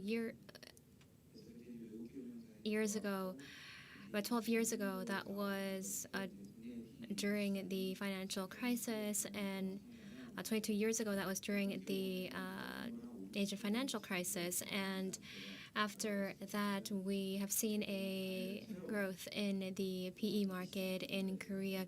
So it really is surprising to me at the speed of growth of private equity in Korea. The PE market in part is about getting the commitments, and the other part is about finding the right investments and restructuring the companies and the buyout stage. So when you first, in the vintage year, when you're creating or establishing the fund before COVID, the paradigm in the industries in Korea was changing. We had protracted long growth. So these signs were already all there, but the investments in PE in Korea tended to be more long-term, taking a more myopic view. So that was the type of commitments that we got. But after COVID outbreak, even up until the end of 2020, this is going to be what is going on. So LPs and GPs as well, we are thinking that when we go long term after this, after we recover or get ourselves out of this pandemic and crisis, is going to be there. The opportunities are there for long term investments. And GPs are definitely busy right now because there are a lot of new opportunities, but there are difficulties as well, but right now investments are active. And on the other hand, there is a duality that we see in the investments that have already been made. Depending on the portfolio, some are seeing challenges, difficulties, and some are seeing new opportunities. So if you effectively manage the portfolios that you already have, that's going to make your returns and profits different. So in the larger scheme of things, there is a lot of duality there. The promising industries post-COVID aren't new industries, and these aren't new trends. Non-face-to-face interactions, big data, bio, and pharmaceuticals. These businesses and industries were already on the rise even before COVID-19 broke out. It's just that these trends have been accelerated and have been brought even more into the limelight than before. So in the larger scheme of things, I would like to say that after the 2 rounds of financial crises in Korea in the past 15, 20 years, it was still there. It was there in the larger scheme of things, but the pandemic has just accelerated this, and we are investing with that larger picture in mind. Yes, I do have a question. I will come back to you later. So, Mr. Hee-seok Kim from Hana Alternative Asset Management Company, I understand that you have multiple asset classes that you're looking into. Perhaps in the past you focused on special assets. So I would appreciate it if you can cover all of them. So venture and PE, I think were covered by the 2 speakers before me. During lunch, I think that when we were having lunch, we were sitting diagonally. No one was sitting next to me. So for like decades, we were sitting side by side when having lunch. But nowadays, things have changed so dramatically. Perhaps younger generation, they can adapt to this new change pretty quickly. But for myself, it was quite difficult to get used to this. Well, at Hana, we are dedicated to real estate assets. I've joined the company last year, and before coming, we set up a PE team. I'm not sure whether it's a luck or we haven't yet made any asset capital deployment yet. No one really foresaw COVID-19, so I mean, looking back, I feel lucky that we didn't actually make any investment last year. So earlier, the 2 speakers talked about market trends and status, and PE and the market overall. Because of COVID-19, I believe that the general consensus is that the market needs to change. I'm not here to provide any solutions, but because of all these changes, we see new sectors emerging. For example, non-face-to-face solution businesses or bio sector. So because of all these changes brought about by COVID-19, new sectors are getting attention. But if you look at local side, I believe that we can do business because we can do it amongst ourselves. However, COVID-19, even if COVID-19 is addressed, there can be another pandemic. So local business can continue on and can survive. However, cross-border business will be directly affected. So in the second quarter, if you look at the transaction volume, you can see that compared to a month earlier, or rather, for the first quarter, it shrank by about 60-70%. And in the third quarter, I believe that the cross-border deal is going to decrease even more in terms of volume. So last year, we had about 10, 12 overseas deals. However, this year, we only had one deal this year so far. And I believe that by the year end, we will be lucky if we get to do 3 or 4 deals.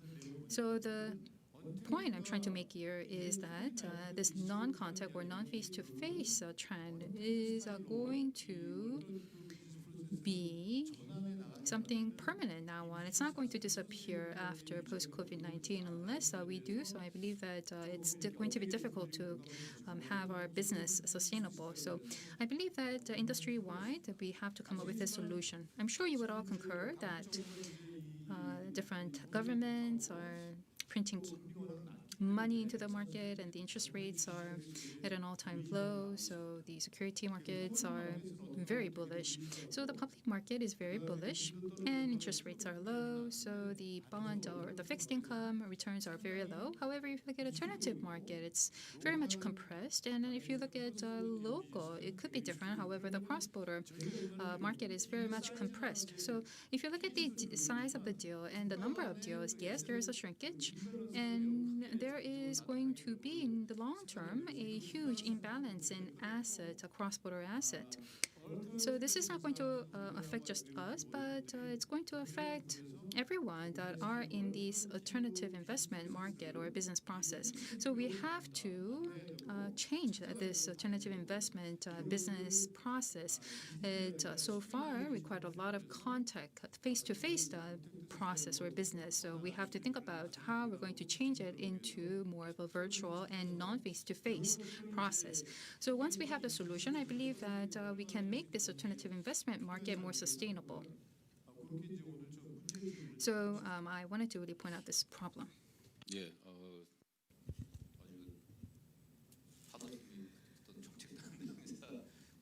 Thank you. You covered policymakers' perspective as well. Thank you for your very broad-ranging answer. And the COVID-19 pandemic definitely has had wide-ranging impacts, listening to your answer. And last but not least, we have Mr. Won Jong-hyun, who is the chairperson of the NPS Investment Policy Professional Committee.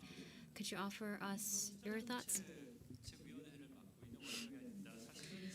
Good afternoon. I am the chairperson of the Investment Policy Professional Committee at NPS. I'm probably not the best equipped to talk about PEs or private investments or alternative investments as a whole specifically, but I would like to tell you about the story from our perspective, how we're looking at incorporating PEs and alternatives in our portfolio. For us, I don't think that the market itself is changing. I think that the dimension itself is changing. Time and space, of course, has been separated up until this point, but now time and space are now one in a whole, so much so that we're at a dimension where we are able to interact with people without restrictions of time and space. So I think that in PE, this type of freedom or liberal spirit is going to be key. Pre-COVID and post-COVID.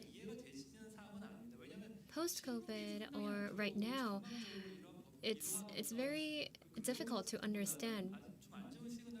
There are a lot of negative factors that we see, but the stock market is extremely bullish and the debt market is also doing quite well. So I think that we need a new normal type of thinking.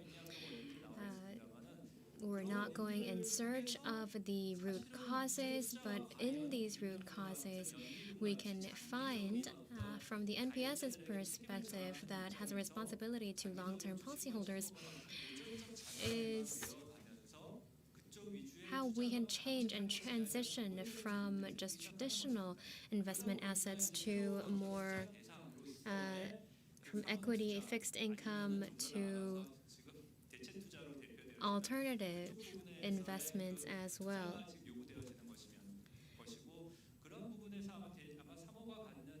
And in that light, I think that the freedom that private equity offers and the active investment opportunities that PE offers is going to make it even more attractive and popular moving forward, and which is why the NPS as well, in terms of absolute amount as well, but also in terms of percentage and share, the PE share target is probably going to increase from about 12 to 13, 14, and 16% moving onwards.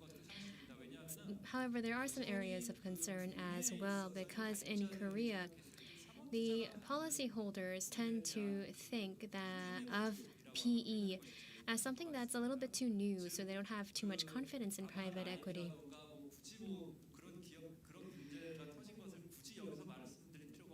I'm not going to go too much into detail about what has transpired throughout the years, but there have been some problems and issues that have been revealed in the PE market, or absolute return generation processes that are different compared to traditional asset classes.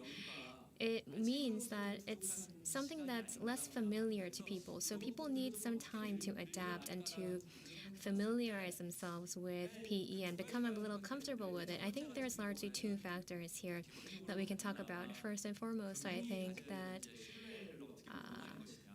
we need to think about how we can increase confidence in the financial market.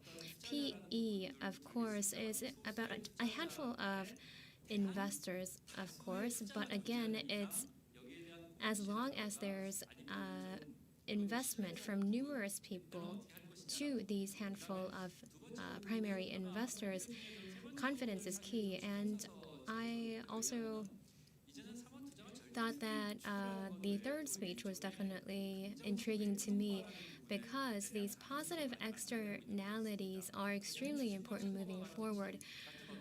For equity and fixed income, there are a lot of derivatives or fallouts or investments that are going to expand and diversify. So these externalities, I believe, are going to increase moving forward, and we need to think about how we can utilize these externalities indirectly to turn these into positives, how to make positive externalities, and how to identify industries or investment targets and sectors that allows for that. And I think that the public market is going to follow suit as well. So I believe that we're on our way towards creating this sort of ecosystem. And in that light, I think confidence or expectations, shall I say, in investment is on the rise. Yes, thank you very much. So that was our first round. Now I'm about to start the second round. Yes, we are broadcasting this discussion real time, and we do have a question to Mr. Won Hong. So I would like to relay the question to Mr. Hong first. So the question is this. Allow me to read it to you. VC is, relatively speaking, very active. So per region. So I guess by region, you're talking about different geographies. I guess the question is globally, which region VC is doing well? Well, amongst VC investors in Korea, I mostly focused on overseas markets, and I also spent about 15 years in China. So I think that I'm in the position to answer that question. For us, we have about $100 million in the US and another $100 million in China. So when you talk about VC investment, we normally thought that it's going to be a local business. However, when you think about it, nowadays, globally speaking, different geographies have different competitive edge and different characteristics. So when it comes to VC, we have geographically differentiated regional funds. So they have been really performing well lately. So per different geographies, well, I would say that Korea is doing well. I mentioned how we invest about 4 trillion won in the Korean market. So when VC was first launched in 2000, about 1 trillion won was invested at that time by our company. So you see a four-fold growth. So compared to other financial sectors, the growth rate is quite big. However, globally speaking, VC market is also growing exponentially, and therefore, relatively speaking, I wouldn't say that VC in Korea has grown at an exponential pace. In the US, it's 130 trillion, and China about 70 trillion. And according to an analysis, I understand that Korea is not one of the leading VC markets in the world. Europe, they are making many different VC investments. So at this moment in time, if we were to focus on certain geography, we would say that up-and-coming region would be Southeast Asia. There are various reasons. Of course, the tech is being led by the US mostly.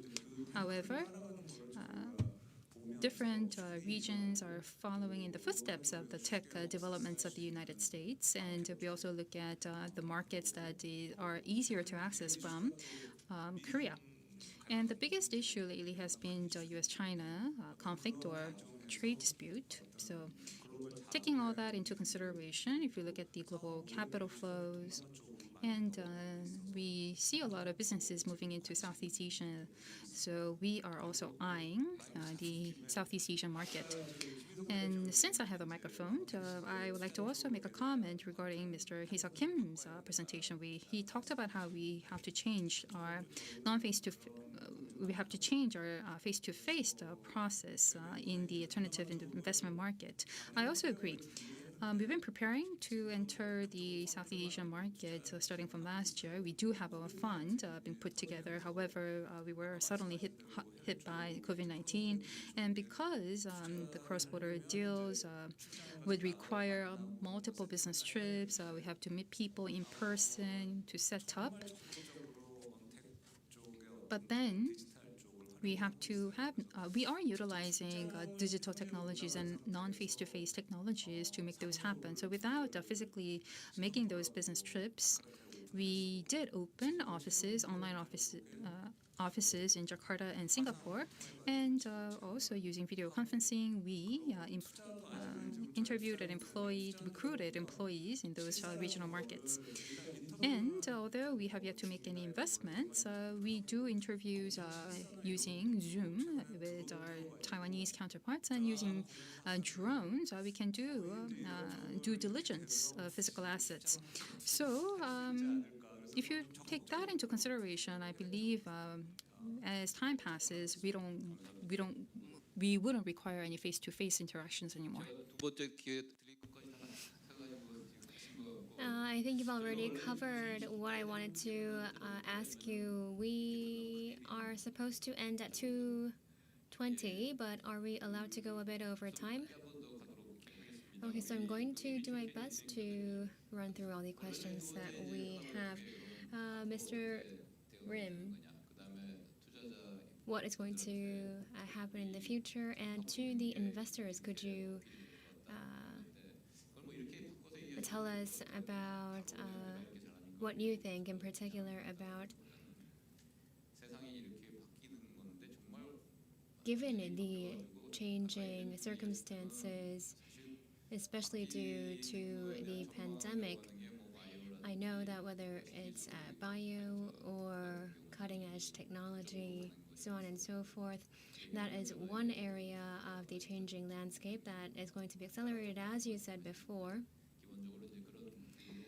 Well, basically, is that your stance on this, and is that the message that you also send to your investors, or is there anything that's going to change from your stance because of the pandemic? I know that people are concerned about the US-China trade relations and how the world is about to change. Are there any red flags that you see moving forward? It's a very challenging question, but please give a brief answer. Even before COVID-19, as I said before, there were signs of these changes, and these changes have just been accelerated because of the pandemic. If we look at investment analysis and assessments, as Mr. Kim talked about, because of the difficulties of actually going abroad, that relates to the export-oriented nature of Korean companies, and that means that there are uncertainties that are involved and entailed for industries that are more concentrated in the domestic market. These are our areas of focus naturally, bio or lifestyle or consumables. These are the areas of focus for a lot of PEs, and also for new and emerging technologies, especially because of COVID. Medical devices, bio, and so on and so forth are now in the spotlight and are lauded as the next generation growth engine. And so that's a new area of focus for PEs as well. Another change that I want to talk about is that in the past, PEs focused and tended to gravitate towards companies with a long track record because it was less risky. But now, with the mind of a VC, even if the numbers and data points aren't there, we are focusing on the future value or potential that is there as well. And I think that's the change that we're going to be witnessing moving forward as well. Traditionally speaking, most private equities tended to overlook this part, but these large changes and paradigmatic shifts brought on by the pandemic has brought about opportunities for example, smaller manufacturing areas as well that can offer more business value in their proposition as well. So because of these restructurings, they've given rise to so-called special situations. So that's about an answer. Thank you. So, Mr. Kim,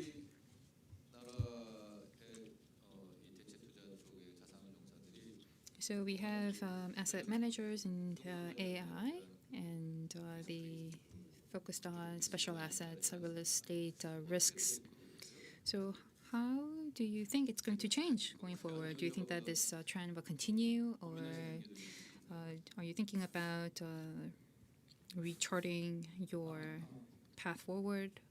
What's on your mind?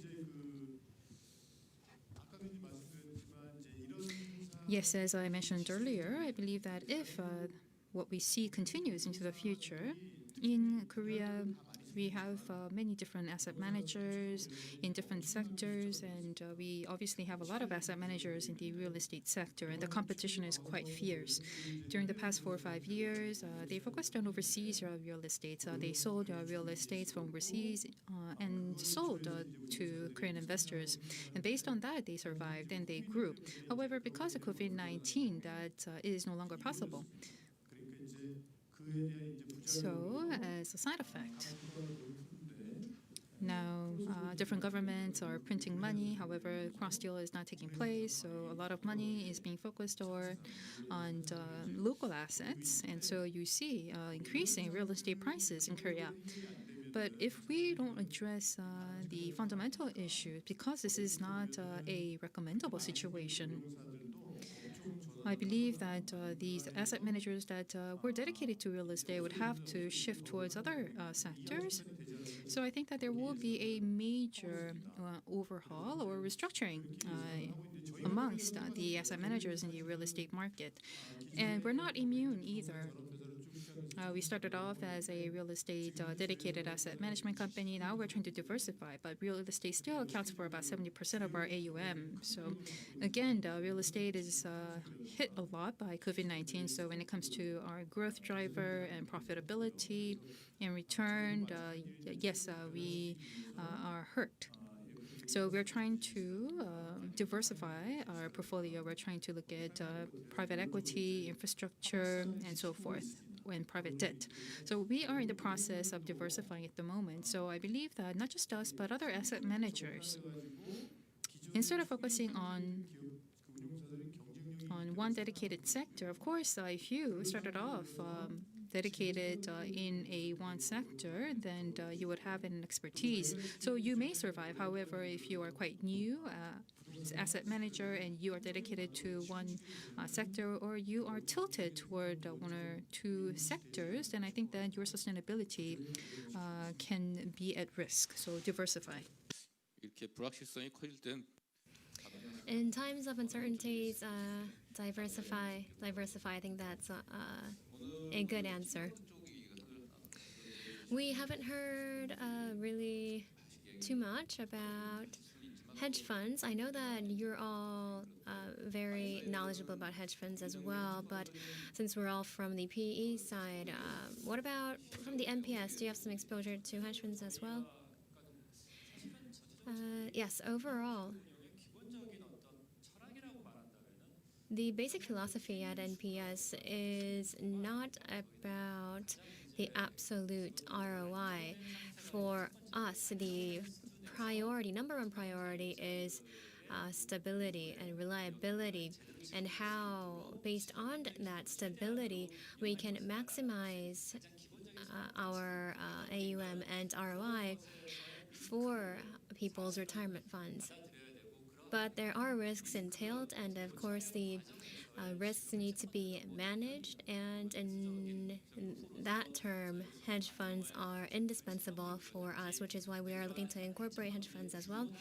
But the scale or amount of hedge funds that are required is something that is an area where people have differing opinions, whether it's a hedge on the overall investment, or whether it's a hedge, you're hedging the investments by sector, or whether you are hedging the risks involved in overseas investments, foreign investments.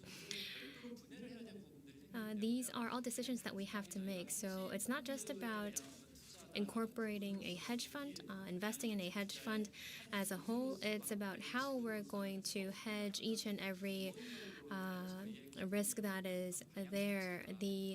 But basically what we're doing is that we are moving towards the direction of hedge funds, of hedging risks in general. Thank you very much. Definitely the topic and the questions that we talked about were very technical and challenging, but I think that the answers were very well said. So do you have anything more to add? Well, you have 1 more minute. Actually, I wanted to add something. I forgot to say this while providing my answer. We do have a representative from MPS. So as I mentioned earlier, VC, in the VC sector, we do have a lot of startups. So yes, the volume increased by fourfold, but the pace is quite slow. We have currently about 150 VCs, but there are not that many investors, so we have to collect small investments. So when it comes to VC, we talked about reliability and confidence. Of course, they're very important, but in Korea, VCs were first launched about 20 years ago, and if you look at return, if you look at especially top-tier levels, at fund maturity, we have about IRR of 2 digits, at least 10%. And those that are doing really well have actually IRR of 20%. So again, the topic of this session, rather the overarching theme for GAIC 2020 is reinventing alternative investment post-COVID-19. So here we have pension funds and also CIOs. So again, we do have built a lot of trust and confidence over the years, during the past 20 years when it comes to VC. So we do have a lot of policy ideas. So we look forward to working closely with the CIOs and pension funds. Would you like to say anything? Keep it short. I definitely do agree with Mr. Hong said. I want to make a request, actually, whether it's VCs, MPS, whether it may be. The news tends to cover our failures in investments and highlight that, which really triggers a sense of fear in people, in investments. So I would want to make a request of you here at Edaily that you may also highlight the goods that are there, the pros, the potential, the promising nature of what we have here with investments and alternative investments. And at MPS, we try to heed the voice of the public, the people, which is why I believe that your support will help immensely. Now, I'm going to be wrapping up, and it's good to end on the note of trust and confidence, which is the most important thing when times are tough. So stable returns, reliable returns, I think is one of the way towards building trust and confidence. We talked about how PE, it's been about 20 plus years or so, and how it was difficult in the beginning.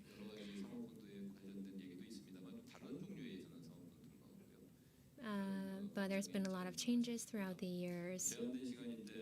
And so very remarkable insights and constructive comments. Thank you so much.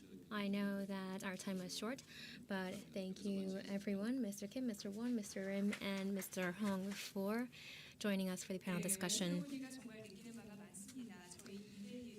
It's really given us a lot of food for thought. Edaily will, as requested, try our best to highlight the success cases and success stories and investments as well.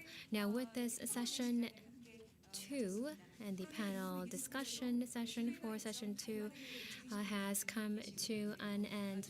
Despite the difficulties brought on by the pandemic, there are always opportunities for people who are fast movers, and especially given the paradigm shifts brought on by COVID-19, there are immense opportunities that are there. Open thinking, being more open to what is new is important, as we saw during our discussion. So thank you so much, everyone. And now we're going to be taking a short break, and we will be back with session 3. Please note the time. We will begin at 2:35.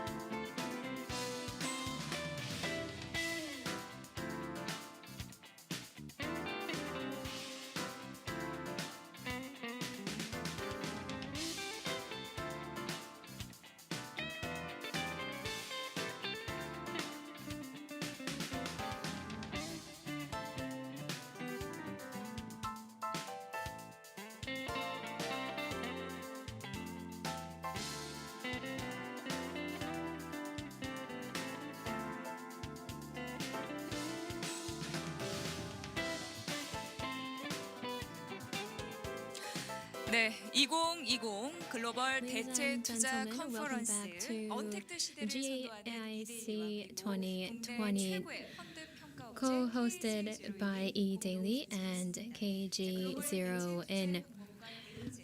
We are talking about reinventing alternative investments post-COVID. Asset managers who are looking to diversify or expand their portfolios, I believe will find our conference extremely insightful and useful. And we're now going to be diving right into session 3. The first presenter is Shane Taylor from CBRE.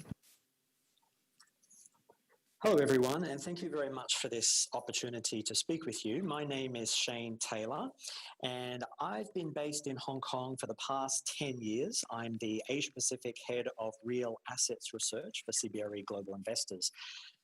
First, let me share with you a little about CBRE Global Investors in case any of you are less familiar with us. So we are the global real assets investment business within the CBRE group.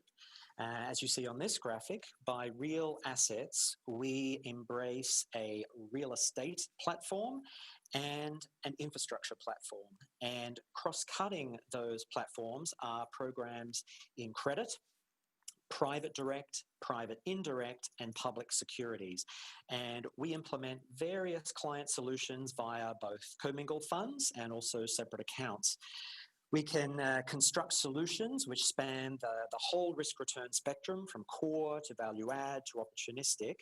And as of the end of June this year, we had just over $109 billion worth of AUM, and we provide solutions for over 650 institutional clients. Our scope is very much global. CBRE Global Investors has over 800 professionals based in 31 different offices around the world. These locations are shown as the dark green dots on this map. While our parent company has over 100,000 employees, and they're found in more than 530 locations around the world. These are plotted in the light green dots here. So my presentation with you today is on the topic of logistics real estate and some of the opportunities and risks for that property type in the current investment environment. We invest across many different property types, and for several years now, we have been aiming to increase our allocation weights to logistics. As of the 30th of June this year, in our Americas business, some 15% of our AUM was in the industrial logistics sector. In Europe, it was 27%. And here in Asia Pacific, we had a 49% allocation to industrial logistics within our AUM. So let's start this conversation around ESG. As I'm sure everyone on this call would appreciate, this is one of the big picture risks to any investment, and that's climate change. This raises very urgent questions around how each and every development and investment that we all make can start to address such massive risks to the environment. So here is a case study of a forward purchase that we undertook for one of our value-add funds in the Asia-Pacific region. We're very pleased with the returns that this asset delivered to our investors, but above all, it exceeded our expectations from an environmental sustainability perspective. So if you look at pretty much any aerial photograph of any large city anywhere in the world, finding the industrial logistics zones is very easy. They're unmistakable because of their large roof plates. And so this is a massive opportunity for investors to utilize that roof space. For example, to harvest rainwater catchment, which is what we are seeing in drought-prone markets such as those in Australia. Or, as this case study shows, to harness solar energy, either for use within the facility or even to return some of the energy to the grid. This case study is located in Sapporo in the far north of Japan, where the daylight hours in summer are very long, but also where the days are very short in the winter, and thus the installation of solar panels over much of the roof, and also the maximization of natural light inside the facility really improved its attractiveness to both its occupier and its ultimate investor. Let's now turn to the historical growth and performance of the industrial logistics sector globally. The data on the left shows that industrial has been increasing in size in terms of the invested universe. And by that, I mean all real estate assets which are tracked and indexed by the MSCI.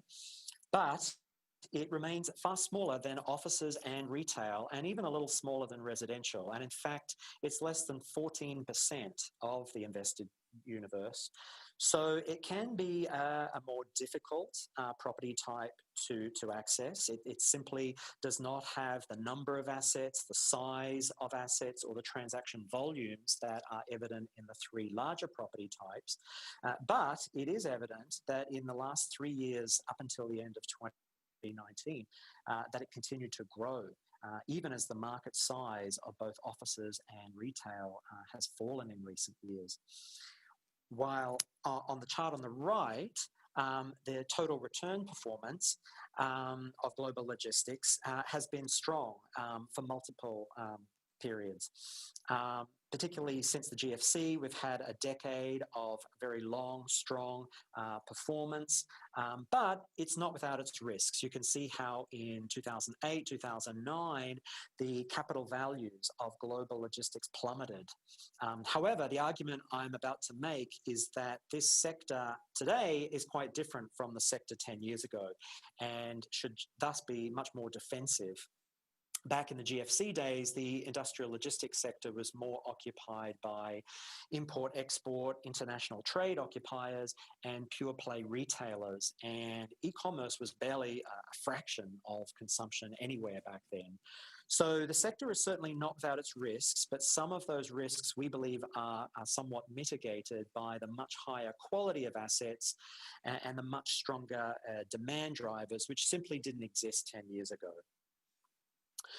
So the industrial total returns have clearly outperformed the other four main property types globally for all four time horizons calculated here. That is the 1 year total return for 2019, as well as the 3-year, 5-year, and 10-year performances up to the end of 2019.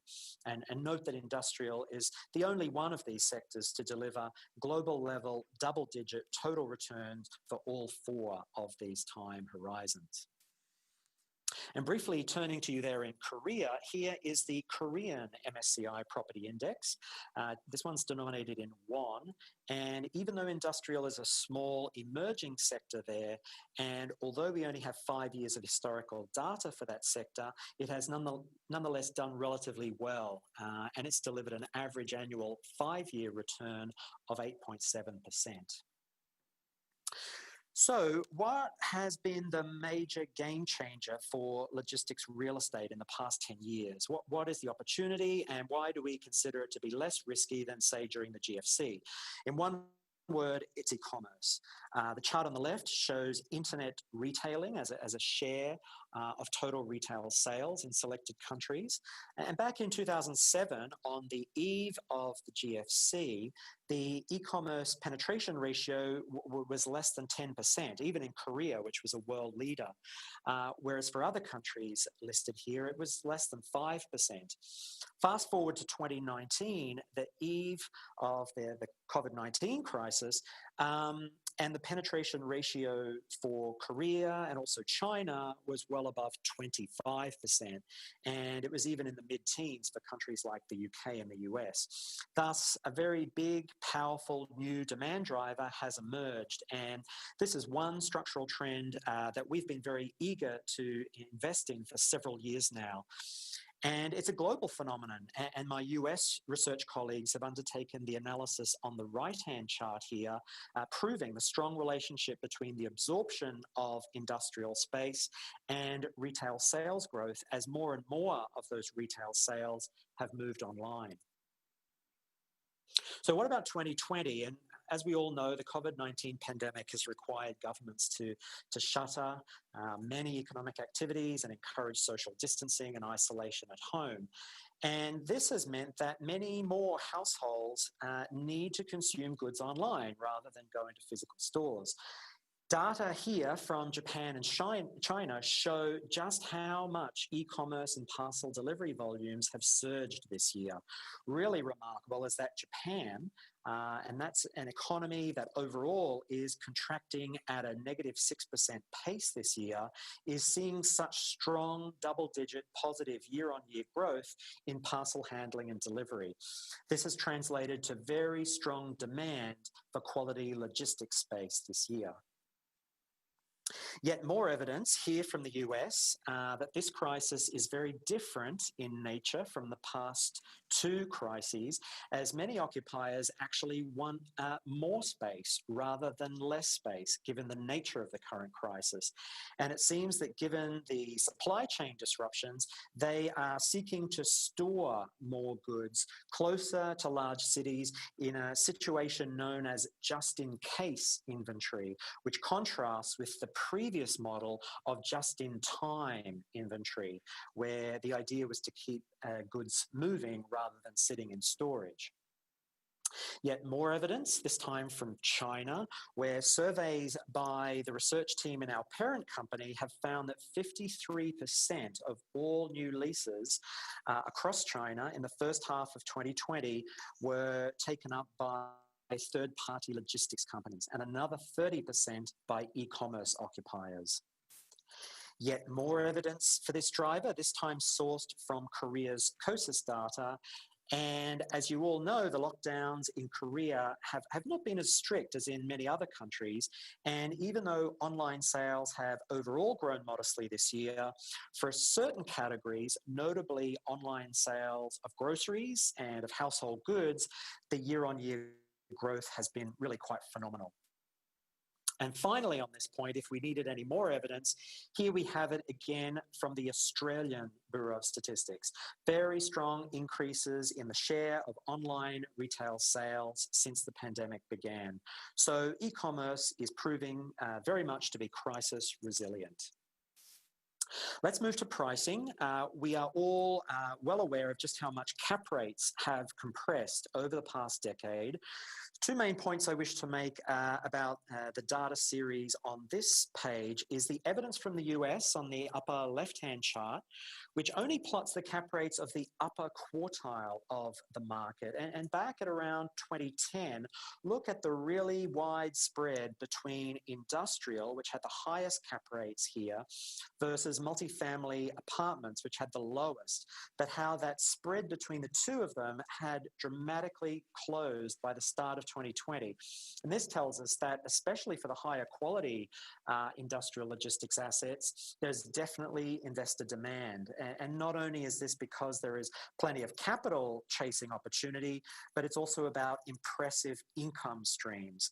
And note also the chart on the lower right from my research colleagues in Europe, where it's clear that for the past 5 years, their rental index has seen solid growth, and this is occurring as the yield has compressed. The listed real estate markets, of course, reprice far faster than the appraisal-based unlisted indexes. So let's take a look at some recent evidence from the J-REITs in Japan. And this data shows that March this year clearly had a great deal of volatility. The implied cap rates shot up for all J-REITs. However, since then, some, such as the retail sector REITs, have remained at fairly elevated levels, whereas the logistics J-REITs have since compressed. And by the end of July this year, the logistics REIT average implied cap rate was just 3.3%. And that's below what it was in February, which was the pre-COVID peak pricing for the market. So the listed real estate markets are definitely seeing the resilient and relevant nature of these assets in the near term. So with industrial logistics cap rates having compressed so much already in the past decade, and even during 2020, Are they overpriced? We tend to think not, and there are a number of markets which are forecast to see strong growth, and we'll get to those in a moment. But here, I wanted to illustrate a few more pricing points. First, on the left-hand side, I show the massive current spread in Australia between the prime logistics yield in the 4 largest cities and the so-called risk-free rate, the Australian 10-year government bond yield. And I also include our 5-year forecasts of those yield trends in this chart as well. So even though logistics yields have never been lower in Australia, so too the government bonds at or around their all-time low. And so there is a very wide spread. And in our base case scenario, where bond yields stay lower for yet longer, the main question in our minds is the extent to which logistics yields will go yet lower and prices higher, given this very attractive relative value. And on the right, evidence from the US on price appreciation by sector, and it's quite evident here that logistics, as well as residential, had very healthy price appreciation to the start of this year. So in an absolute sense, good capital value growth is being forecast in most of our logistics markets globally. So unsurprisingly, a lot of institutional capital has been flowing into this sector. Transaction volumes in China, for example, in China's logistics market in the first half of this year were the second highest of any first half volume ever in China.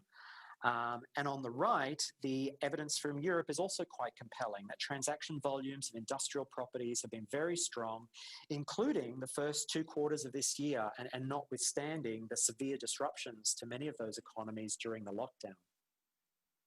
So too in Korea, where we've seen more than $800 million worth of logistics asset transactions for the first half of 2020. And that's the second strongest first half ever. A quick word on supply. One of the greatest risks that many will often identify about the sector is that supply is relatively quicker and easier to build than any other property types. There's some truth to that, and certainly historically it was more the case, and perhaps that's a topic we will have more time to discuss in greater detail in our upcoming group discussion. But a very general view here is that supply and demand are not too much out of balance. And there's some evidence in these charts from Europe which show that new completions have recently been falling in the main markets there. And furthermore, the under construction pipelines of logistics are below the 5-year average take-up in many parts of Europe. And furthermore, the share of speculative development in the under construction pipeline is relatively quite small as well. So that is the historic perspective and the current situation in 2020. What about the upcoming 5-year period? So the research team at CBRE Global Investors undertakes 5-year total return forecasts for over 80 industrial logistics markets around the world. And there's a lot of detail in the next 3 charts. There's one for each region. Again, this is perhaps something to discuss at the main event later this week. But for now, let me simply explain how to interpret these charts. First, RARE stands for risk-adjusted real estate, as we acknowledge not only are there opportunities, but there are also risks inherent in every investment.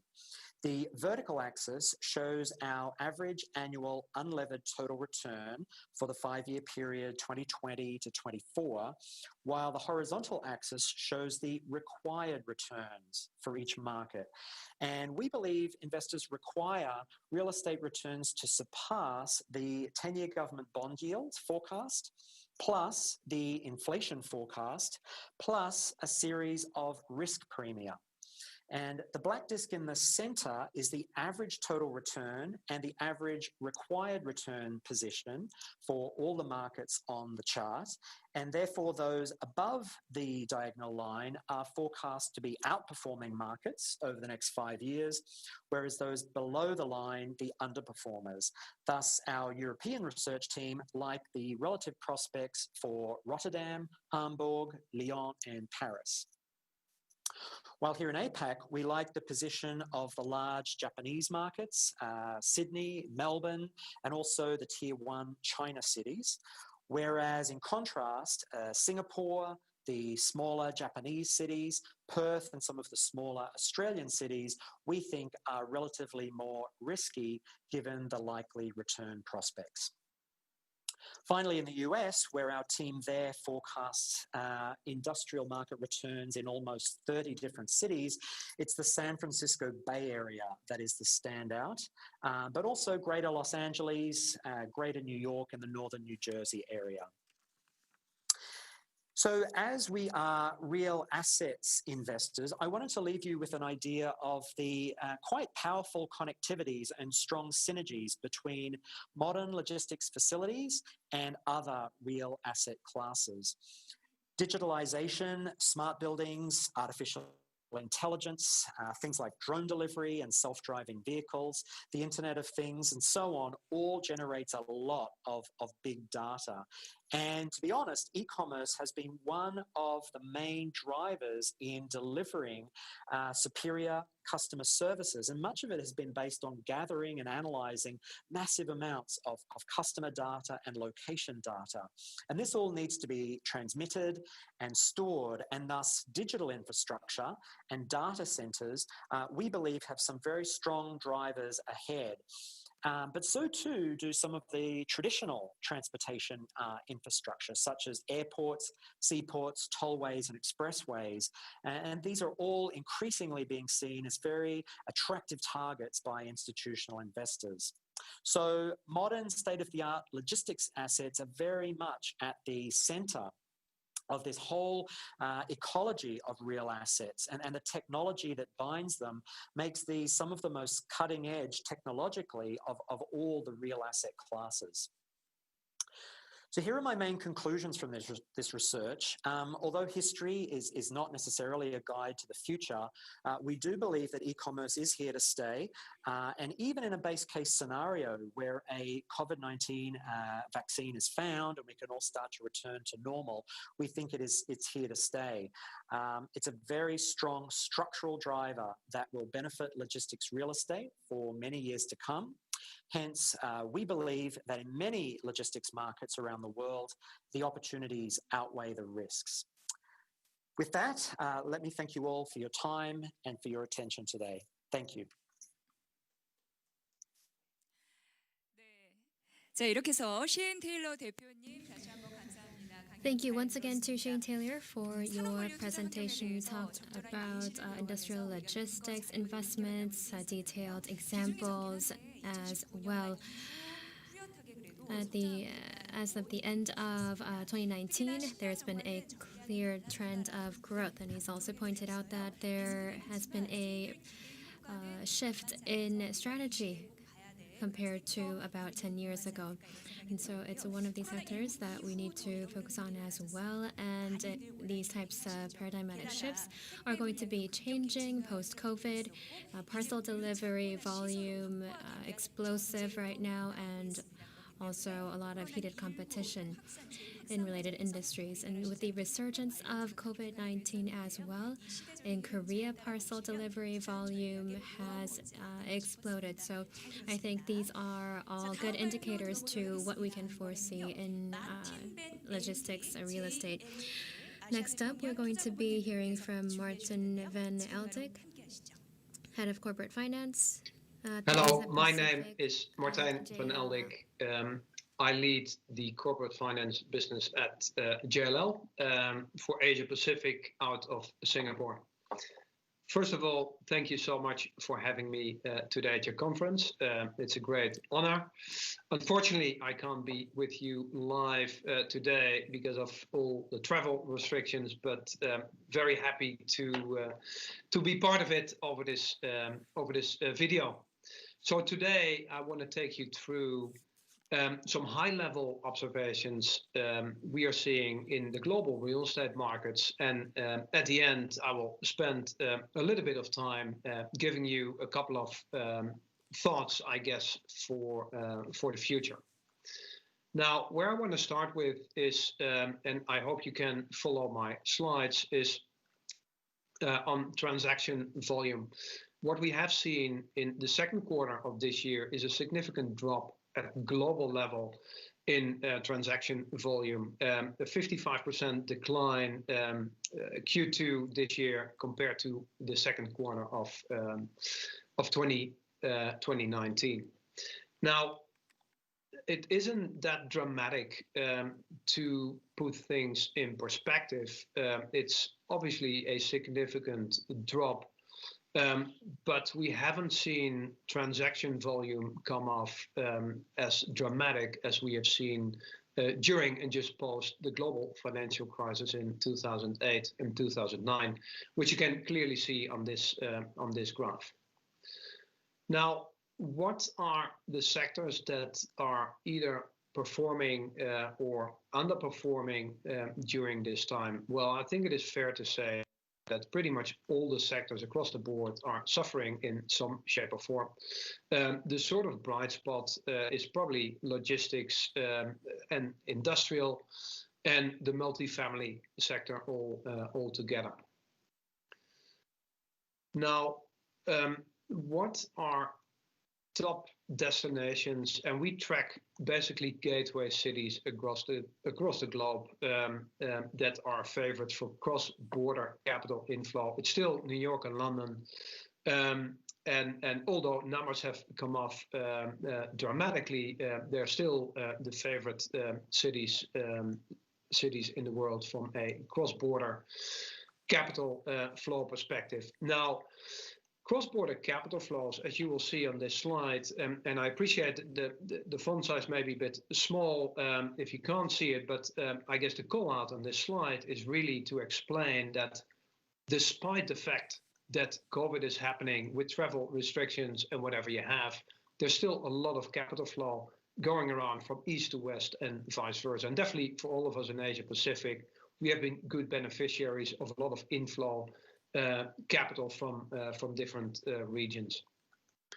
Now, on that same note, who have we seen are the more active capital sources? German and Singaporean capital have been very active, deploying capital cross-border.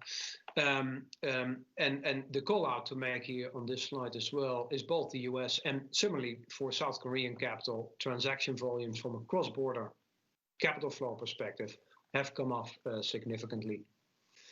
Now, looking at private funds altogether from a fundraising perspective, what we have seen, and you can see the perspective here from slightly before the global financial crisis up to where we are today, numbers have come off significantly by 26% in the first half of this calendar year. Not as slow as during the global financial crisis, but still significantly lower numbers.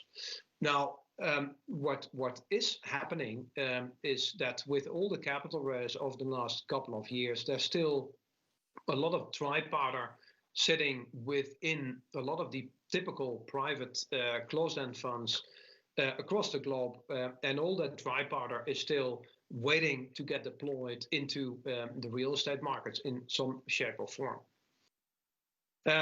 On the public side, we have seen significant drop in the REIT indices during the peak of COVID. Now, we have seen a rebound, but it's still moderate, and pretty much all the global REIT indices are still tracking below where it was pre-COVID.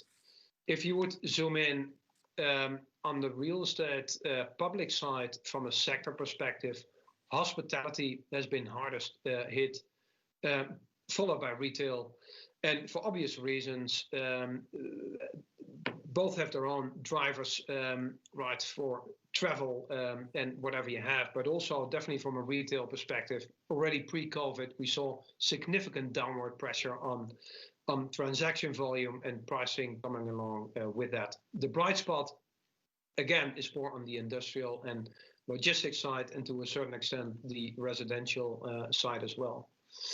Now, in addition to my comments just now on a couple of the sectors that have really stood out, I guess, over the last 12 months, and some even more during the COVID, is really that logistics, everything around the living theme, and also data centers. And that is a sector where we have seen a dramatic pickup in demand and activity around the globe, and also driven by, as some of you we know, right, from a Korean perspective, they've been pretty active in looking at data center exposure, not only in Asia Pacific, but also in Europe and the US.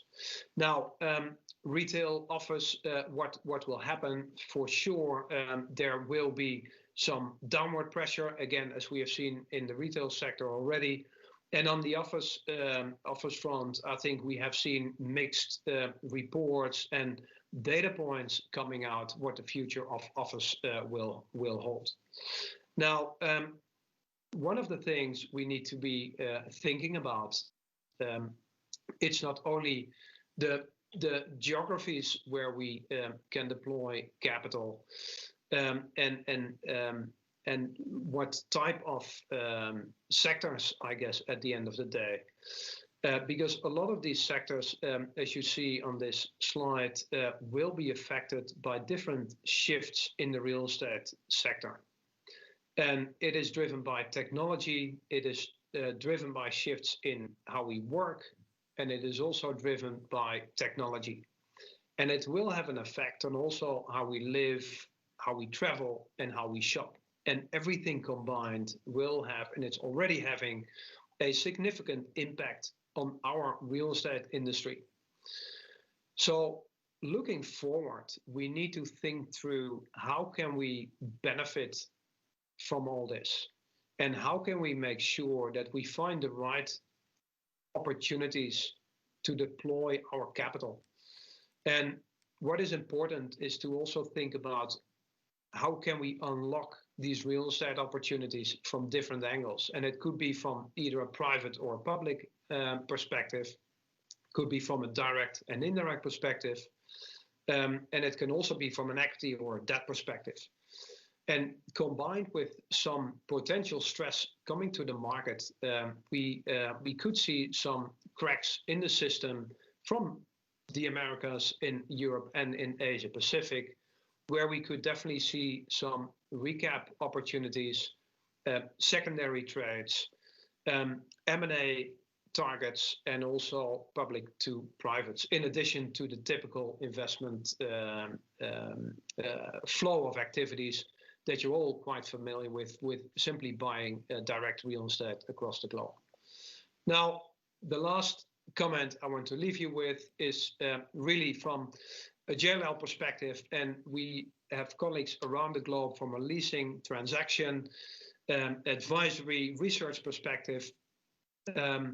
We believe that real estate is definitely not dying, but it is changing for sure, and that is something we all need to be very mindful of, how we deploy and get access to real estate from an investment perspective, if not from an owner-occupier perspective.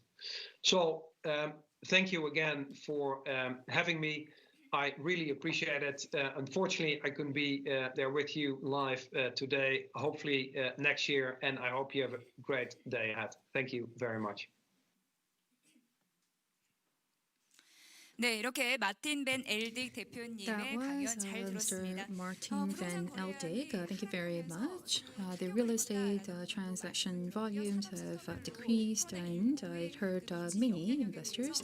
And he also elaborated on the impacts of COVID-19, especially hospitality, distribution were affected. And however, real estate and logistics were less affected. It was also mentioned that we have some capital inflow into the APAC market, so we have to identify clearly where those capital is headed towards, and we have to cut out detailed strategies to make full use of them. So I believe that during the discussion session, we'll be able to discuss more. Now I'd like to move on and invite over our third speaker for session number 3. We have Mr. Pil-gyu Kim from Korea Capital Market Institute. Ladies and gentlemen, please help me welcome Mr. Kim.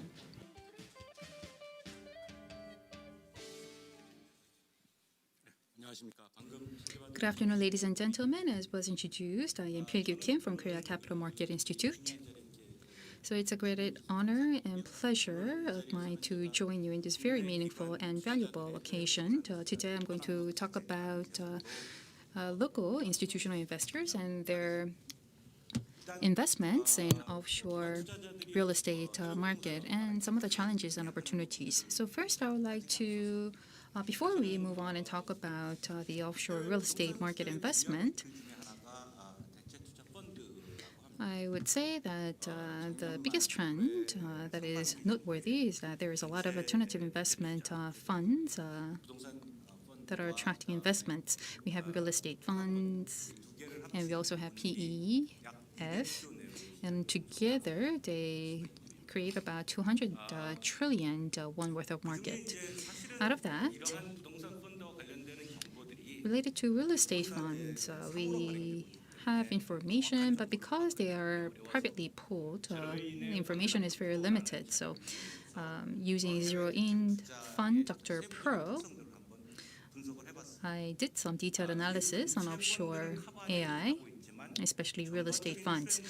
This does not cover everything. However, I think that we can still get the gist of overall trend. So if you look at the AI fund, offshore fund, as of 2016, takes up about 36.9%, and every year the size grew, and as of 2020, June, it takes up about 50%.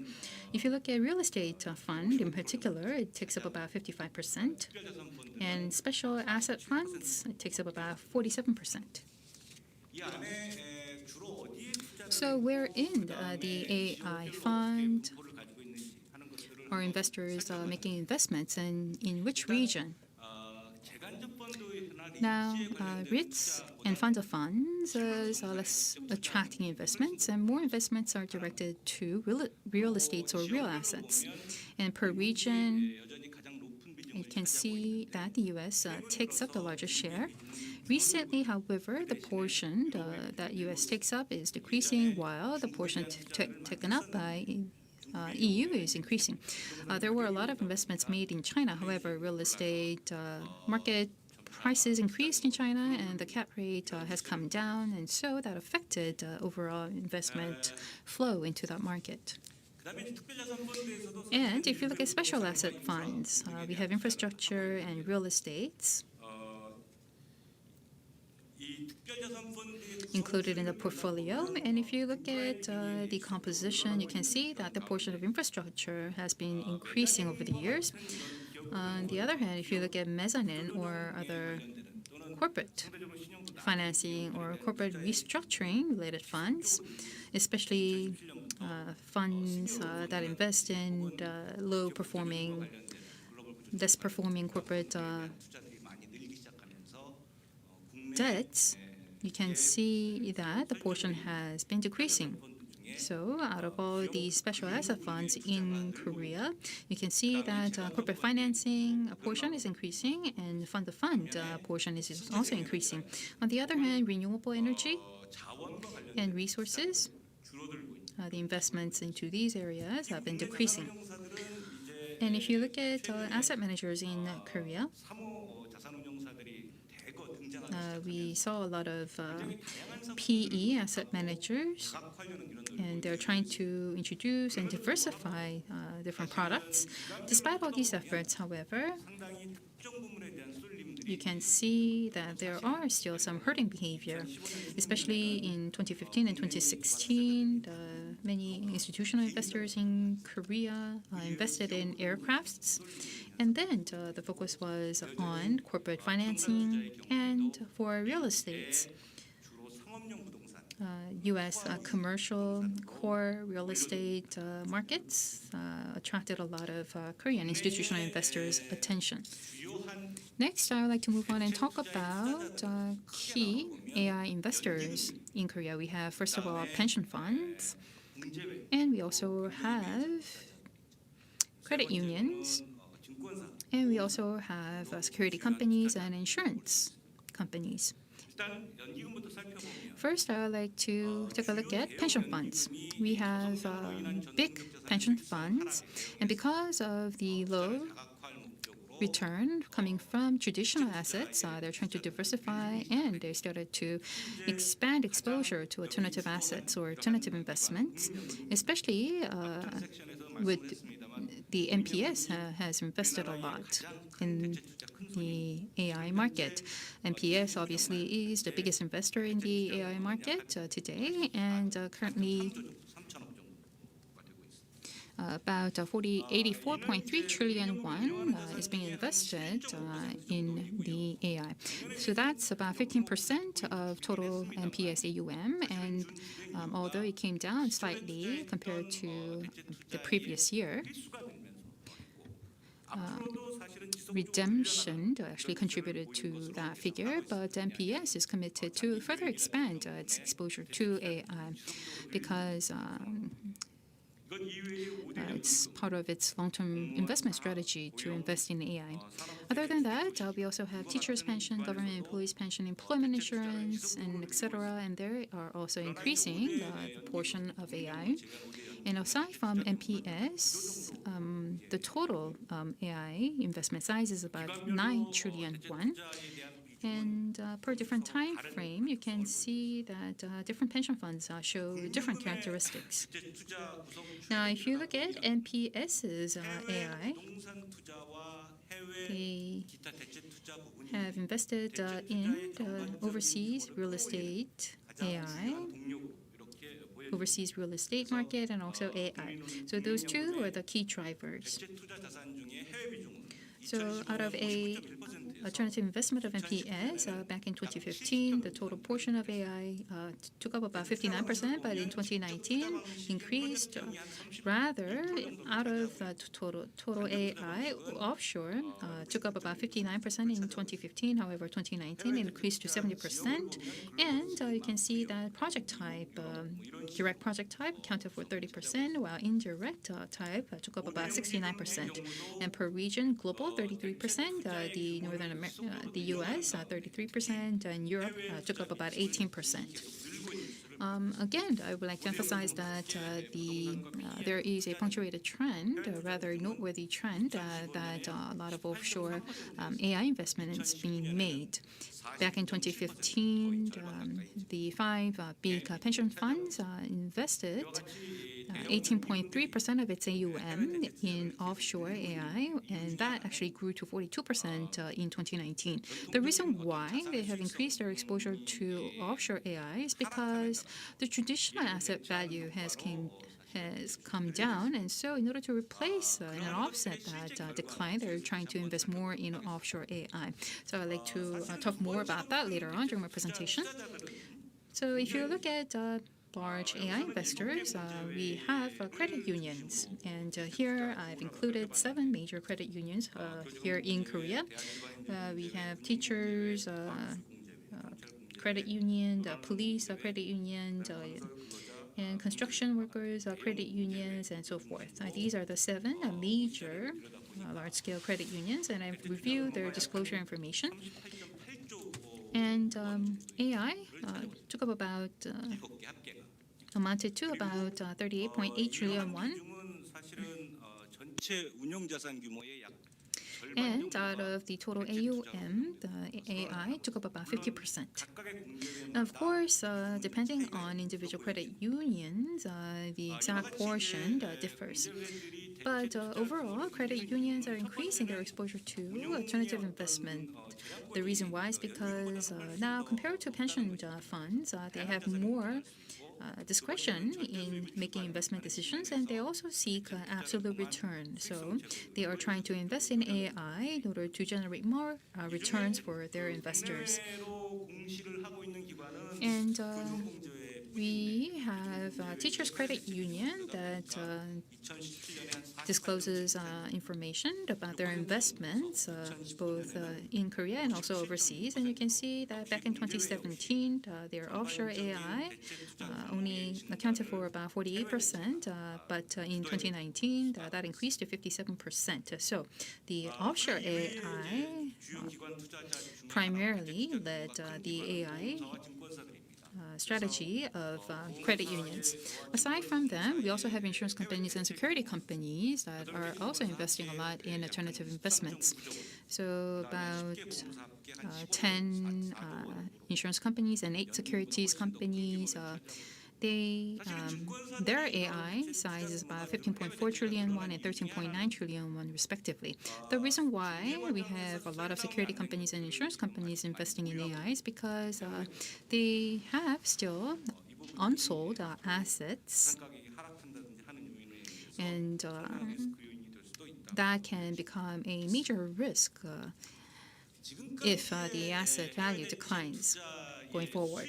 So far I've talked about different investors in AI, and now what about return rates? Again, the major reason why they're trying to invest in AI is because to generate more return, and there is less interconnection between the AI and traditional assets. Now, NPS, aside from 2017 and 2019, compared to average investment return, AI's return was much higher, and offshore AI return was higher than domestic AI return. Now, what about other five pension funds, five major pension funds? You can see that AI return rate was higher compared to traditional asset returns, and just like NPS, the offshore AI return rate was higher compared to the domestic market. Of course, it would be nice if this trend continues on in the future. However, post-COVID-19, I think that there will be some negative impact on the offshore AI return. Again, I think the pandemic is affecting the AI market in many different ways. The real estate, financing, and also corporate financing sectors are being affected by COVID-19. And certain sectors are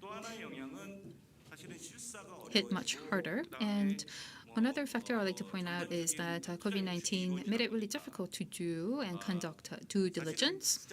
And it's difficult to have meetings, face-to-face meetings, and that is why we see less and less cross-border AIs.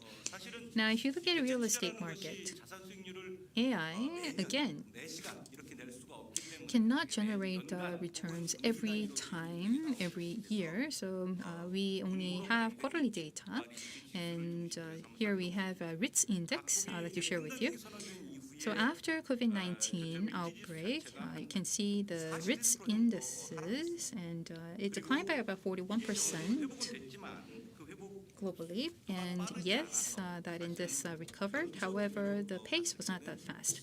So compared to early this year, you can see that still the index is 19.1% lower. And Australian REITs index and Japanese REITs index is much lower compared to the US REITs index. Now, what about per sector?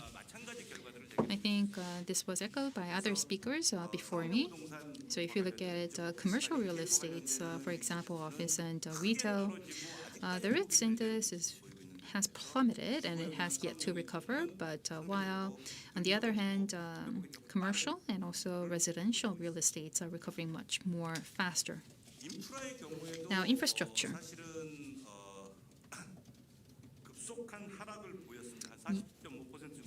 Again, early this year, it plummeted by about 40.5%. And compared to early this year, the recovery has yet to fully take place.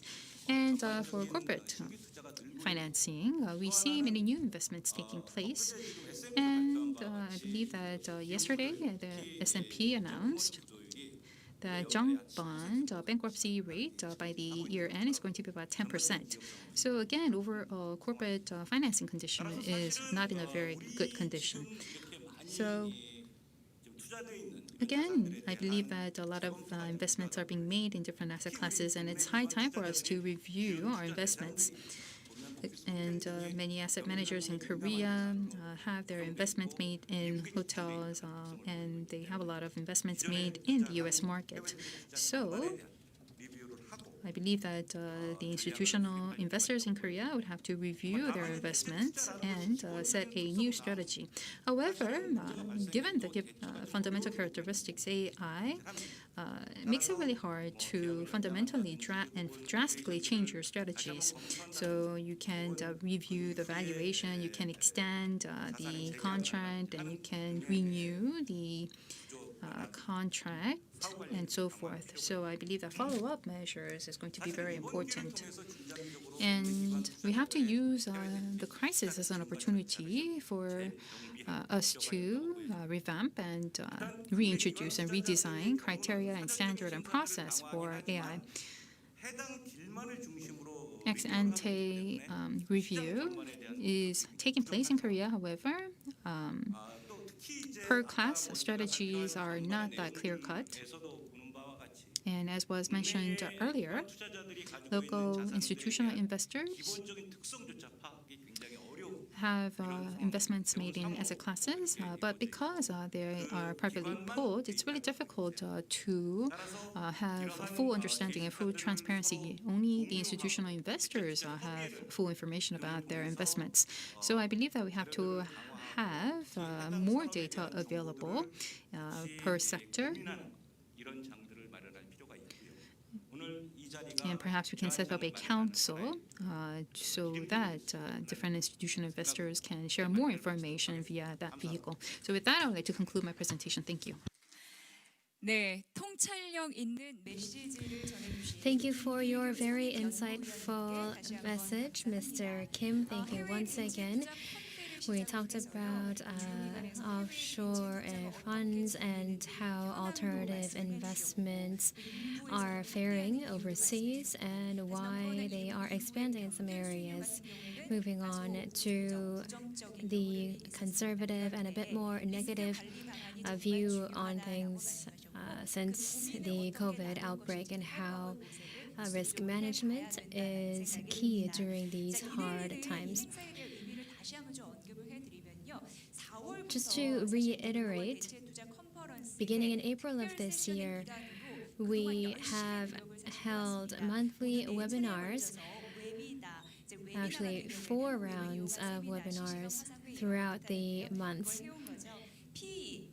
We've talked about PE, hedge funds, real estate, and recent developments in all of these areas. And today is the culmination of our half-a-year-long efforts. So please stay tuned, because next up we have a panel discussion. Allow me to introduce our panelists and thank you for joining us. First off, we have Kim Tae-dong, the CIO of Military Mutual Aids Association. Next, Sung Woo-ho, the CIO of Korea Scientists and Engineers Mutual Aid Association. CEO Tae-hyung Kim from Master Investment Management.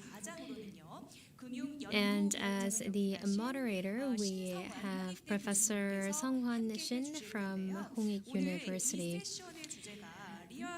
The theme of session 3's panel discussion is real estate and real assets, searching for prospective investments. I hope this session sheds light on the promising and prospective investments that are out there and how we can come out as winners amidst this crisis by making smart decisions in investments. Panelists and moderators, please come up to the stage.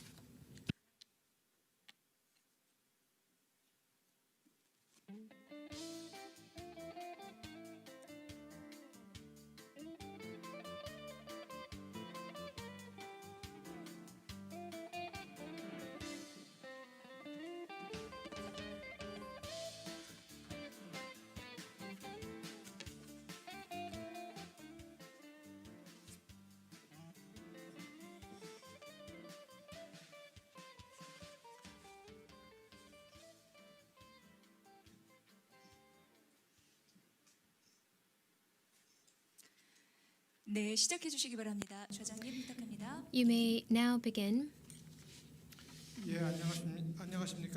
Ladies and gentlemen, good afternoon. As introduced, my name is Sung-hwan Shin, and I will be moderating this panel discussion.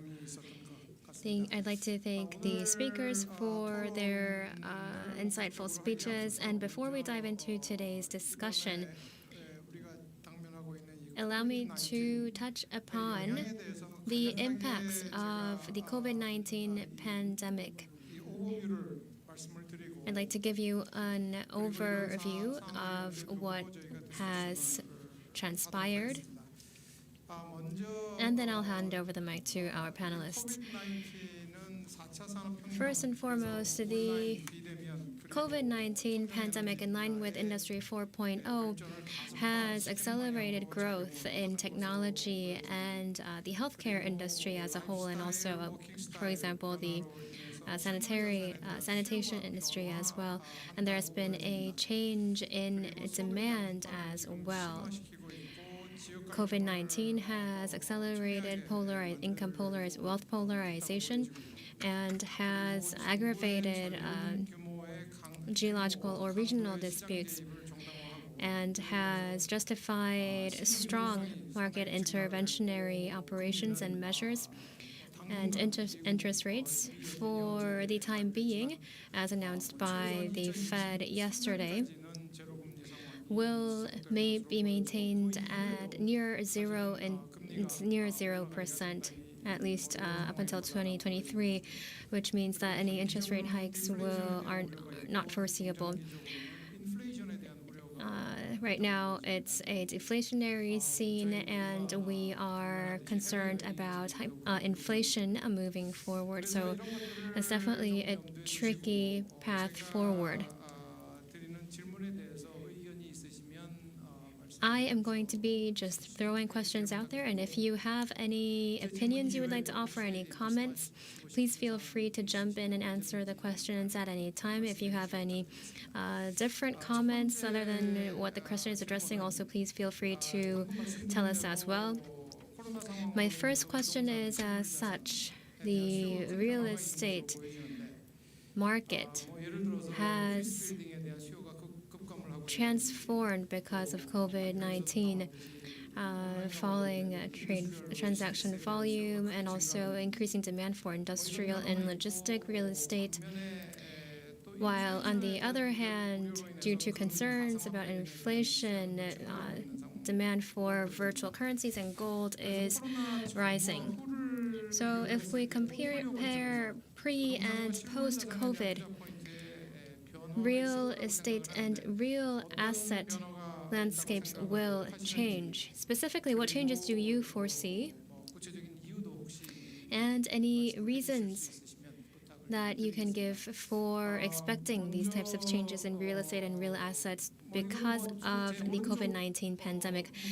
I'm going to start with one of our panelists, since Mr. Kim already delivered a speech. Let's start from our panelist next to Mr. Kim. My name is Kim Jae-dong, and I'm from the Military Mutual Aid Association. As we heard during the presentations, there have been immense changes, and I definitely agree with all the points that were made by our three speakers.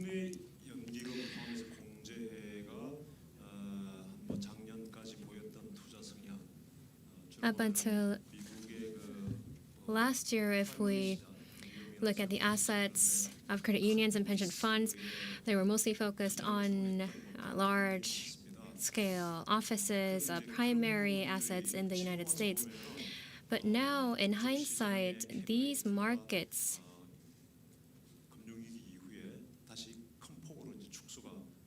have compressed since the global financial crisis.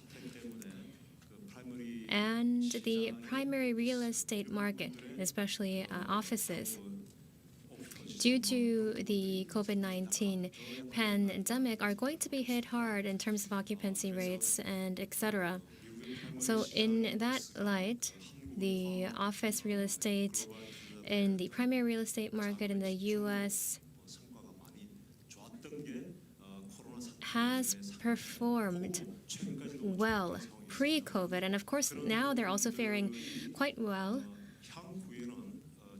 But moving forward in the world post-COVID, as we heard in the presentations, due to changes in the workplace, our work style or technology,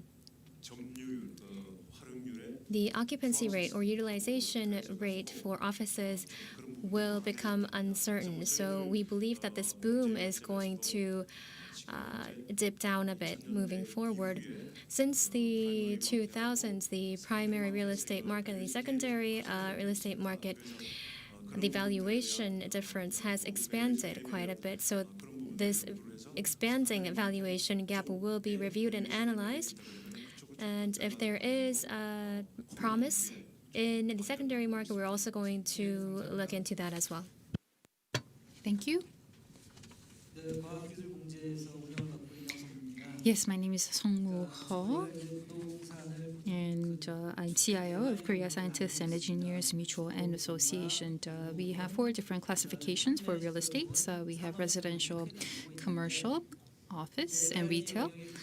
And these 4 different classifications, I believe, are undergoing changes because of COVID-19.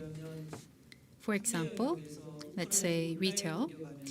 A lot of transactions or sales activities are taking place now online, moving away from offline. So data center, or rather warehouses and distribution centers, space demand is increasing. And I believe that residential is growing more compared to office. Using digital technologies, we are providing education services and medical services. And if that is penetrated more, then I believe that urban spatial change is also going to take place. And this is going to completely change the map of the real assets. Currently, we believe that demand for retail is going to decrease going forward. And on the other hand, virtual sites, for example, data centers and logistics centers will fill the gap. And the other empty retail spaces perhaps will be taken up by residential real estates. And nowadays, residential real estates would have to play dual role. It's not going to be only for residence purposes, but also for working purposes. So we believe that that is going to be another unique characteristics. So per capita, the working space is going to increase. However, I believe that the demand for office, because of all these online, non-face-to-face working environment, will decrease. In the past, we all had to flock together at a certain office space. However, I believe that that is no longer going to be the case in the future. Now, CBD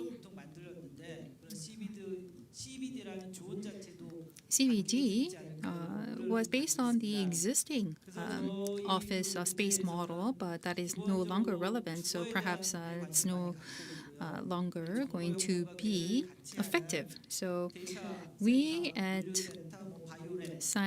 our mutual aid association, or CIMA, we are very much interested in logistics centers, commercial spaces, and data centers. And we're going to be very selective when it comes to office space investments. And we're going to also refrain from investing in retail. Mr. Kim.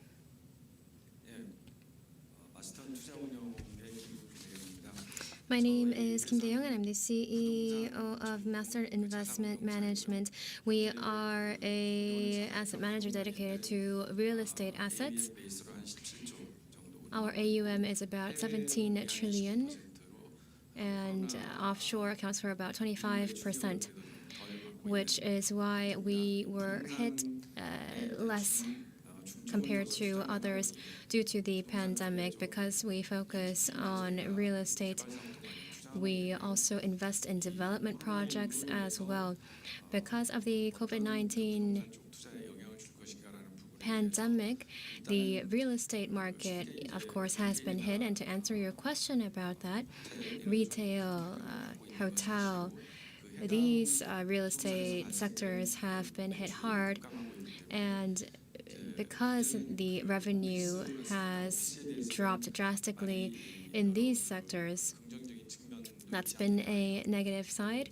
But on the office side, there especially in metropolitan cities, the occupancy rate has been falling drastically. So there are some positive and negative outlooks on offices. But personally, allow me to give you my personal opinions. I think that we need to catch both birds with one stone. For example, we need both online and offline. It's not just about working from home. I don't think that working 100% fully from home is going to enhance productivity. So if we want 1 + 1 to equal not just 2, but 3, 4, and 5, and create a synergetic effect, we need to be creating something new.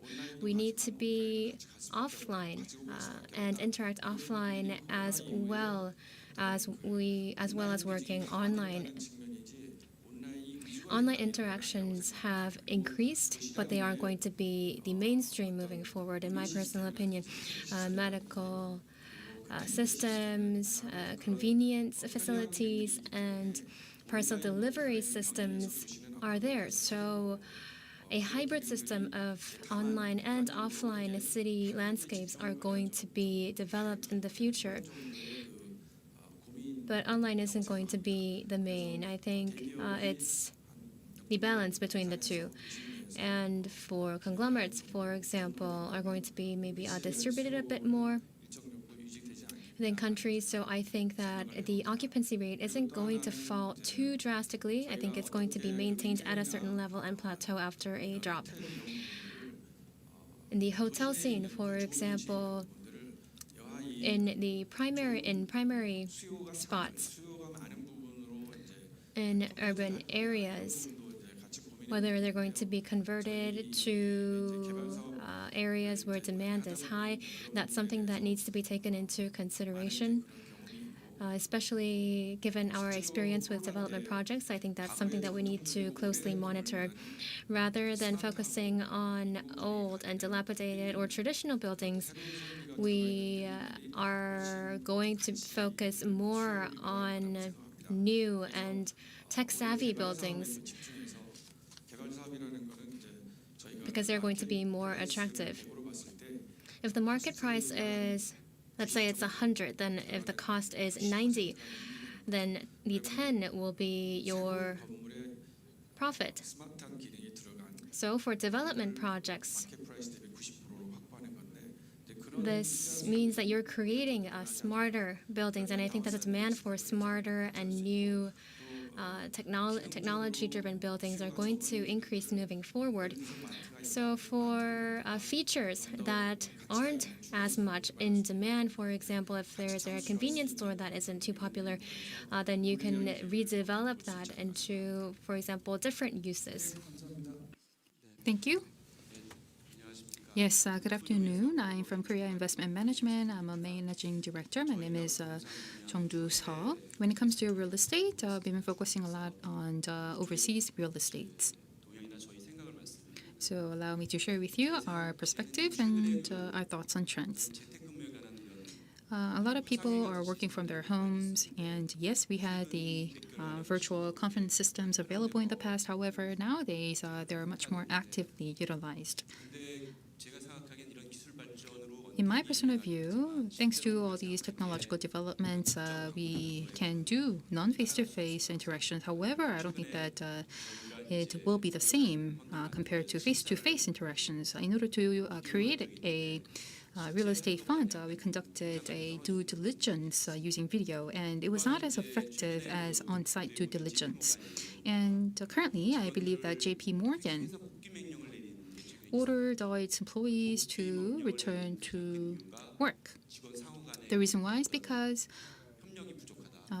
it found that working from home actually only had limited cooperation amongst their employees, and especially amongst newcomers. So in my personal view, I also concur with that. I believe that once the COVID-19 pandemic goes away, I believe that the demand for office is going to increase. But not just for ordinary office spaces. We have to think about IT. More healthcare-oriented buildings will attract higher demands. So in order to resume our business, we've been getting a lot of proposals lately, and I believe that many real estates overseas that the investors are attracted to didn't really suffer any price decrease. So still, we had to bid our market price in order to win the bid. So as was mentioned by other speakers, I believe that we have a lot of dry powder in the market, and the interest rates are very low, and it's going to go lower in the past. So that would lead to increase in real estate prices. So once all the dust settles, I believe that the real estate price could go up again. Earlier, one of the speakers showed data that shows that the transaction volume is quite limited. The reason why is because I believe that there is no consensus between the seller and the buyer at the moment. However, once more trades are made during this crisis, there will be a greater consensus between buyers and sellers, and that would facilitate more transactions. However, I believe that depending on different sectors, the recovery rate is going to be different. For commercial real estates, the prices are higher compared to pre-COVID, and for hotels and retail, the prices are lower, but we don't know what the right price is for them yet. So once the uncertainties clear up, I believe that compared to sectors that saw increased prices, the rather neglected sectors could attract investments. Recently, we launched a fund that invests in Japanese real estate. The real estate prices in Japan have gone up. The vacancy rate is slightly higher today. However, it's not as serious to affect our fund. So given the low interest rates and also high liquidity in the market, in 2 years' time, I believe that the real estate market will recover. 예, 감사합니다. Thank you for your answer. In fact, the reason investment is always tricky is, of course, because the future may either turn out to be good or bad, but also because the current price may be underpriced or overpriced, and that's something that we need to analyze and assess. From that point of view, industrial logistics, just because it looks good right now, may not be the best course of action, and just because retail and offices aren't doing too well right now, that doesn't necessarily mean that they are sectors in real estate investment that we should shy away from or avoid. I don't think that's the investment strategy that needs to be employed. And in that light, Mr.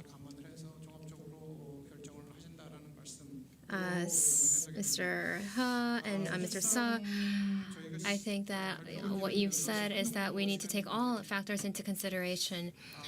Now, we don't have too much time left right now, so allow me to ask Mr. Ha about infrastructure or real asset investments. Right now, the New Deal Fund is all the rage. The goal or purpose is, of course, all good and well from the long-term perspective. It is in line with the Fourth Industrial Revolution and efforts to promote Industry 4.0 and its underlying industries and businesses. So it's the government's policy response to promote Industry 4.0. Now, I want to ask you about some criticisms that seem to be out there about whether the government really needs to be using these types of funds. They can just use policy measures. Why use funds?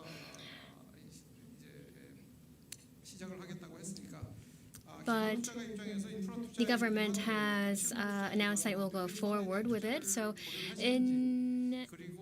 as an investor, from an investment point of view, would you consider investing in the New Deal Fund? And what do you think, in terms of governance for decision making, so on and so forth, the side effects that might appear due to the New Deal Fund, what do you think that needs to be taken into consideration? Where do we need to tread carefully? This is a very large and difficult topic for me to cover right now in a couple of minutes. But in a nutshell, I do think that the deal is timely. The New Deal Fund is very pertinent. Assets tend to revert depending on the trend. If there is a huge shock or change and they accumulate and we reach a certain level, then they will revert.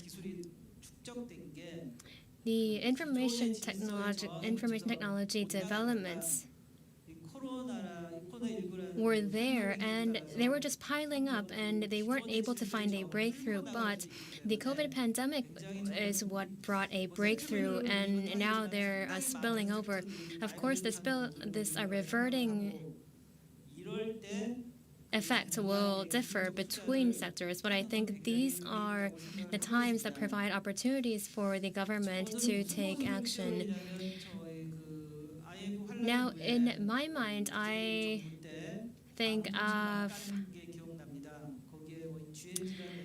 the Kim Dae-jung administration after the Asian financial crisis. The developments and innovations that were made back then were extremely revolutionary and innovative, and I think that that is a similar theme that we see with the New Deal Fund. Especially in terms of telecommunication.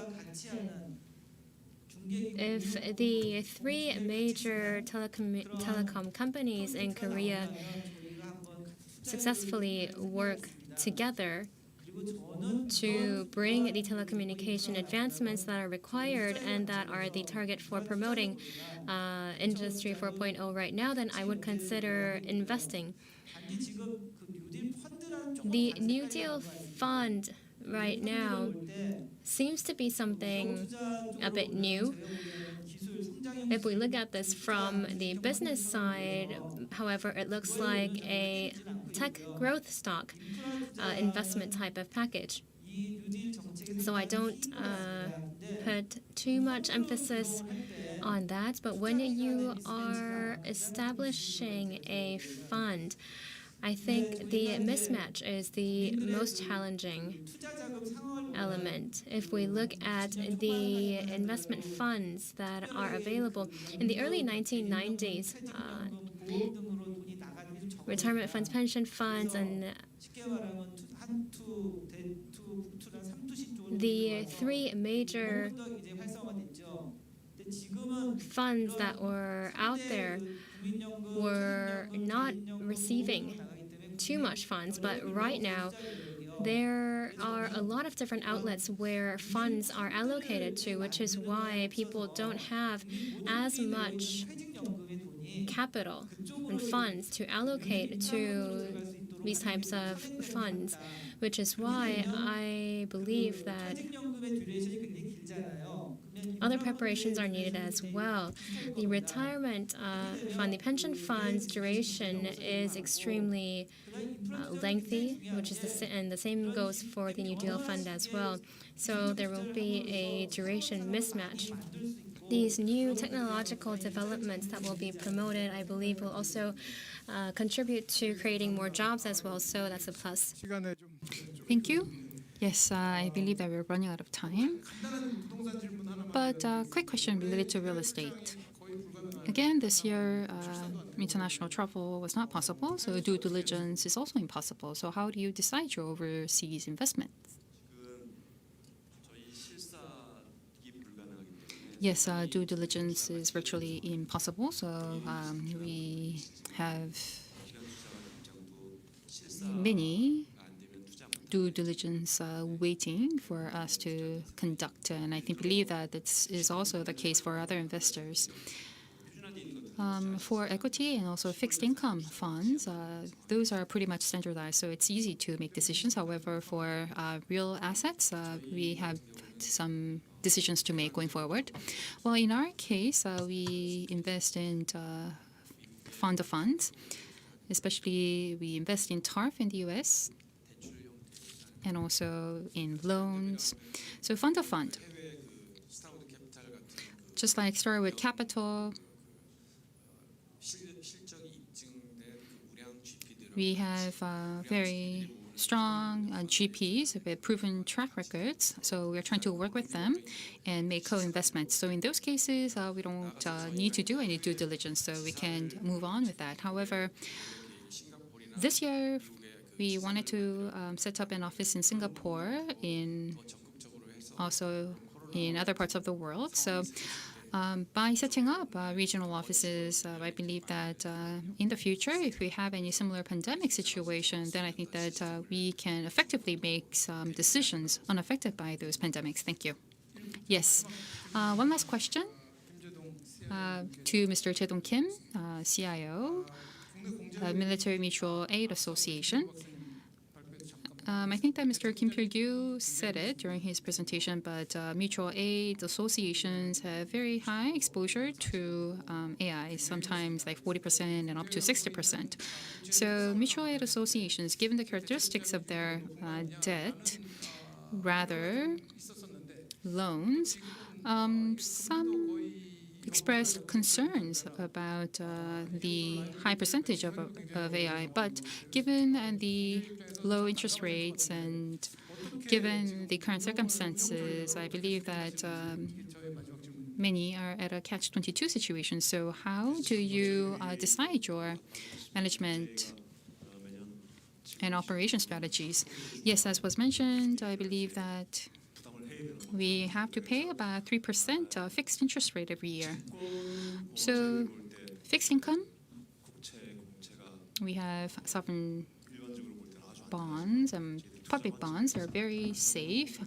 However, from our investment point of view, the interest rate is about 0.5 and up to 1%. So the yield that we can expect is around 0.5 to 1%, or sometimes it can be minus. So yes, we have to reduce the percentage of traditional assets. Then the option that we're left with would be AI. So if you look at local institutional investors, yes, we have some herd effects taking place, and mark-to-market is pretty long, and so the return rate is pretty stable. So I think that in a way, allows mid to long-term investment. So mark-to-market is not always negative in our understanding. Yes, thank you very much. Thank you to our panelists and Mr. Kim for your presentation. I'm sorry that I wasn't able to get to you due to time constraints. I apologize. But thank you everyone for joining us here, and I hope the very best, all the very best and success in your future endeavors, and I look forward to all that we can achieve together. Ladies and gentlemen, we are now at the end of session 3. We talked about online and offline, a hybrid type of approach moving forward, about how working from home or telecommuting has its downsides as well, which is why office demand may rise, and how uncertainties may increase asset prices. We've also talked about possibilities of investing in different real assets and real estate, venture capital, and also retirement funds, pension funds have been topics that we've covered. It's very insightful. So thank you to all of our panelists. And after we take a short break, we're going to resume with our discussion session that will wrap up today's conference.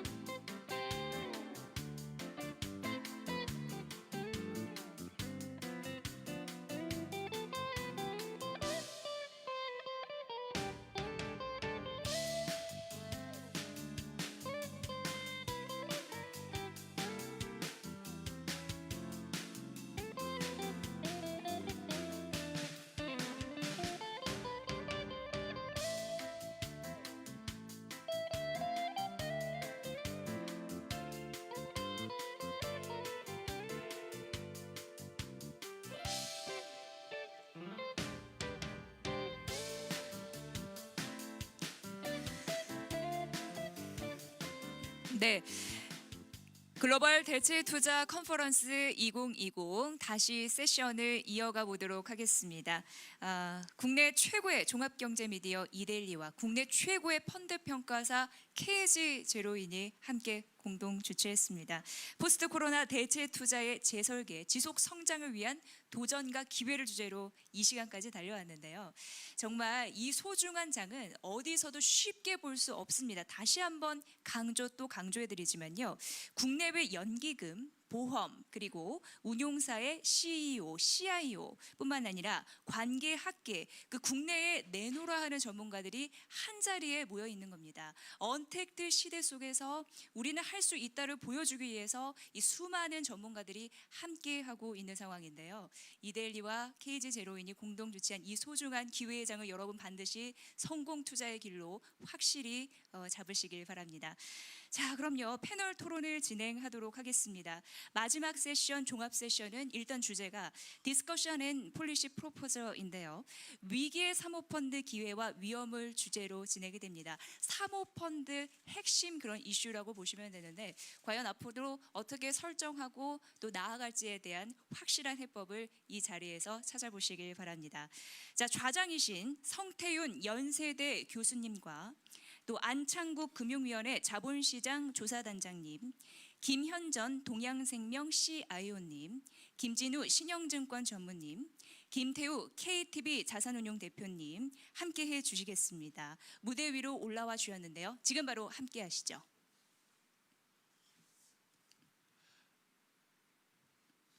네, 반갑습니다. 저는 이번 세션에 사회를 맡은 연세대 경제학부의 성태윤 교수라고 합니다. 그래도 오늘 정말 바쁘신 와중에 우리나라 사모펀드와 자본시장의 핵심적인 역할을 하는 분들을 모두 모셨기 때문에 잠깐 그래도 소개해드리는 시간을 갖고 시작을 하도록 하겠습니다. 바로 제 옆에 계신 분은 현재 금융위원회 자본시장 조사단장으로 계신 안창국 단장님이시고요. 금융위원회 재정경제부 예전에 계실 때부터 해서 우리나라 아마 자본시장의 발전을 이끄셨던 대표적인 관료분이 아니실까 생각이 듭니다. 또 시장과 또 관계 모두에 영향을 상당히 미치셨던 분으로 생각이 들고요. 그래서 아마 오늘 좋은 말씀 해줄 거로 기대하지 않습니다. 또 옆에 계신 분은 우리 김현전 동양생명 CIO로 계신데요. 흥국 자산운용 대표도 하셨고 한투운용 전무도 하셨고 그래서 아마 한국의 또 역시 사모펀드계와 이 분야의 가장 선배 중에 한 분이 아니실까 이렇게 생각이 듭니다. 오늘 또 귀한 시간 내주셔서 대단히 감사드립니다. 그 옆에 계신 분은 신영증권 전무로 계신 김진우 전무님이시고요. 군인공제회 대체투자본부장도 하셨고 DB저축은행 자산운용본부장 등을 하시는 등 이 분야에 역시 활발하게 활동을 하셨습니다. 맨 마지막에 계신 우리 김태우 KTB 자산운용 대표께서는 하나은행에 계시고 또 미래은행 자산운용에서 주식운용 팀장 하시고 이후에 피델리티 자산운용에서 한국 주식자본 대표도 하셨고 현재 KTB 자산운용 대표이사로 우리나라 사모펀드계에 큰 역할을 하고 계십니다. 사실 우리 사모펀드계를 비롯한 자본시장은 여러 가지 도전과 또 기회를 맞이하고 있는 것 같습니다. 그래서 그 이야기들을 나눠보면서 이후에 어떤 방향으로 가야 될지 또 정책적인 방향도 설계를 해보고 또 투자자 입장에서 무엇에 주의해야 되는지 그런 부분도 함께 논의를 해보면 좋을 것 같습니다. 제일 먼저 우리 김태우 대표님부터 한번 시작을 해보면 어떨까 생각이 드는데요. 아마 최근 우리 한국 자본시장계 또는 사모펀드 관련해서는 여러 가지 이슈들이 많이 터지면서 과연 이 사모펀드계가 가지고 있는 문제점이 무엇인가에 대한 논의들이 있었던 것 같습니다. 일단 가장 큰 문제점 현실을 진단하면서 문제점이 무엇이었는지 우리 김 대표님께서 가지고 있는 생각을 한번 말씀해 주시면 어떨까요? 네. 지금 그 사모펀드의 전반적인 문제나 현황을 다루기 앞서서 지난 과거 동안의 사모펀드가 어떤 또 맥락을 가졌고 얼마나 큰 성장을 했는지를 제가 짧게 랩업을 좀 해드리고 싶습니다.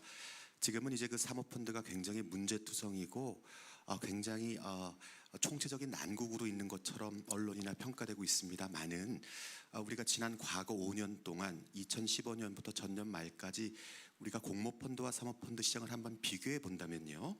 2015년 말에 공모펀드가 220조, 사모펀드가 200조 규모였습니다. 이것이 작년 연말에는요. 공모는 불과 3% 성장한 237조 원이었으나 사모펀드는 16% 연평균 성장해서 412조, 즉 공모의 1.7배가 되는 지난 5년 동안의 큰 성공을 거두었습니다. 이런 큰 성공의 비결은 저는 두 가지로 지금 보고 있는데요.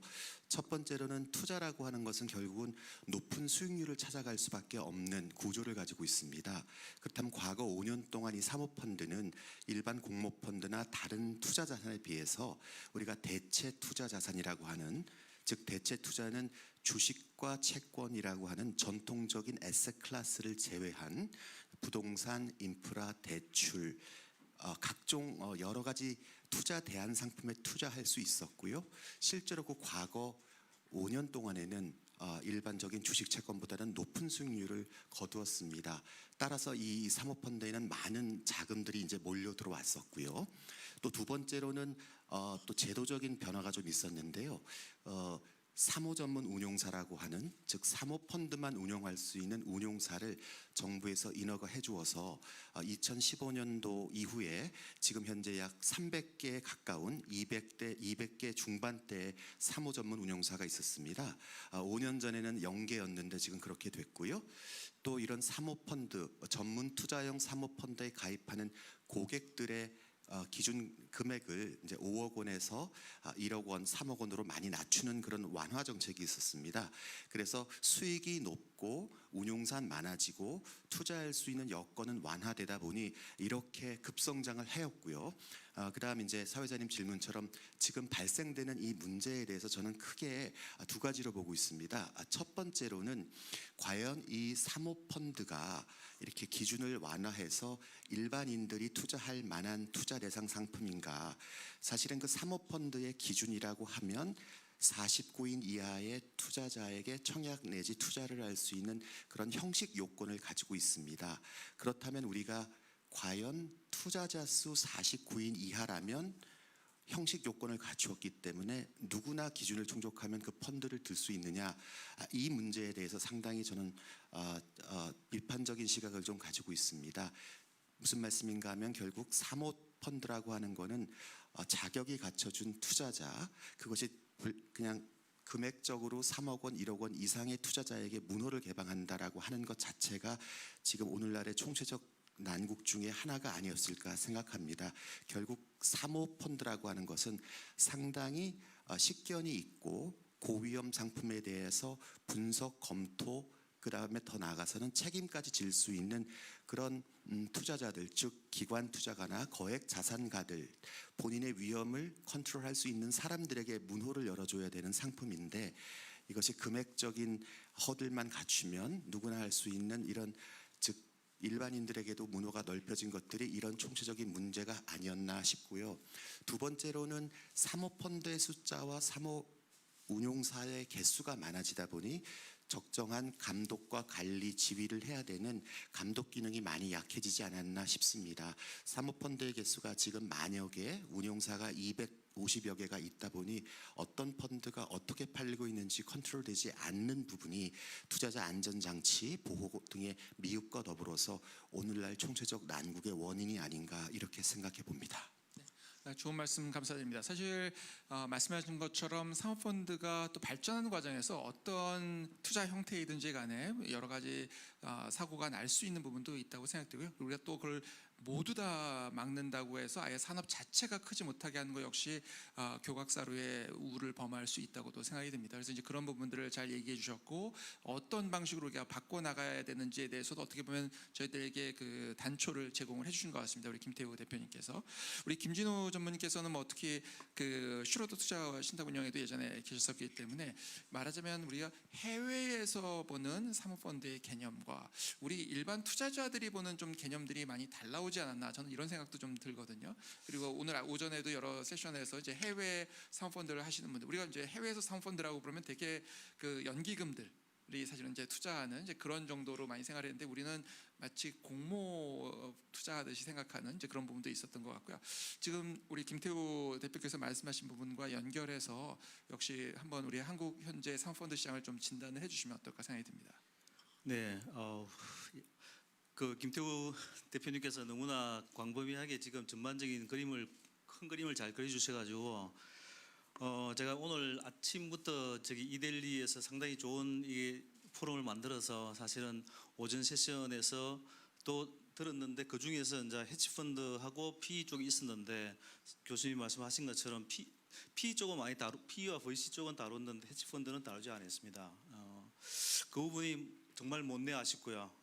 제가 그렇다고 사실 해외 투자 쪽을 많은 경험이 있거나 한 건 아니고 해외 투자 뭐 군인공제에 있어서 해외 투자 조금 해봤고 그런 것밖에 없기 때문에 그런 가운데서 제가 이제 느꼈고 또 과거에 또 어떤 경험을 아까 전에 오늘 오전 세션에 보니까 외국인들이 그런 그 practical experience라고 얘기하는데 제가 사실 처음 시작을 어떻게 보면은 이제 첫 직장이 한국투자신탁에서 이제 펀드 매니저를 시작을 했습니다. 그때 어떻게 보게 되면 그때는 공모 펀드만 가능했죠. 그러다 보니까 공모 펀드 하게 되면 각종 뭐 10% 룰부터 각종 룰들이 있다 보니까 아주 이게 그냥 바이블처럼 생각을 했는데 이게 IMF를 지나면서 이제 이게 해외 헤지 펀드가 들어오고 그러면서 얘네들은 이런 각종 규정이나 이런 것들 정말 프리하게 정말 너무나 자유로운 그러다 보니까 우리나라도 아마 금융위기 아직 IMF 지나고 난 다음에 이제 사모펀드를 그때 지금 이 형태의 사모가 아니라 그때 사모를 처음 아마 IMF 지나고 나서 감독당국에서 허용을 해준 걸로 알고 있고요. 그때 그러다 보니까 어떻게 보면은 대형 금융기관에서 자기들 포트폴리오 상에서 직접 운용도 했지만 이제 아웃소싱을 하면서 자기들 전체 포트폴리오 자기가 못하는 그 부분들을 이제 운용사에 아웃소싱을 주면서 특정한 맨데이트를 주면서 이렇게 운용해라고 하면서 아마 사모펀드 시장이 조금 확장된 것 같고 그 이후에 또 뭐 각종 실물자산이나 또 2000년 초반에 이제 PE나 VC 쪽, CRC 쪽 이런 쪽에 되면서 사모펀드가 좀 확장되다가 나머지 이제 2015년 이런 부분들은 김태우 대표님께서 말씀하셨고 제가 지금 헤지펀드라고 말씀하셨기 때문에 저도 그 부분이 상당히 안타까운 것 같습니다. 우리 당국에서 2009년도에 아마 헤지펀드를 사실은 허용을 했고 그런데도 불구하고 시장이 이렇게 헤지펀드 시장이 형성되지 않았던 부분들이 뭔가 저 개인적으로 많이 궁금해했고 했습니다. 그 부분이 예를 들면은 해외 지금 시점에서 전 세계 글로벌 대체 투자 규모가 10트릴리언이기 때문에 10트릴리언이거든요. 그때 우리나라 1경 정도 되는데 그 중에 구성을 보게 되면은 PE가 40% 정도 4트릴리언이고 그 다음에 헤지펀드가 30% 정도 차지하고 있습니다. 나머지 부동산 부분은 1%인데 상당히 우리나라는 어떻게 되냐 그러면은 우리나라는 제일 어떻게 보게 되면은 PE 부분이 지금 한 7, 80% 되기 때문에 한 18%, 20 그러니까 외국보다 한 반 정도 안 되는 18%고 나머지 25% 한 4분의 1 정도가 부동산이 차지하고 있습니다. 그러면은 해외에서 30% 차지하고 있는 헤지펀드가 우리나라는 왜 이렇게 헤지펀드가 이 산업이 이렇게 엉망이 되거나 아니면 이렇게 시장이 마켓이 형성되지 못했는가 그 부분에서 사실 저 개인적으로도 상당히 궁금하고 제가 이제 공모펀드 매니저부터 시작해서 나중에는 아마 헤지펀드 시장이 상당히 제가 이제 30년 조금 지났는데 시장이 아주 커질 거라고 생각했는데 그거 안 된 거가 왜 그럴까라고 곰곰이 제 나름대로 생각해 볼 때는 우리나라 사람들은 사실은 남을 믿지 못하는 그런 부분이 조금 있는 것 같고요. 그런데 일단은 또 믿다 보게 되면은 그냥 아주 이제 확 믿어버리는 어떤 이런 부분이 있어가지고 첫째적으로 남을 못 믿다 보니까 부동산에 실물 같은 이런 투자를 많이 하게 됐던 것 같습니다. 그러다 보니까 우리나라 사모시장이 생기더라도 사실은 해외 나가든 아니면 전부 다 부동산 쪽이나 아니면 실물자산 위주로 나가고 오히려 만약에 헤지펀드 시장이 되었다고 하게 되면은 그쪽에서 자금을 운용하자는 수요를 이게 상품을 공급해 주기 때문에 과도하게 실물적으로 흐른다든지 또는 지금 최근에 생기고 있는 어떤 그 일리퀴드한 자산 쪽에 투자되는 그런 어떻게 말하면 그런 쪽에 투자를 하려고 하게 되면 많은 인프라가 갖춰져야 되고 그러고 난 다음에 그런 시장이 형성돼야 되는데 돈이 밀려가지고 지금 아까 전에 말했던 한 200개 이상의 그런 운용사가 들어와서 할 게 없으니까 정말 외국처럼 헤지펀드가 자기의 원칙을 지키는 그 어떤 프린시플을 파는 그런 운용사가 돼야 될 텐데 그러지 못하고 판매사들한테 엮여가지고 그런 이상한 물건을 만들어 오라고 해서 갑과 을이 바뀌어 있는 그런 형태에 되다 보니까 이제 그러한 원인 자체가 어떻게 보면은 사실은 제가 볼 때는 많은 부분이 헤지펀드 산업이 헤지펀드를 통해서 좋은 상품을 공급해주지 못했기 때문에 이런 형태로 비정상적인 쪽에 어떤 문제를 일으키는 원인이 원인을 정하지 않았나는 일면도 그래서 생각하기도 합니다. 아주 좋은 또 이야기를 해주신 것 같습니다. 결국 이제 우리 금융시장의 트러스트가 오랫동안 부족했던 문제, 그러다 보니까 실물과 같이 눈으로 확인할 수 있는 투자에 제한되어 왔던 문제, 그리고 그런 과정에서 투자자들이 어떻게 보면 충분히 적절하게 투자할 수 있는 대상을 지금 발굴하지 못했던 그런 이야기를 잘 짚어주신 것 같습니다. 우리 김현전 CIO께서는 사실 이제 오랫동안 이 업계에서 뭐 대부라고 말씀드려도 될 것 같은데요. 그래서 사실은 역할을 해주셨고 여러 경험이 있으시니까 과연 우리 그 대체 투자 부분 또는 사모펀드 포함해서 이 부분들이 발전해온 과정도 한번 좀 설명을 해주시면서, 그렇지만 또 본인이 진단하시기에 어떤 부분이 실제로는 문제였었다라는 걸 한번 진단을 해주시면 어떨까요? 우리나라에서 사모펀드의 역사는 상당히 짧습니다. 길게 보면 한 20년 남짓인 것 같습니다. 그 전에는 주로 공모펀드가 대강이었고, 또 충분히 공모펀드가 일반 투자가들의 니즈를 충족시켜 왔다고 봅니다. 하지만 이제 시장이 여러 번 큰 위기를 겪고 투자의 대상이 넓어지면서, 그러니까 과거에는 주식이나 채권에 한정되어 있던 투자 대상이 상당히 리퀴드한 자산으로 제공되는 다양한 인스트루먼트에 의해서 투자 대상이 넓어지면서 기관 투자가 위주 향유가 왜 우리로서는 그쪽에 참여할 수 없는지 그런 많은 욕구가 나와서 사실 기관들 전유물이 리테일로 열렸는데요. 만약에 그러한 풍조에도 불구하고 기존의 공모펀드가 충분히 개인 투자가들을 만족해 왔다면은 아마 이런 움직임은 조금 더 절제된 과정을 거쳐서 성장을 해왔을 것 같은데, 일순 공모펀드에 대한 아쉬움과 불신이 터지면서 그거에 대한 일종의 반작용, 무마책으로 사모가 열리면서 사실 개인 투자가들은 새로운 지평을 맞게 되었습니다. 하지만 사모펀드가 생기면서 기관 투자가를 위한 사모펀드나 개인을 위한 사모펀드나 큰 차이가 없었습니다. 기본 정신은 아마 사모펀드에 관계된 사람들이 약속만 한다면 뭐든지 할 수 있다는 그런 기본 대강을 가지고 시작을 했는데요. 하지만 막상 뚜껑을 열어보니까 아무리 수준이 높은 개인이나 하더라도 기관과 비교했을 적에 개인들이 갖는 정보의 접근성, 그 다음에 해석력에서는 커다란 차이를 보였습니다.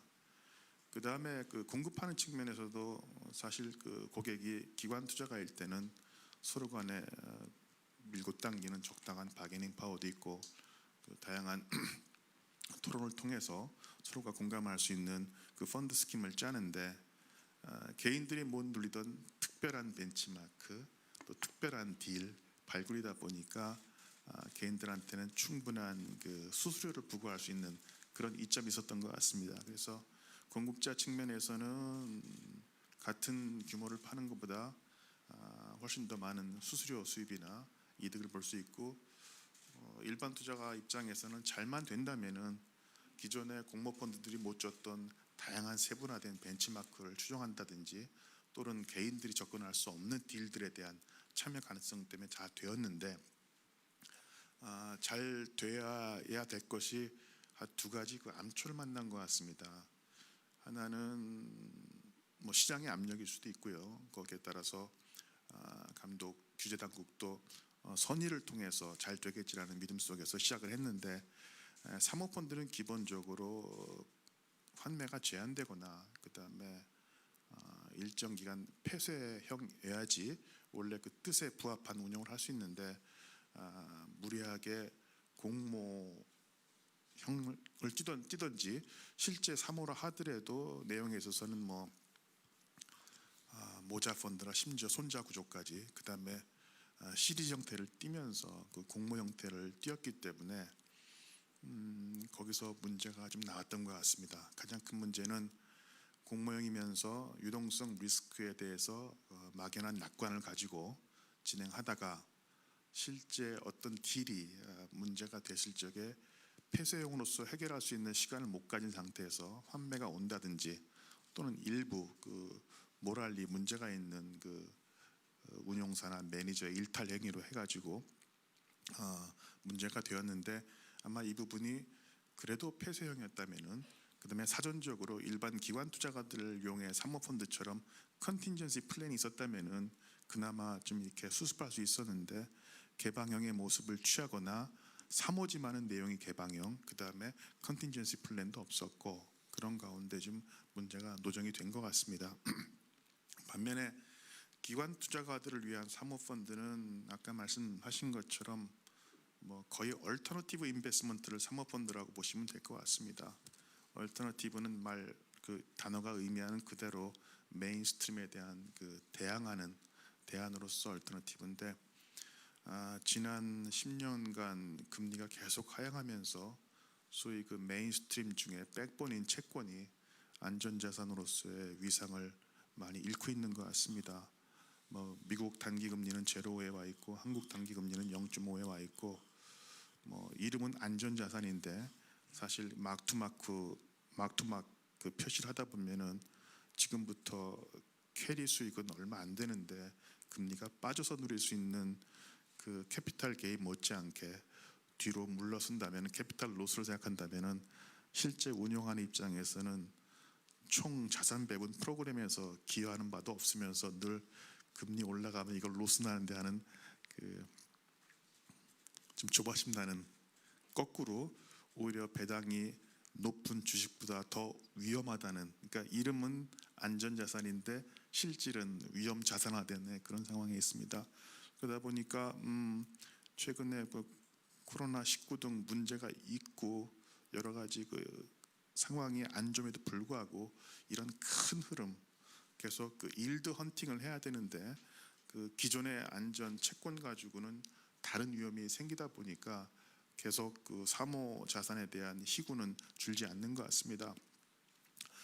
사모 자산은 어떻게 또 진화하고 있냐면은 과거에는 사모 투자하면은 뭐 직간접으로 언더라잉이 실물에 관련된 자산들을 많이 보는데 요즘은 소위 전통적인 자산을 다루더라도 방법이 얼터너티브면은 이제는 얼터너티브로 보고 사모로 편입합니다. 그러니까 지금 그 전반적인 사모는 죽지가 않고 늘어나고 있는데 요즘 특징은 그렇게 실물 연계로 한 그것이 뭐 에쿼티건 론이건 그런 거에서 잠시 주춤하는 자리를 얼터너티브한 방식으로 전통적인 자산을 그 발굴하는 또 사모들이 나오면서 여전히 사모펀드는 계속 커지고 있습니다.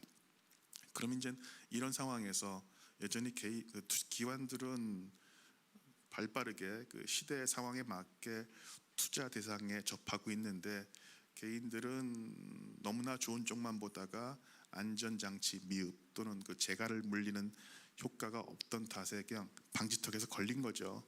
걸렸지만은 여전히 개인들도 이런 그 변화하는 시대에 투자 기회 참여 기회는 주어져야 된다고 봅니다. 그러다 보니까 어떻게 안전장치를 주면서 이제 개인들한테 그 선택의 범위를 줄 것인가의 문제인데 아마 규제 당국이나 그 서비스 당국에서도 많은 고민을 하실 걸로 알고 있습니다. 아마 이 정신은 살아나가는데 아마 그 우선 펀드 형태에서는 개방형보다는 제한적인 환매만 가능한 폐쇄형 내지는 일정 기간 동안 묶이는 그런 형이 맞는 것 같고요. 그 다음에 또는 그 상당히 그 덕망이 있거나 사이즈가 큰 펀드에 들어가는 재간접을 주 타겟으로 유도를 하고 현재와 같이 빠르게 움직인다는 측면에서의 어떤 사모, 그러니까 남보다 조금 프론트 러닝 할 수 있거나 이건 없는 게다 하는 것들은 초기 사모 시장 커지기 위해서 필요악이었을 수도 있지만은 이제 대가를 치렀으니 그런 형태의 어떤 공모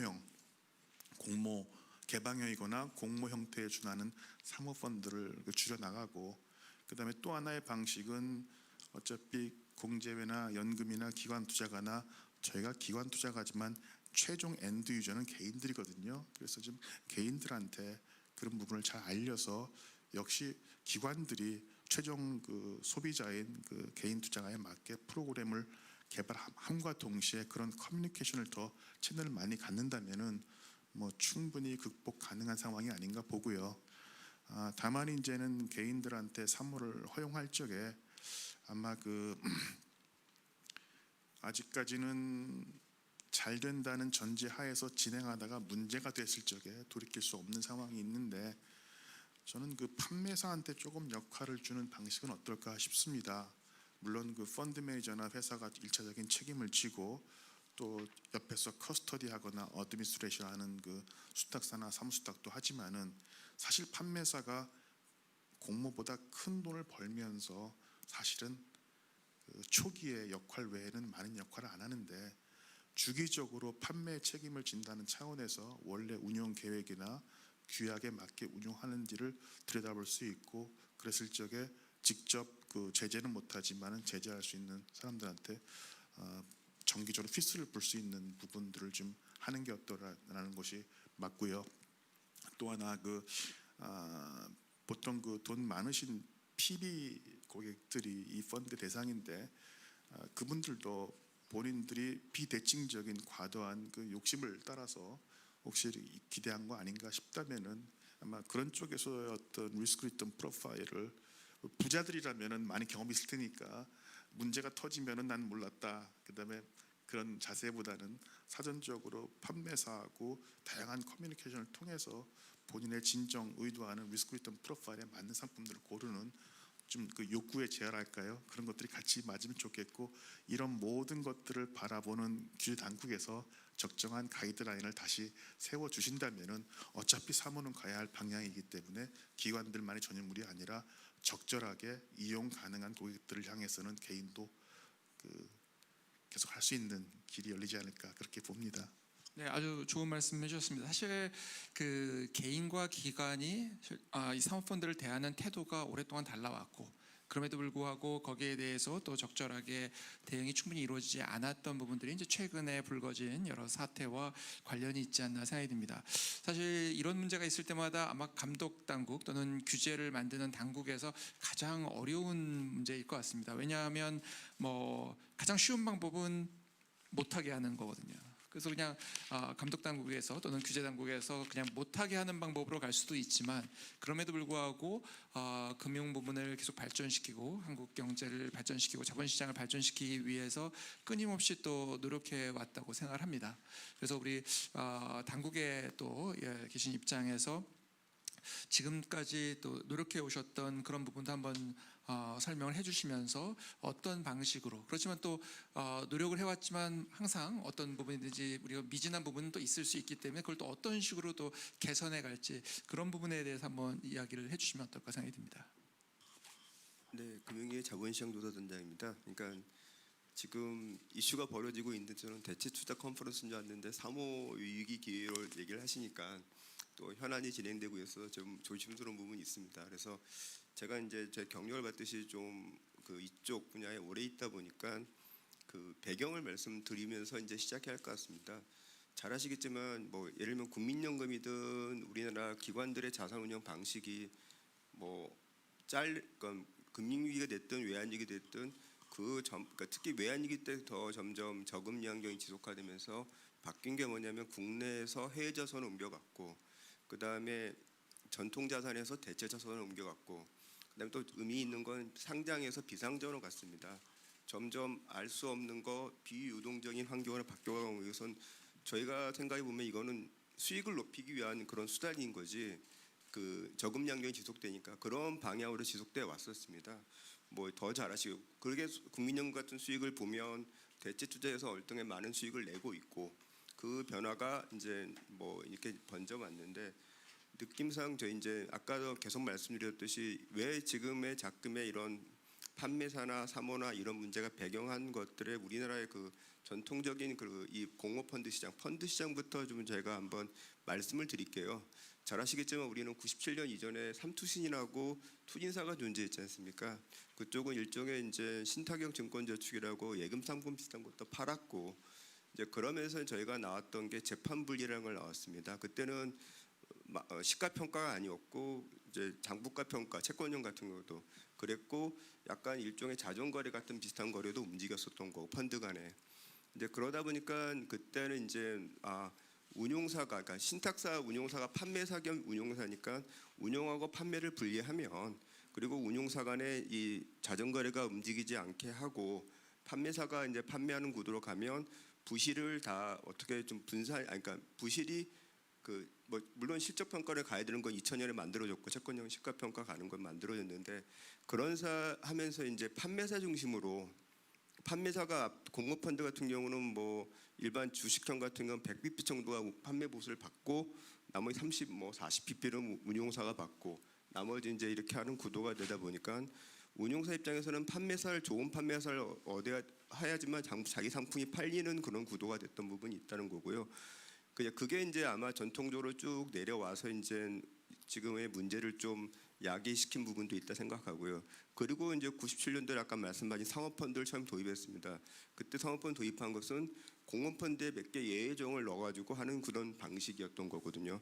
근데 잘 아시겠지만 제가 알기로는 외국 같은 경우는 상업펀드는 사적 계약에 움직이는 그런 뭐 헤지펀드 사적 계약에서 움직이는 거니까 전혀 공적 영역에서 많이 나오진 않고 다만 아까 말씀하시는데 3호로 하는데 공모 규제를 회피하는 거라든지 일종의 시리즈 펀드 같은 형태의 규제를 하는 것 중심이었는데 금융위기 이후에 저금리 환경이 되면서 금융위기 원인이 기본적으로 헤지펀드나 이런 쪽에 과도한 레버리지를 만드는 거라든지 이제 그런 분위기가 있으니까 상업펀드에서 점점 규제를 하자는 분위기가 있었던 거고요. 그리고 이제 그때부터 금융위기부터 저금리 환경이 지속되다 보니까 또 3호로 이제 한쪽으로는 커하는 환경이 됐던 거죠. 그때 저희가 이제 규제를 비교해 보니까 우리는 처음부터 공적 영역에 출발했던 거고 외국은 사적 영역에서 이제 좀 공적 영역으로 규제를 이제 들어가는 구조인데 특히 그때 의미 있는 규정이 EU 지침이 있었습니다. 사모펀드 관련돼서요. 그때는 이제 그냥 한 3천억인가 제 기억이 맞다면 3천억 미만이면 그냥 등록도 하지 말고 해라. 그다음에 이제 일정한 레버리지를 만들면 등록해라. 그게 전부입니다. 사적 영역을 하는 거예요. 그게 EU 지침이고 이제 각 EU 국가에서 어떻게 받아들였냐의 문제는 그런 거고요. 근원적으로 출발점은 달렸던 것 같고요. 그리고 이제 97년에 짓고 외환위기 끝난 다음에 저희가 산업을 육성한다고 CRC라든지 뭐 벤처 이런 쪽에서 많이 이제 그런 투자 조합이라든지 이런 걸 만들기 시작했거든요. 그리고 결정적으로 이제 리츠라는 제도가 2002년에 부동산 투자회사라는 게 이제 건교부 중심으로 만들어졌습니다. 그때 일화가 있는 게 부동산 투자회사라고 뮤추얼 펀드법이 있었습니다. 거기다가 건교부 쪽에서는 그냥 부동산만 하나 넣어주면 되는 거 아니냐라는 형태를 요구했는데 우리가 부동산을 평가하는 것도 어렵고 규제가 약간 소극적으로 봐서 이제 건교부가 리츠라는 법을 만들게 됐던 거였거든요. 그리고 이제 그걸 수용해서 이제 부동산에 대한 수요가 나오고 대체 투자를 열 수 있게 공모펀드, 상업펀드 열 수 있게 만든 게 그때 간특법을 하면서 2003년에서 4년에 투자 대상을 넓혀줬거든요. 그때까지는 공모펀드 중심이었습니다. 상업펀드라는 것 자체는 진짜 예외적으로 했던 부분이었던 거고요. 그다음에 2004년에 PF라는 제도를 만들었습니다. 경영참여형으로. 그때는 이제 잘 배경 보시면 판매사라는 루트를 거치지 않고 기관을 하다 보니까 그냥 기관을 찾아가서 영업하는 방식이기 때문에 기관에서는 초기에 공간이 있었겠지만 사모 방식으로 기관을 가서 먼저 기관에 가면 레피테이션부터 체크하고 이 운용자에 대한 다양한 트랙을 가지고 이제 점검하는 과정이 있었습니다. 지금처럼 판매사를 통하지 않고 직판 형식으로 기관을 가는 방식으로 영업을 해서 규모는 일찍 출발했지만 80조에 머물렀지만 이제 그런 방식으로 운영하다 보니까 오히려 몰라요. 제가 이제 상업펀드는 어차피 빈티지가 있어서 7, 8년 후에 결과가 나오고 어떻게 될지는 모르겠지만 그렇게 또 기관들이다 보니까 손실 나더라도 그냥 감내하는 경향이 있어서 큰 손실이라는 부분이면 전반적으로 수익은 내고 있는데 이제 그런 부분이 있어서 움직였던 부분이 있고요. 아까 2009년에 이제 헤지펀드 말씀하셨더니 사모펀드 부분에서 2008년에 개경으로 아까 저금리 환경이 지속되고 이러다 보니까 이제 다양한 투자 수단을 넓혀주자. 그게 저희가 뭐 산업자본을 육성하기 위해서 아니면 뭐 기관 산업 벤처기업을 키우겠다는 그런 목적이 아니라 사회적 니즈가 저금리 환경을 가다 보니까 수익을 낼 수 있는 방법이 뭘까 하다 보면 이제 아까 말씀하신 대로 국내 대신 해외로 가야 되는 부분들, 국내를 벗어나서 해외로 가야 되는 거하고 상장해서 비상장으로 가야 되는 거고 그다음에 전통 자산의 대체 자산으로 가쓰고 대체 자산도 기본적으로 장기 자산이지 않습니까?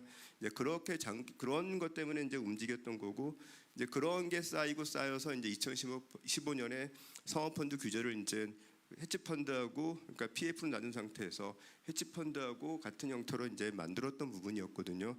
그때 제가 이제 이렇게 길게 말씀드리는 건 뭐냐면 뭐 이제 기본적으로 흐름이 이렇다는 거하고 그다음에 이제 저희가 결정적으로 지금 그 뭐 규제를 완화해서 움직인 부분이라 그러면 똑같은 규제를 완화했습니다. PF와 규제하고 사무운용사 규제 차이는 뭘까 생각해 보면 곰곰이 생각해 보면 하나는 판매사를 통해서 그러니까 외국 같은 경우는 제가 재판 분리가에 먼저 말씀드리냐면 상업펀드 같은 경우는 그냥 운용자 이꼴 판매사가 되는 그냥 직판 체제입니다. 그러면 기관 같은 경우도 아까 PF 같은 구조 내에서 가장 먼저 중시형인 거 이 사람이 트랙하고 레퓨테이션을 체크한 다음에 운영 실정의 투심의 과정을 거쳐가서 이제 상품이 만들어지고 판매 아닌 그냥 소수로 움직일 수 있는 구조였는데 우리는 이제 지금 말씀하신 대로 판매사라는 형태가 내가 운용사로서 판매사가 설득하고 판매사는 이제 투자자를 모으는 구조고 이 판매사에서는 말씀하신 대로 PB라는 형태로 이제 구도가 움직였던 거고 비용은 월등히 더 많이 갖는 구조입니다. 그 비용을 많이 받는 구조는 그에 상당한 일과 책임을 져야 되는 부분이 있는데 이제 그게 지금 약간 이제 불균형 상태고 이해상충 문제가 생기다 보니까 이런 문제가 나왔고 투자자 입장에서도 또는 PB 입장에서도 아까 말씀하신 대로 이 대체 자산이나 이런 부동산 자산 같은 경우 장기 자산인데 이걸 뭐 6개월 단위로 1년 단위로 셀다운 해가지고 계속 돈이 들어온다는 조건이라든지 아니면 다시 들어온다는 조건으로 하다 보니까 어느 순간에 이제 그런 스탑 상태 그러니까 조금 문제가 생겼을 때 전반적인 위기가 생긴 간 느낌이 듭니다. 그러니까 뭐 제가 처음부터 작정하고 사기를 하겠다는 사람들의 구조는 다른 이슈고요. 그래서 저는 이제 아까 뭐 규제를 등록제로 바꿨든지 5억 원을 3억 원을 낮췄다든지 이런 이슈도 물론 이제 중요한 이슈지만 그렇다면 만약에 7억 원에서 5억 원을 낮췄는데 사고가 5억 원 났다 그러면 그럼 5억 원은 맞고 3억 원은 맞는지 그건 또 퀘스천이 오는 거잖아요. 기본적으로 이거였습니다. 저희는 지금도 살아있고 가장 중요한 규제가 공모 규제입니다. 그러니까 지금 보니까 상업펀드는 공모 규제를 회피해서 공모를 한다 그러면 아까 49인 이상 하려 그러면 유가증고 신고서를 내야 됩니다. 유가증고 신고서에는 많은 자료가 붙습니다. 투자자들을 위해서 투자자 보호 장치. 이제 그게 귀찮고 회피하기 위해서 그냥 잘래 짜게서 49인씩 짜게서 많이 하다 보니까 또 그게 사실 PB들한테 요구했던 부분이었고 PB들이 우리 고객들은 5% 수익으로 한 6개월, 1년을 요구해. 7년은 못 기다려. 뭐 이러다 보니까 이제 그 판매사 우위 중심을 하다 보니까 우리는 이런 상품 판매할 테니까 만들어 올 수 있는 만들어 와라는 구도가 이제 하다 보니까 이게 주객이 전도된 형태로 이제 움직인 부분이 있고요. 그래서 여전히 이제 이 공모 규제가 미국도 상업펀드에 대해서는 그 공모 회피 규제, 시리즈 펀드 규제를 가지고 그 주로 적발을 합니다. 그러니까 단지 그냥 사적 계약서에 불과한 투자 설명서만 가지가 아니라 네가 공모에 해당되고 다수 투자자를 대상으로 한다 그러면 그 증권신고서를 내고 정식 등록 절차를 거쳐야 된다. 공모운용사 라이센스가 있어야 된다. 그다음에 뭐 미국 저희가 5억 원, 3억 원 이런 기준을 나눌 때도 외국 제도하고 평균 가입 연령을 비교했을 때 그 정도 수준을 감안했던 부분이 있는데 이게 이제 그런 걸러지는 과정에서 판매사나 운용사 간의 애매한 위치, 이해상충 문제가 있었던 거고 저희는 특히 잘 아시겠지만 외국은 자금들이 많이 기관화돼 있습니다. 그러니까 뭐 주식시장에서 보면 옛날에 지금 로빈훗이 나오기 전까지도 미국 시장 같은 경우 9대1 정도가 기관 자금이고 1 정도가 개인 직접 투자자인데 지금은 뭐 8대1쯤 됐다고 하는데 우리는 반대로 돼 있지 않습니까? 아직 기관화되지 않은 자금들이 많다 보니까 수익을 올려야 되니까 내가 아는 판매사 가서 PB센터를 통해서 이렇게 이제 움직이다 보니까 이게 주객이 전전 형태로 움직인 것 같고요. 근데 그러다 보니까 저는 이제 기본적으로 여전히 우리는 공모 규제라는 거, 사무 규제가 있는데 이걸 회피하는 수단으로서 움직였고 판매사들도 이제 자기 책임이라는 게 있지 않습니까? 뭐 기본적으로 알고 팔아야 되는 거지 않습니까? 그래야 설명할 수 있는 거고요. 신의성실이라는 문제가 있는 거고 그에 상응하는 조치를 하기 때문에 아까 말씀한 100bp든 뭘 받을 수 있는 구도가 나와서 뭐 이제 이게 원칙으로 살아 있다 그러면 앞으로는 이제 뭐 판매사들이 절대 안 판다라고 할 수도 있지만 이제 어차피 투자자가 요구하면 자기가 이해할 수 있는 상품, 아는 상품, 아까 말씀하신 대로 장기면 장기답게, 단기는 단기답게 이런 구도로 이제 이해할 상품을 파는 관행이 이제 정착될 것 같습니다. 이번 뭐 좀 시행착오로 할까 시행착오 아니면 이런 경험을 통해서 이제 판매사나 운용사가 자기 역할이 뭐고 그에 상응하는 책임을 질 수 있는 구도가 되면 자연스럽게 사무시장도 이제 내가 잘 이해하는 상품이 어떤 뭐 판매사가 하면 좀 위험 상품이며 금리가 높은 상품인데 장기 상품이다. 그래서 투자자에 설명할 수 있는 구도가 될 것 같고요. 아니면 나는 이제 진짜 쉬운 상품만 중심으로 전통 자산이라든지 뭐 6개월씩 끊어줄 수 있는 자산을 파는 판매사도 있을 거고요. 점점 양분화되다면 그렇게 다양화된다 그러면 자연스럽게 사무시장은 이제 정착되지 않을까 하는 낙관적 기도도 해보고요. 그런데 잘 아시겠지만 더구나 코로나 때문에 더 저금 양경이 지속되다 보면 앞으로 이제 사무시장은 계속 커질 수밖에 없고 커져야 되는 요구인데 과연 이 자금이 또 해외 사무로 가는 거가 맞는 건지 해외 사무시장으로 그리고 잘 아시겠지만 이제 퇴직연금이 됐든 뭐 개인연금이 됐든 이제 수익을 내야 되는데 아마 지금처럼 단편적으로 움직이면 특히 뭐 개인연금 같은 거나 그 어떤 단편적으로 움직이다 보면 단편인 것은 뭐냐면 내가 한 5억 원, 10억 원 이런 자금을 놓고 분산 투자라는 건 의미가 별로 없지 않습니까? 뭐 채권형, 주식형. 근데 이 자금이 모인다 그러면 점점 기관화되면 대체나 이런 쪽으로 갈 수밖에 없는 이제 구도가 되니까 사무시장은 점점 커져갈 겁니다. 그래서 저금량이 지속되고 있으니까요.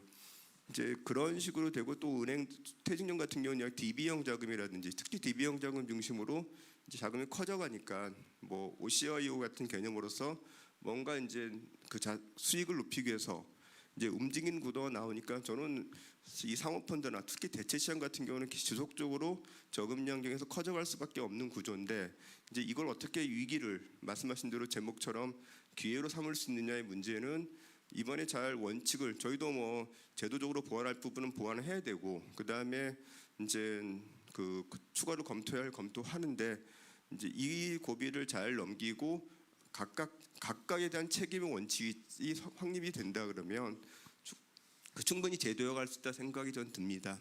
네, 아마 사모는 시장에서 자율적으로 시장 질서를 찾아가는 게 원래 사모의 흐름이었던 거고 제가 과도하게 개입하는 것 자체가 그건 공모화 만드는 건데 공모가 싫고 사모로 가는 공모 때문에 수익이 제한되고 투자를 제한하니까 수익이 떨어지는 이슈를 놓고 시장에서 방향을 가져가는데 모든 걸 다 공모화한다 그러면 수익률이 떨어진다는 자체가 저는 어떤 의미를 갖냐면 국민연금의 수익률이 1% 떨어진다면 600조면 6조입니다.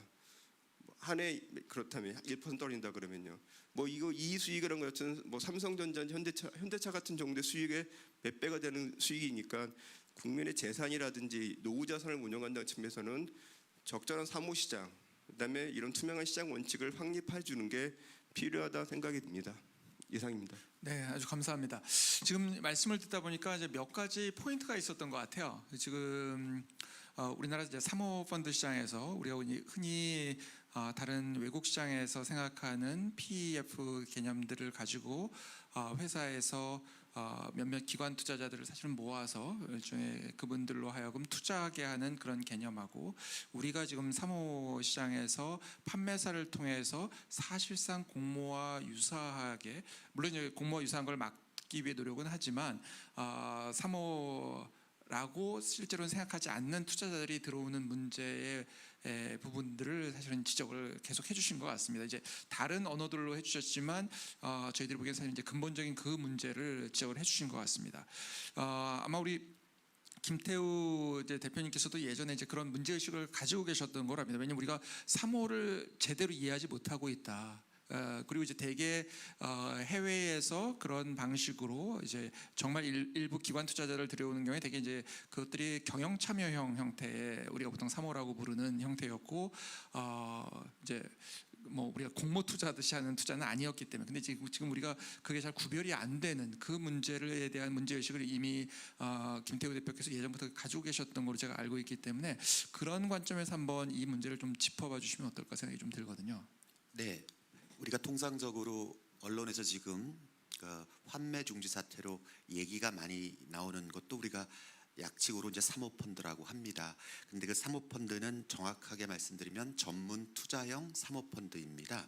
이 전문 투자형 사모펀드에 반해서 아까 사회자가 말씀하신 것처럼 경영 참여형 사모펀드가 있습니다. 이 역시 줄이면 사모펀드입니다. 그래서 저희가 많은 언론이나 이게 통상적으로 얘기될 때 사모펀드인데 굉장히 혼재돼서 사용되고 있는데 말씀하신 것처럼 우리가 경영 참여형 사모펀드라고 하면 프라이빗 에쿼티 펀드입니다. 즉 장기간에 걸쳐서 특정 기업의 지분을 즉 경영권을 인수하여 그 회사를 정상적으로 탈바꿈한 이후에 그 회사를 매각하는 것 이런 것이 바로 경영 참여형 사모펀드고 그거를 운영하는 회사들은 PEF 펀드들이 주로 별도로 있게 됩니다.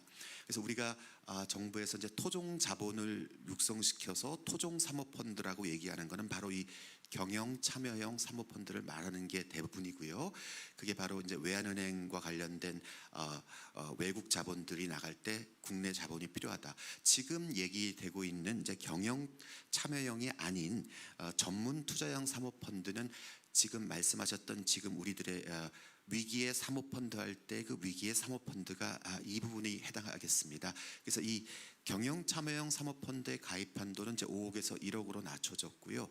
역시 마찬가지로 경영 참여형도 10억에서 3억 원으로 낮춰진 것으로 알고 있습니다. 각각의 문제들이 있는데요. 경영 참여형 같은 경우에도 사실은 경영 참여 목적을 해서 뭐 최근에 문제가 됐었던 무자본 M&A라든가 시세 조정에 또 이용이 된다든가 이 소액으로 개인들에게 문호를 넓히면서 이런 또 부작용이 또 경영 참여형에서도 많이 생긴 것으로 알고 있고요.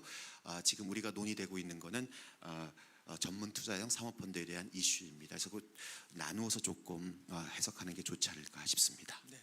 그 역시 이게 나눠서 얘기라는 걸 이제 좀 제가 이제 논제로서 얘기를 하다 보니까 지금 우리 김현준 CIO께서 얘기해 주신 것처럼 많은 분들이 이게 공모처럼 생각을 하다 보니까 폐쇄형으로 투자하는 거에 대한 상당히 그 부담감을 가지신 경우들이 많이 왔었고 제가 보기에도 그게 실제 지금 상당한 문제를 만든 것으로 보입니다. 왜냐하면 이게 폐쇄형으로 돈이 들어가서 오랫동안 유동성이 묶여 있는다고 우리가 기본적으로 가정하고 투자하는 방식과 사실은 내가 언제든지 찾을 수 있고 유동성이 있다고 생각. 근데 이제 유동성까지 가지면서 높은 수익을 내달라고 하는 거는 실제로는 이게 어려운 얘기거든요. 그래서 우리 김현준 CIO께서 이 문제를 그럼 앞으로 어떤 방식으로 해결해 나가는 것이 실제 중요할 것 같은데 어떤 방식으로 한번 좀 생각을 해주실 수 있을지 얘기를 해주시면 좋을 것 같습니다. 경영 참여형도 있고 전문 투자용 사모도 있는데 현재 이제 개인 투자들이 바라보고 가장 관심이 많은 것은 전문 투자형 사모고 그 중에서도 에쿼티의 형태를 취하는 상품이 아니라 인컴이나 론 형태에 대한 형태를 취하는 사모펀드에 대한 관심이 가장 큰 것 같습니다. 그 사모하면은 그 사적이라고 하니까 지금 비밀스럽게 우리한테만 더 수익을 많이 주겠지 그런 의미는 아니고요. 보통 그 세 가지 이유에서 사모펀드 특히 론 프로그램이나 그런 그 PDF라고 하는데요. 투자함으로써 수익을 내는 원천은 세 가지가 있습니다. 첫 번째는 기존의 제1금융권인 은행이 소위 레버리지 론이라고 하는데 그런 부분에 대해 상당히 제약이 많다 보니까 누군가 그 문제를 대신 풀어줘야 되고 또 하나 채권처럼 그렇게 시장에서 그 거래가 되지 않으니까 유동성을 포기하는 대가가 좀 있어야 될 것 같고요. 세 번째는 어떤 프로젝트나 이벤트를 놓고 일시에 돈을 모으는 경우가 많기 때문에 일시에 돈을 모으는 흥행을 위해서 더 프리미엄을 줍니다. 따라서 그런 그 은행이 못하는 영역을 대신한다는 프리미엄이 붙고 장시간 동안 리퀴디티 그러니까 환매가 안 된다는 유동성 제약에 대한 프리미엄이 붙고 세 번째는 이벤트나 어떤 그 사건을 앞두고 일시에 돈을 모으는 것에 대한 응하는 대가를 받는 거거든요. 그러다 보면은 지금 일반 개인들이 주로 원하는 그런 형태의 그 사모펀드에서는 기본적으로 폐쇄형과 장기형으로 갖는 게 맞는 것 같습니다. 초기에는 공모펀드 같은 경우는 오랜 동안 그 투자 행위를 통해서 펀드를 운용하는 사람, 펀드를 파는 사람, 펀드를 사는 사람, 또 실제 눈에 보이든 안 보이든 규제기관까지 그 공모펀드에 대한 이해는 상당히 명확했습니다. 기대도 명확했고, 그 다음에 사모펀드가 나오면서 틀린 건 아는데 그렇게 많은 경험을 안 해봐서 그 사는 사람, 파는 사람, 운영하는 사람의 그 공통의 이해가 분명히 이쪽 세트에서는 틀리는데 그냥 사모지 그냥 뭐 똑같은 기대하에서 높은 수익만 바랬던 것 같은데, 분명히 말씀드린 것처럼 어떤 그 펀드의 환매에 대한 제한도 있고요, 시간의 문제도 있고요, 그 다음에 은행이 못 다루다 보니까 은행이 못하는 심사에서 혹시 유리할 수도 있고 불리할 수도 있는 그런 좀 이벤트 가능성, 그런 걸 다 이해하면서 투자한다면은 사모는 나름대로 충분히 가치가 있을 것 같은데, 아마 저는 이번 케이스를 그 이런 레슨을 배우기 위한 대가를 치른 거라고 봅니다. 그리고 뭐 상당히 그 규제기관, 감독기관도 많이 안타깝고 판매사도 안타깝지만은 사실상 그 가장 많은 손실을 볼 수도 있는 개인들도 많이 안타까운데, 각자의 목에서 그 치러야 될 대가를 치렀고요. 다만 새롭게 공모펀드와 틀리게 사모펀드, 특히 넷 형태 사모펀드는 이런 특징을 가지고 있다 한다면은 거기에 맞는 펀드 운용자, 판매자, 사는 사람이 공통의 이해를 갖는다면은 분명히 기존 공모펀드가 못한 욕구를 여기서 풀 수가 있는데, 나는 이런 자세를 가지고 퍼셉션을 가지고 들어가면 되는구나 라고 한다면은 충분히 다시 살아날 수 있습니다. 왜냐하면은 주식에 대한 노출 또는 사실 뭐 공모펀드를 하던 또는 뭐 벤처 가입을 통해서 비상장을 하던 여전히 길이 열려 있는데, 사실 이렇게 남들보다 더 금리를 주는 프로그램은 상당히 제한되어 있는데, 여기에는 분명히 대가가 있고, 이런 대가들을, 그러니까 대가라는 것은 유동성이라든지 긴 시간, 환매 불가, 뭐 약간의 이벤트 가능성 알고 들어가는 것만 정립이 된다면은 새롭게 사모펀드는 이제 판매하는 사람, 사는 사람, 그 운영하는 사람이 새로운 세트로 이제 정립을 시켜서 충분히 공모펀드와 양립을 할 수 있을 것 같고요. 이렇게 양립이 된다면은 그 다음에는 더 많은 순수한 뎃 프로그램 이상의 프로그램들도 나올 수 있지 않나, 그렇게 기대를 해봅니다. 네, 아주 좋은 포인트를 얘기해 주신 것 같습니다. 사실 뭐 모든 투자가 그렇지만 투자가 대가가 결국 없는 것은 없기 때문에, 우리가 사모펀드라고 해서 갑자기 뭐 수익률이 하늘에서 떨어진 건 당연히 아니고 무엇에 대한 대가이죠. 사실 그래서 그 대가를 명확하게 인식하고 들어가느냐 아니냐가 상당히 또 중요할 것 같습니다. 우리 이제 김진우 전무님께 사실 이제 이번 상황들을 또 겪으면서 논의가 많이 된 것 중에 하나가, 이거를 이제 이 투자 상품이라고 할 수 있는 부분을 누가 말하자면 판매하는가. 아까 그 안창국 단장도 얘기를 하셨지만 사실은 이제 설계한 사람이 정말로 사모 형태로 아주 적은 투자자에게 하는 거. 그런데 그게 아니라 이게 이제 사실은 이제 판매사 형태로 많은 사람에게 판매하는 문제들이 지금 계속 제기되는 것 같습니다. 그리고 그렇게 하다 보니까 일반 투자자 입장에서는 그냥 마치 뭐 상품의 이름이 사모인 것처럼 이렇게 인식되는 경우들이 많이 있었던 것 같거든요. 그래서 이게 이제 사모라는 것의 성격을 이해하는 것이 아니라, 실제로 지금 이제 어쨌든 증권회사에 계신 입장에서 이 부분에 대해서 지금 어떤 방식으로 해결해 나갈 수 있다고 또 생각을 하시는 부분이 있으시면 그런 걸 한번 이야기해 주시면 어떨까 생각이 듭니다. 예, 사실 그런데 제가 이제 증권사에 온 지 아직 1년이 채 안 되는 상황이라서. 그럼 오히려 뭐 옛날 공제회 때의 기억을 되살려서 공제회와 구분되는 입장으로 한번 얘기를 해주셔도 괜찮으실 것 같습니다.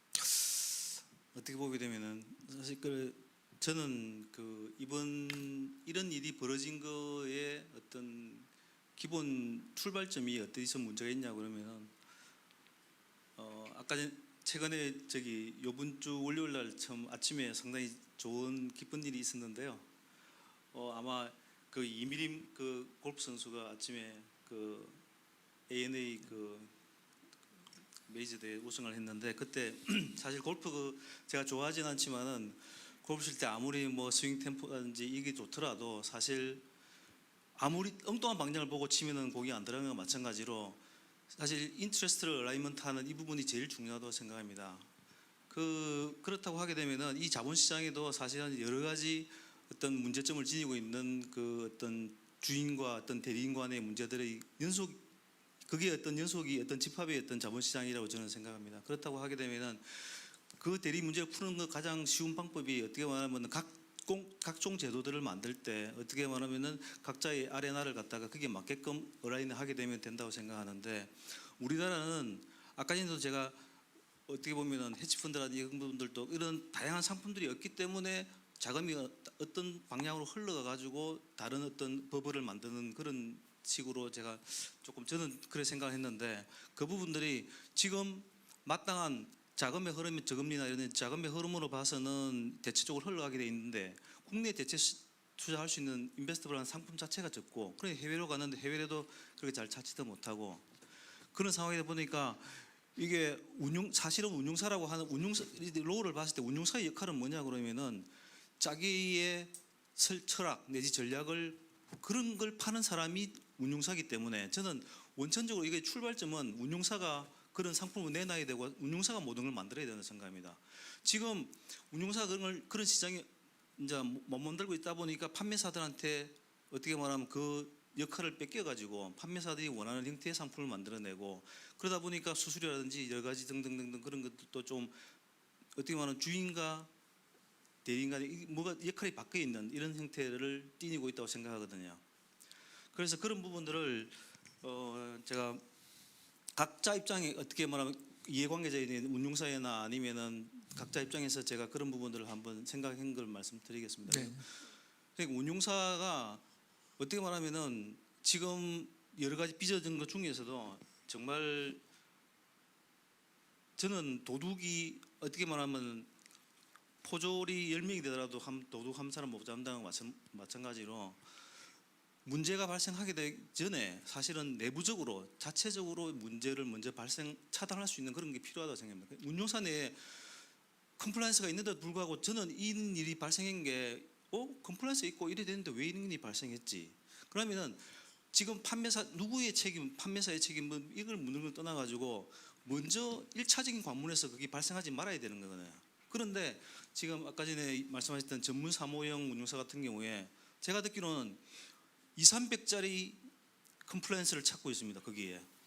아니 그 중요한 일을 하는 사람들한테 200~300 월급을 주고 그냥 컴플라이언스를 데리고 있는 것 자체가 저는 말도 안 되는 출발점이라고 생각합니다. 그 운용사에 맡겼던 돈은 자기가 그 사람도 누군가에는 자기가 마치 주인같이만 누군가에는 대리인 아닙니까? 그 돈을 맡겼던 사람한테는. 그렇다고 하게 되면은 그 역할을 충실히 하려고 하게 되면은 그냥 운용사도 정말 관리 보수를 받아가지고 그냥 돈을 벌려고 하는 그런 역할이 아니라 이게 이 프로의 세상 아닙니까? 사모라고 하게 되면은 그러면은 관리 보수를 받아서 내가 먹고 살겠다는 게 아니라 정말 캐리를 먹으려고 하기 위해서는 거기에 최선을 다하고 우리가 아까 전에 얘기했던 프라이빗 PE 쪽에서는 지금 큰 문제들이 발생하지 않고 있는데 그 이유의 가장 큰 이유가 저는 거기에 인트레스트 얼라이먼트가 어디서 이루어지냐고 하게 되면은 GP 커미트먼트라든지 아니면 캐리를 가져가는 그 부분이 자기 평생을 자기 모든 정신을 다 쏟아서 그 회사를 운영하고 하는 거라고 저는 생각합니다. 그렇기 때문에 거기에서는 한 20년 됐지만 큰 문제들이 발생하지 않는데 지금 채 얼마 되지 않은 이쪽에서 이런 일이 발생하는 거는 그러한 부분들이 얼라인이 잘 안 돼 있는 거 아닌가.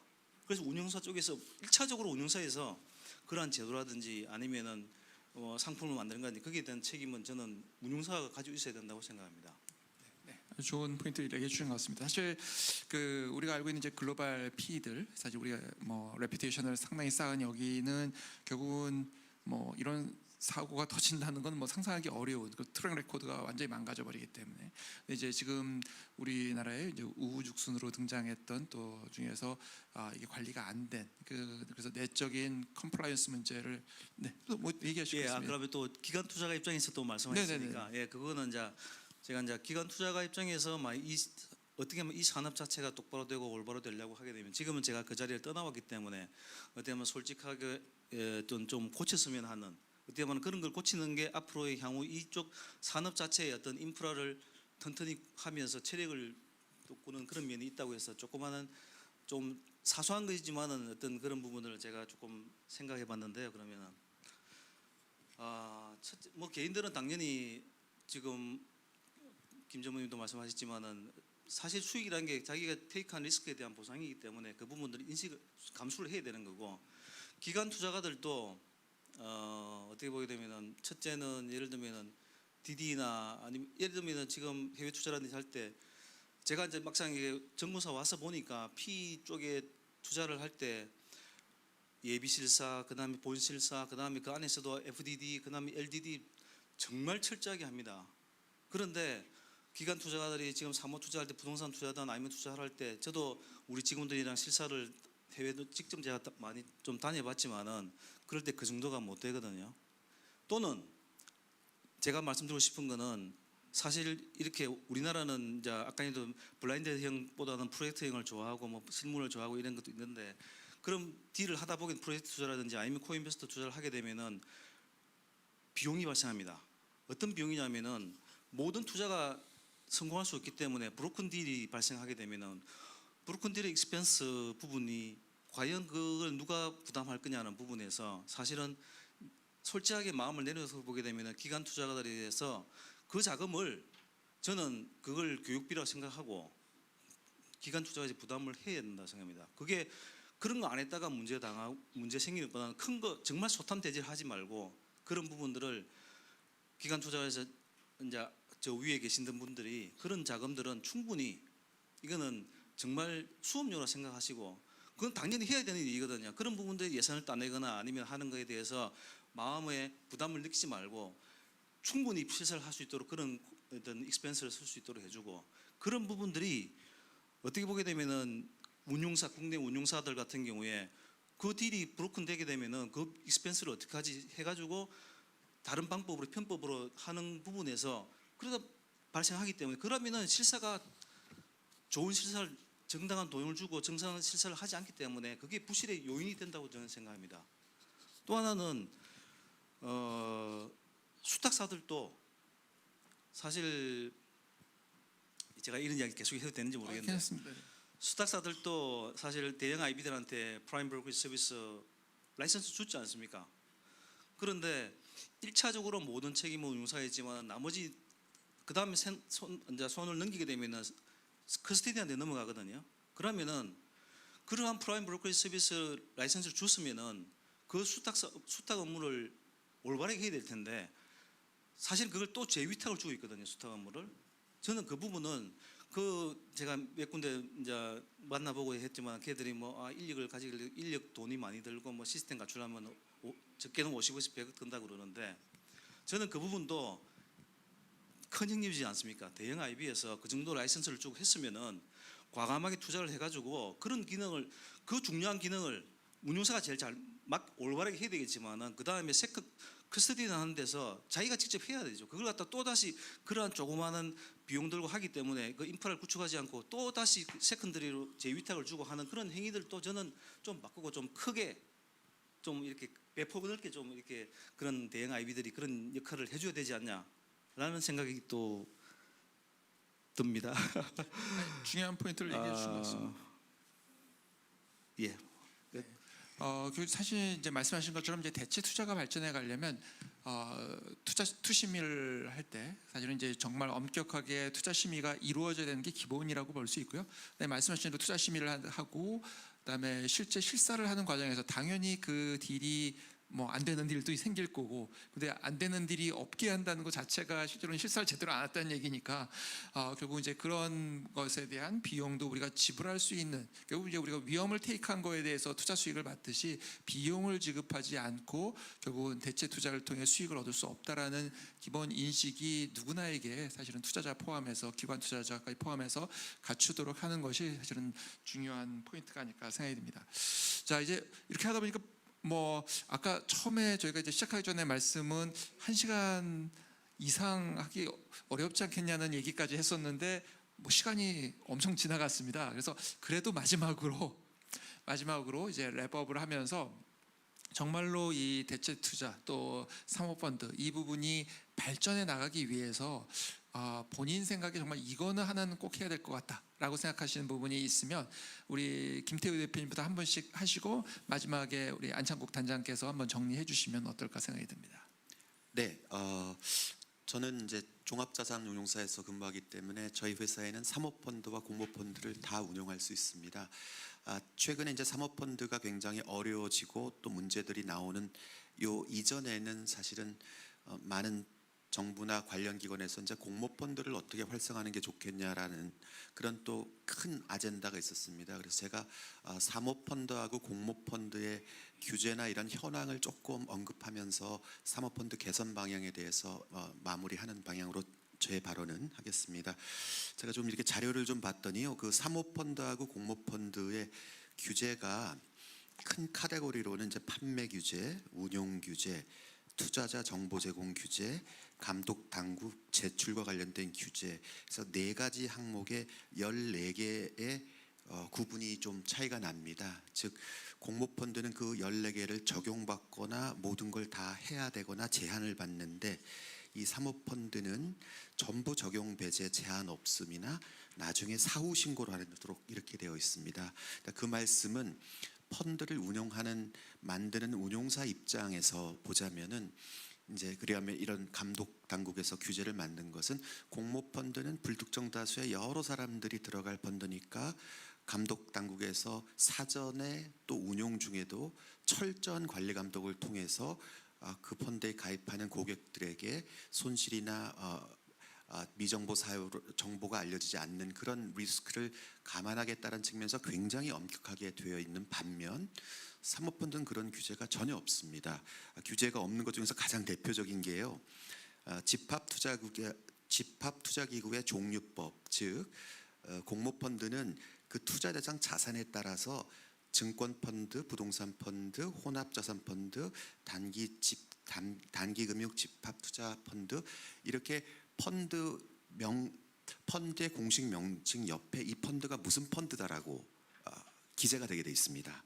그런데 이 사모펀드는 그러한 안에 무엇이 들어가는 자산인지조차도 나와 있지 않고 그냥 사모펀드로 나와 있고, 그 펀드가 지금 10,000개가 있다라는 얘기입니다. 그 말은 이 사모펀드에 투자하는 고객들에 대해서는 일반 투자가와 굉장히 다른 앵글을 가지고 감독기관에서 접근한다란 그 명제가 있었는데, 사실은 사모펀드 투자자들의 투자 자금에 대한 가입 제한을 완화시켜서 그 문호를 넓게 해줌으로써 많은 사람이 들어갈 수 있게 한다는 것은, 즉 그 관련 법규 자체는 굉장하게 문호를 열어줘서 투자자가 책임을 지고 판단하게끔 되어 있지만 금액 제한은 낮춰버려서 지금 이 여러 가지 문제들이 양산된 것이 아닌가. 그래서 저가 이제 마지막으로 드리고 싶은 말씀은, 이제 사모펀드가 10,000개나 있고요. 그 중에 아까 말씀드렸지만 해외,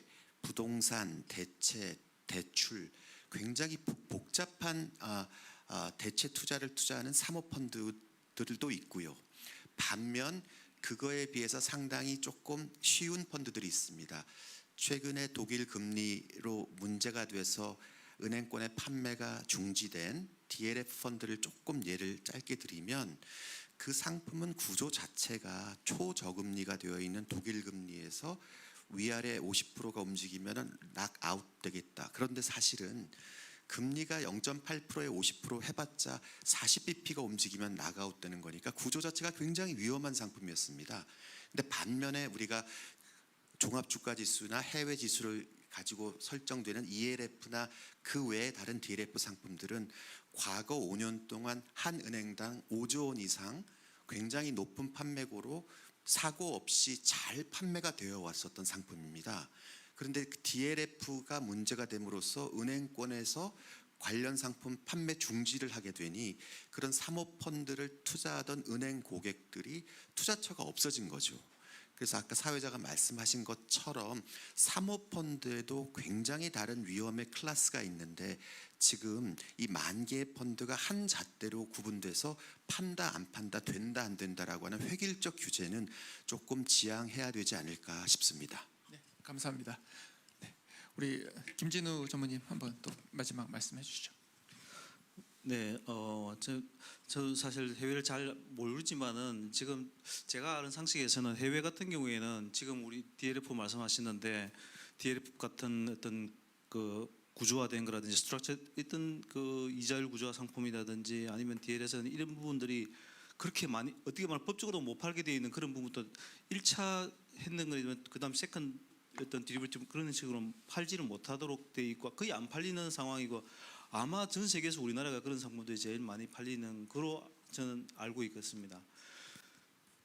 이게 개인이든 기관이든 간에 상품을 사실은 만약에 시장이 이래 된다든지 아니면 이런 이벤트가 발생하게 되면은 내 머릿속에 그 페이업 다이어그램이 이렇게 되겠구나라는 걸 그려볼 수 있을 이런 상품을 팔아야 되는 거지.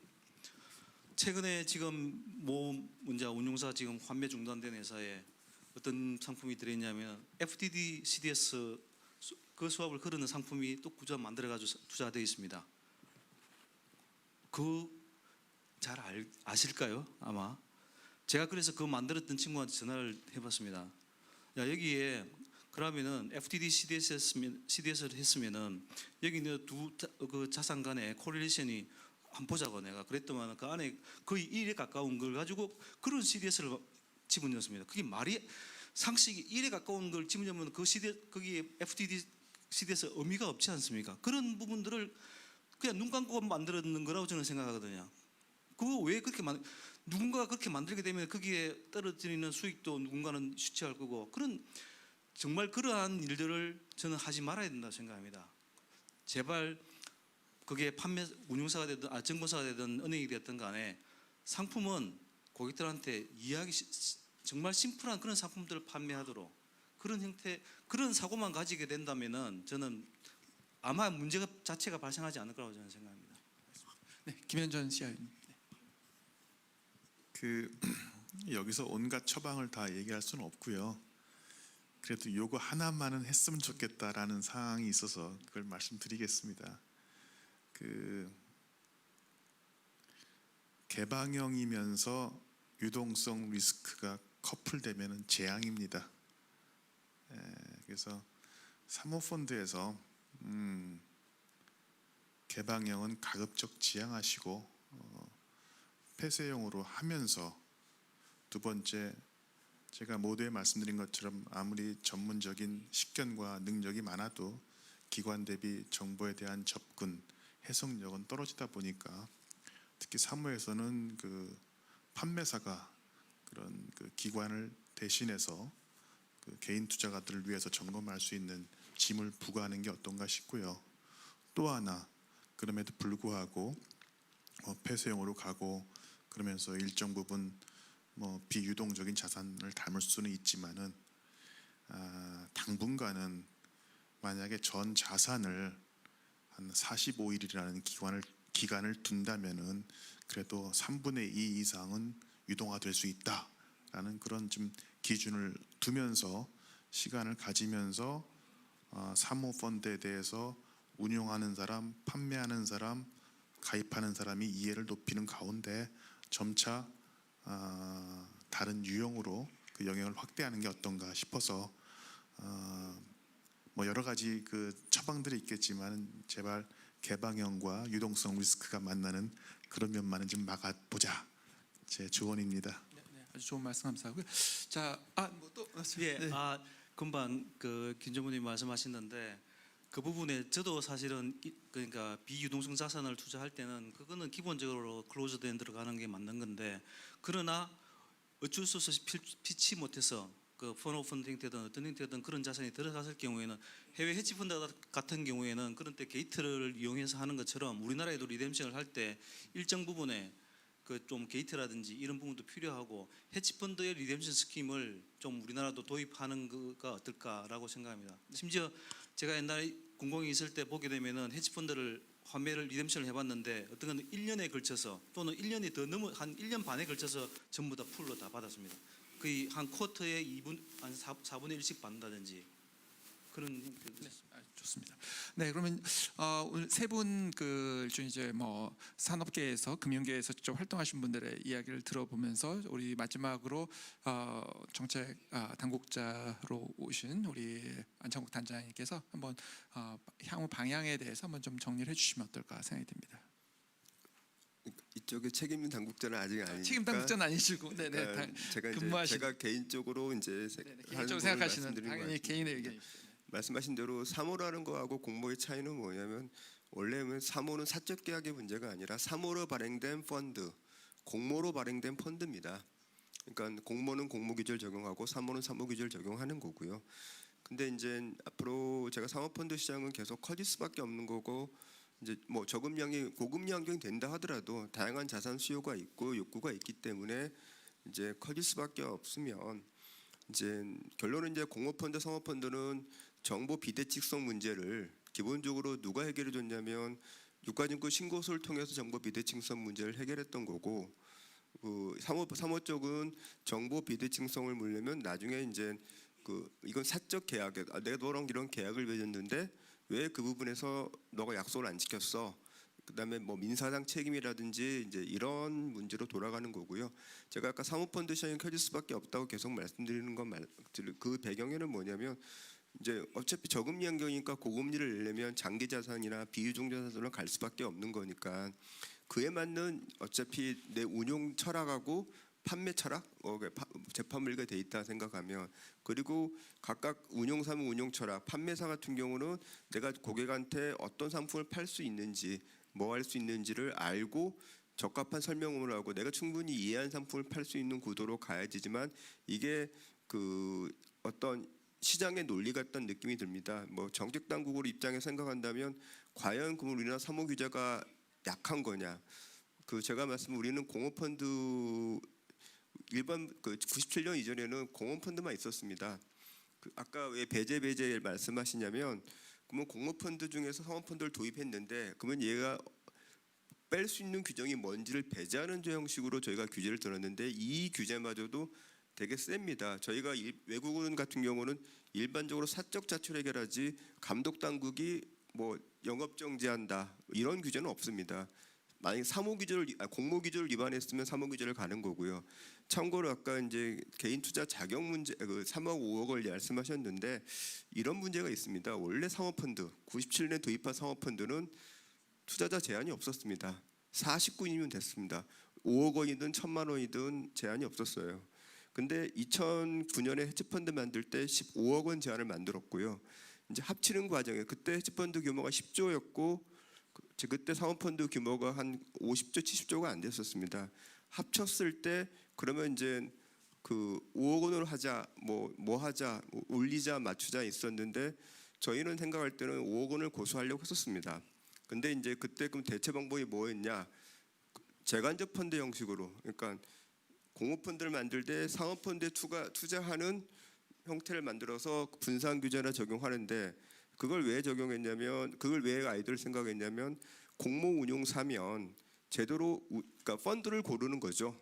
개인이 고르는 것보다 자기 이 철학에 맞게 공모펀드 그런 전문가를 하나 끼워 넣어서 비용이 더 들어가더라도 이제 이런 규제를 했던 부분이었는데 이제 그게 이제 뭐 입법 과정에서 안 돼서 이제 뭐 그런 거였습니다. 그래서 저는 어떤 자격 요건을 완화한다. 아무리 1억 원이지만 PB센터 제가 알기로는 모 증권사나 이런 쪽은 자기 PB는 10억 원이나 최소한 금융자산이 10억, 20억을 하는 요구를 하는 거거든요. 그러니까 아까 자기가 알고 팔지만 진짜 고액자산가 중심으로 이제 자율적으로 시장에서 정화를 찾아가는 게 올바른 방향 같고요. 이 말씀을 왜 드리냐면 앞으로 해법도 저희가 그러면 어떤 철학의 문제 같습니다. 시장을 중심으로 해서 사모펀드 시장도 엄격하게 규제하게 할 것이냐 아니면 외국처럼 놔둘 것이냐. 제가 아까 말씀하신 대로 점점 수렴해 간다고 했지 않습니까? 외국은 규제를 강화하는 방향이었고 우리는 규제를 완화하는 방안이었는데 아직도 그 차원에서는 규제가 우리나라가 센 부분이 있습니다. 이번을 계기로 해서 규제를 더 강화하자 그러면 어느 더 공모펀드 같은 형태가 될 수도 있고 이제 이게 과연 맞는 방향이냐. 근데 제 이제 뭐 돌아서 말씀드리면 답은 이거 같습니다. 제가 아까 사모와 공모의 구별은 사적으로 사모 형식으로 발행된 펀드라고 말씀드렸던 거는 뭐냐면 그 철학은 원래 공적 규제를 줄이는 대신 너희 간의 사적 계약에 의해서 움직여서 그 약속을 지키지 않았을 때는 그에 맞는 책임을 지고 받는 구도가 올라왔습니다. 이거를 운용사, 판매사, 투자자 본다 그러면 투자자 입장에서는 제가 나한테 불완전 판매를 했다. 그러면서 쟤를 소송을 통해라든지 이의를 신청해서 받아내고 근데 나는 제 운용사한테 제대로 된 정보를 못 받았다든지 아니면 속였다든지 그러면 이 양쪽의 관계에서 구상권 행사라든지 이렇게 움직이는 이제 구도가 전형적으로 돌아가는 그 시장 원리에 맞는 뭐 사무시장은 가장 자본주의 천백이라 생각하면 시장 원리에 맞는 그런 이 체계가 아닌가 하는 생각이 듭니다.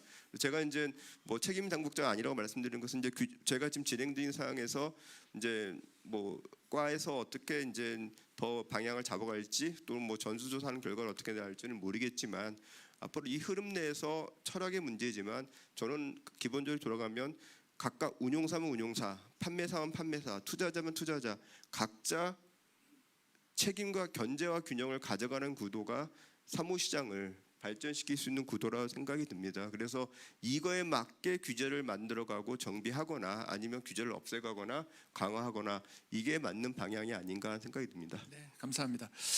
오늘 그 여러분들 말씀을 듣다 보니까 사실 여러 가지 어려움이 지금 있는 상황이지만 앞으로의 기회와 나름의 희망의 모습을 볼 수 있는 것 같습니다. 지금 오늘 마지막으로 우리 김태우 대표께서 사실 사모펀드도 여러 가지 종류가 있고 투자의 클래스가 있다는 말씀 정말 아주 뭐 중요한 말씀인 것 같고요. 또 우리 김진우 전무께서 사실은 우리가 이게 팔아야 되지 않는 상품을 실제로 팔린 경우들 이런 부분들을 우리가 어떻게 제어해 나갈 것인가. 업계에 있는 분으로서 사실은 이런 부분들은 있어서는 안 된다. 그리고 결국 이제 기관 투자자 내부에서도 이것들을 어떻게 관리해 나갈지 정말 투자 대상에 대해 투자가 이루어질 수 있도록 하는 부분. 그리고 우리 김현준 CIO께서 사실 우리가 그 대체 투자에 대한 투자의 성격을 이해할 수 있는 방안을 마련해 가야 된다는 부분.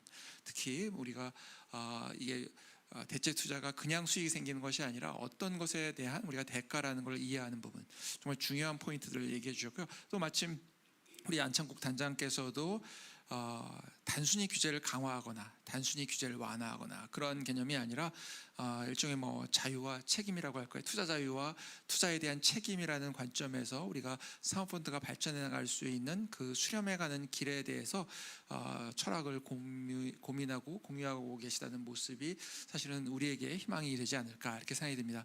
그래서 우리 그러한 또 희망을 안으면서 오늘 이 아주 뜻깊은 자리 정말 바쁘신 분들인데 와서 아주 생산적인 논의를 해주신 것에 대해서 깊이 감사드리면서 오늘 마지막 세션을 여기서 마치도록 하겠습니다. 대단히 감사합니다. 고맙습니다.